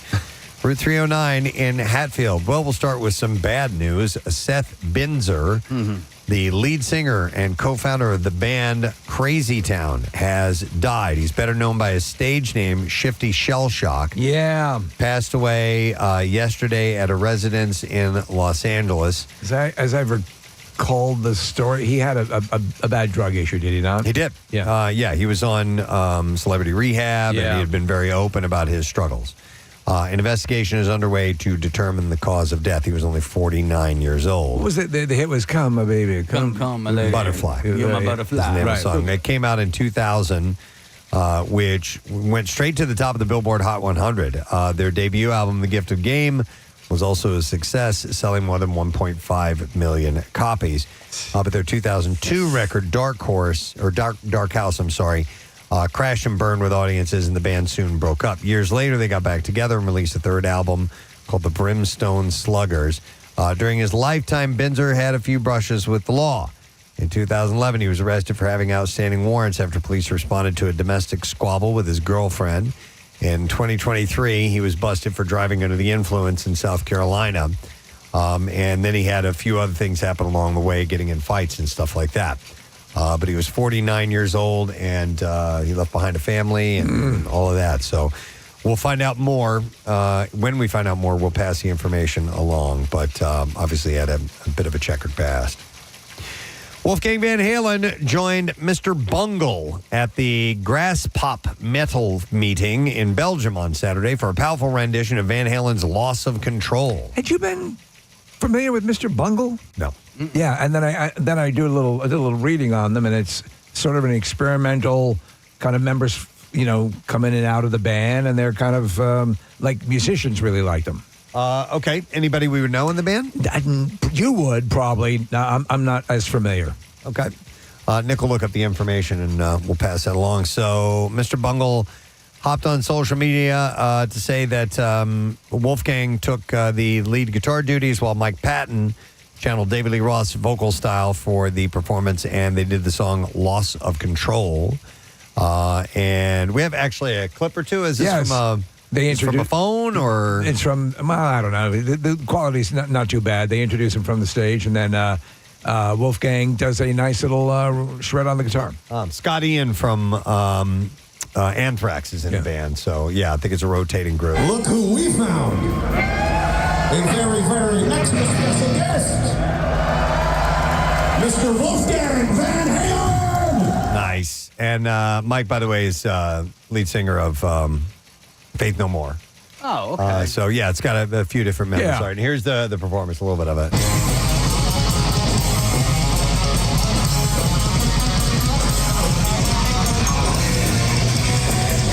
It's a pretty ass-kicking song. It's like Hot for Teacher before Hot for Teacher. Right. It's a really fast tune. So that's cool. He's been doing that a few times. I like to see that too. Yeah. A couple of concert announcements to mention, or details of concerts. Number one, the band Kaleo is going to be performing Saturday, September 14th at the Fillmore. Tickets go on sale this Friday at 10 a.m. via Ticketmaster. We've had them in the studio. We did, yep. And you can listen at night this week. Ray Koob is in. He and Sarah are taking turns filling in for Jackie, and they will have your chance to win tickets. So WMMR.com has all the details for that. But the tickets, the show is Saturday, September 14th at the Fillmore, and tickets go on sale this Friday at 10 a.m. Also coming to town, Peter Frampton. Oh, really? Thursday, September 19th at the Met. I thought he was done. He has been wrapping up his touring, but it's stretching out a little bit longer than he had anticipated. Well, believe it or not, Nick, from what I had heard, the rate at which this degenerative sort of condition that he has was predicted to accelerate has not. Okay. So he's actually in a fairly good place right now. September 19th at the Met, and tickets go on sale Friday at 10 a.m. Via Ticketmaster. And Jackie Bam Bam in middays this week, as he fills in Pierre, will have your chance to win tickets. You can go to WMMR.com to get the password, the pre-sale password, and another chance to win tickets as well. I think you should have one of those, what do they call them, voice boxes on your... Talk box on your computer? Yeah. On your on my microphone? Yeah. That'd be nice. Why not? Yeah. That'd be nice. What's that? It's uncanny. That'd be nice. I don't have one. Be nice. All right, and that's it in music news. That would be nice, right, for Presbo's World? Yeah, it would. It'd be great. All right, let's take a break. We'll come back. We'll wrap up the program when we return. Our first letter for the Word of the Week prize when we get back. And so on and so forth, and albums and songs get critical reviews, and so on and so forth. It's sort of liberating in a way to tie into an aspect of what you do and have that. And I don't give a rat's ass aspect to it, to just be purely something you feel at the moment. And no, I don't care how it's judged. This is what I want. If you make art and you're worried about what other people think, and you're making it for someone else than yourself, I mean, it sounds selfish, but you really, you have to be okay. You have to love it, and you don't always love everything you do, but you have to do it for yourself and come from the heart, and that's authentic. Yeah. And if you're making it for other people or what other people think, music, film, photography, whatever it is, art, then you're already out in a different place. And that's not where I'm coming from. So no, I don't. I mean, do I want people to like it? Sure. Do I want some people to hate it? Yes. I want action. I don't want. All right. Okay. You don't want that as an artist. You want people to love it, or they at least for me, I want a reaction. So I think that's good, and you take a risk and you grow and change as an artist. That's really important, and I'm just doing that. And people don't like it, fuck them. I have to dump out on the F-bomb. But listen, Chad, I have a question about that and the difference between creating music and creating this as tangible art that you can hold and touch and really take in. Now, if you create something, a piece of music, it goes out into the world, people purchase it, that's great. But you still have that. When you have a piece of art, if you create something that you really love, do you want someone to buy that and have them appreciate it, or is that something you want to keep for yourself? Is it hard to let go of something that you've created that you really, really like? Yeah, that's a good point. And also I can use the music analogy. It's like you make your songs in your garage or wherever you're at, and you write these songs, and with our situation, there's 4 people in a room, and you come up with something, and if it's really great, it touches people and people connect to it. And then it's theirs. You know what I mean? It's really no longer yours. Once you put it out into the world, it's for everybody. And I mean, if it's something that I made, I guess this is the one thing that would be different. It's a tangible one thing. If I really liked it, I would keep it. Okay. Yeah. That makes sense, right? If I was like, I want to have it. I want it. But for most things, it's like, you know, I'm doing it to express myself and share it with other people. So, yeah, Chad, my girlfriend's a painter, and occasionally she'll paint something and keep it for herself. Who are you? I'm on the show as well. My name's Nick. Nice to meet you. And listen, like the GIMP, did they keep you in the club? That's right. Well, today they let me take the leather mask off, but normally I'm in the closet. But she's an artist and she's a painter, and she loves to occasionally keep a painting for herself. But listen, the reason I wanted to bring a chat just for a second is I don't want to alarm you, but we're zooming with you. There's a window behind you, and I just saw somebody wandering behind you. I don't know if you know who that is, or if there's just there. See him? Yeah. There's somebody out your window. Yeah. There's somebody right outside your window right now. That's my son Dashiell. He's like loves horror movies and creepy dolls. He's on his bike right now. Okay. You guys are talking about you. Oh, that's funny. Yeah, if he's a horror guy, we can have a conversation. He's quite a character. Chad, I've got to ask you, one of my favorite places in our country is somewhere I've been visiting since I was a kid, Montauk, New York. And I was there a couple years ago. And apparently, now hopefully we get this rumor right, but apparently I just missed you at Swallow East. You jumped on stage, this was the story, to play with the band that was there. Probably, yeah, that sounds about right. I'm in Montauk right now. Oh, you're there? Yeah. Oh, I love it there. Yeah, it's great. Dashiell, they're just talking about how creepy you are behind you. He's going to put his son on with us. Let's say to Dashiell. Hey! What's up, dude?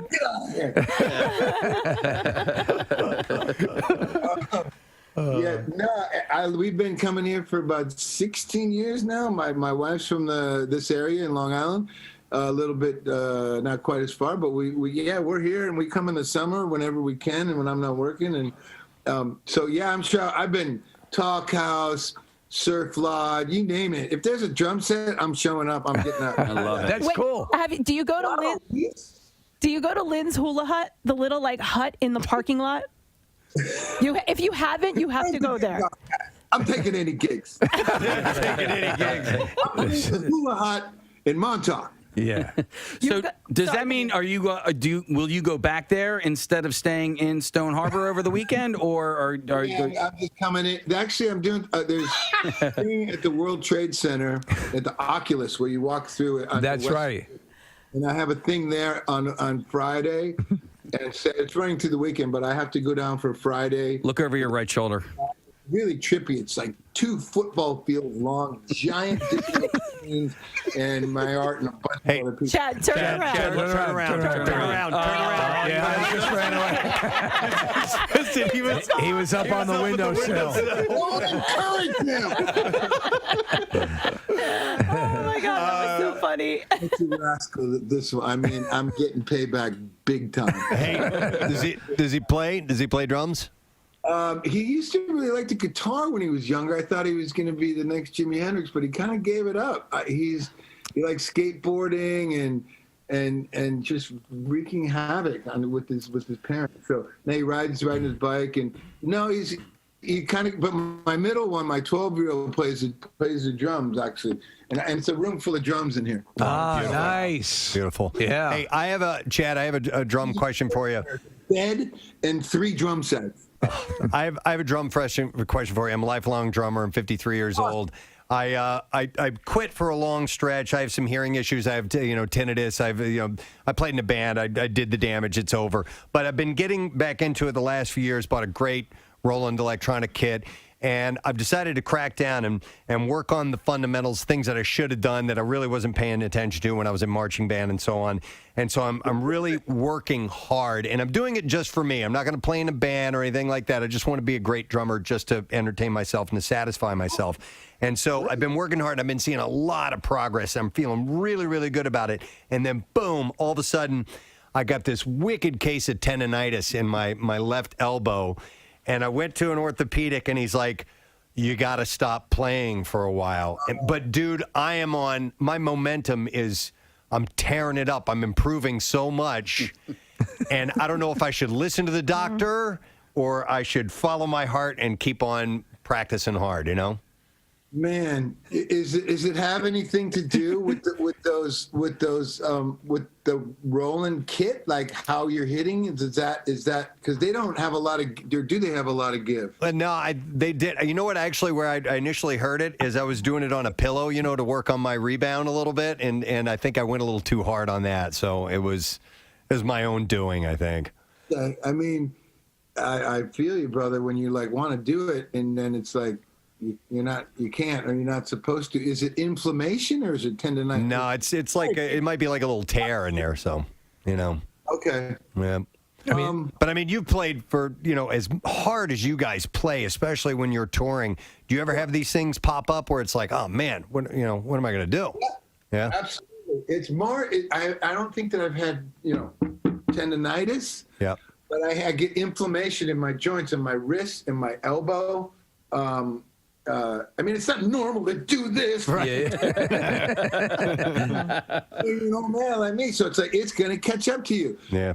So you really, it's a funny thing. I tell people, it's like, it's no longer like, you party all night and get all wasted and whatever till 4 a.m, sleep for 2 hours, get up. It's literally now it's what you got to do to take care of yourself so you can be healthy to perform at the level that you want to. Right. So it's a whole different thing. It's really like taking care of yourself, eating right, getting enough sleep. Sounds so boring, but yeah, it's inflammation is the thing that gets me. Okay. And so I have to when after we play, if anything hurts or not, I just ice.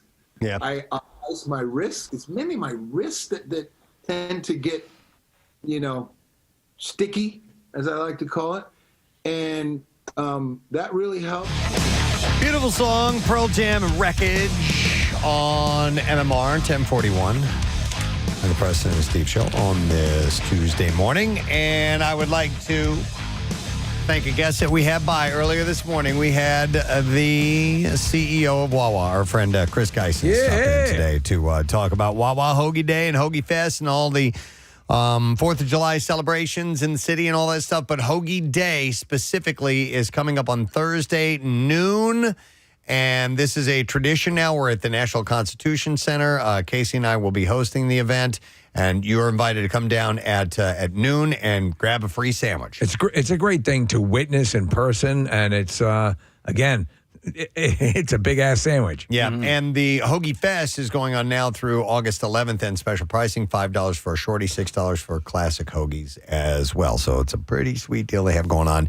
So we will see you hopefully there on Thursday for the festivities. Oh, and thank you to Deborah Jo Rapp. Yes. Oh, yeah. Deborah Surprise Jo guest. Rapp was on, the actress from that 90s show, that 70s show, a bunch of movies and TV shows throughout the year. She's going to be in the upcoming WandaVision series, season 2. But we didn't know she was going to be on. It was an interview that was scheduled. We weren't aware of it. And we went ahead and took her call anyway. 'cause Crushed it. She was awesome. Yeah. She's very sweet. So it was nice to have her on. And to quote our next guest, Jackie is here, Jackie Bam Bam. And what the hell were you doing? I was like doing some work over here and I just heard you. Well, that's what happens Wake when I up. have 6 hours of sleep. That's a double bonus. I just scare Nick. He's like, yo, dude. I'm Yeah. like, good morning, Nick. Were you impersonating a cat? Or I was zeroing hazard. I was telling Steve off air, my cats turn into Cujo. I guess because they don't want me to fill in for Pierre, I guess. There are I don't issues know. with your cats, and if anybody knows, like animal therapist or behaviorist who could help you, Jackie, perhaps get in touch with you. You have 2 cats who all of a sudden have started getting very aggressive. So, and we're going to try to help you as well, but might as well throw it out there and see if someone can assist, right? Like you said, dial 911 and I will come. So look Okay. at cat doctors for Pierre Robert. Look at my arms. All right, so you're in for the next 2 weeks. I am. Okay. Dare I say. Welcome back. Dare you say? You can say it. Excellent. Let's see. We need to do the letter of the day first. Let's do it. All right, here we go. Preston and Steve on 93.3 WMMR. Now, the Daily Letter. All right, the Preston and Steve Show is brought to you today by the letter. The letter H as in horrendous. All right, and we will be giving away a pair of Sunday Party Plaza tickets for NASCAR's Great American Gateway 400 at Pocono Raceway, including pre-party paddock passes, as well as food and beverage. NASCAR Weekend returns Pocono Raceway July 12th through the 14th. Tickets at PoconoRaceway.com. Before we find out what you have going on today, Jackie, it's Tuesday, which means we need to give away a free tattoo. And courtesy of our friends from Floating World Tattoo and Piercing, we are going to set up Mike Hummel of Atco, New Jersey, with a $350 gift certificate from Floating World Tattoo and Piercing so he can get his own Preston and Steve Show themed tattoo. If you would like to see what Floating World's all about, check them out at floatingworldtattoos.com or on Instagram at Floating World Tattoos. So what are you doing today, man? We're going to get colorful with Pierre's workforce blocks. Play it again. That's okay. No, it's all good. I want to say Hilly Crystal from CBGB's, but the original guitarist, I always get them confused from the Red Hots. We're going to remember Hillel Slovak. Today's the anniversary of his Hillel. passing. Hillel? Hillel. Hillel. Yes. See, I always mispronounce it, you know. It's something along those lines. Hillel. Yeah, there you go. And we'll make it from red, we'll go to purple. It's the 40th anniversary of Purple Rain. We're going to track through that. And we have you two on the docket as well. We'll complete the double shots. Like you said, it's a double shot Tuesday. And in the prize coffin, Frampton is back. He's coming alive. So like you said, and we'll give away those tickets. Excellent. Thank you, Jackie. And I want to thank our sponsors, Preston and Steve Shows. Brought to you by Dunkin', and the Preston and Steve Show runs on Dunkin'. Also brought to you by Acme Markets. Fresh foods, local flavors. Tomorrow, a Wednesday. So we'll do Secret Text Word. We'll have Fox Good Day. And actor David Strathern is going to be joining us. He's a great actor. He's been in so many wonderful movies throughout the year. So that and more. That's it. We're done. Ray John, have a great day. We'll see you tomorrow, friend. Bye-bye.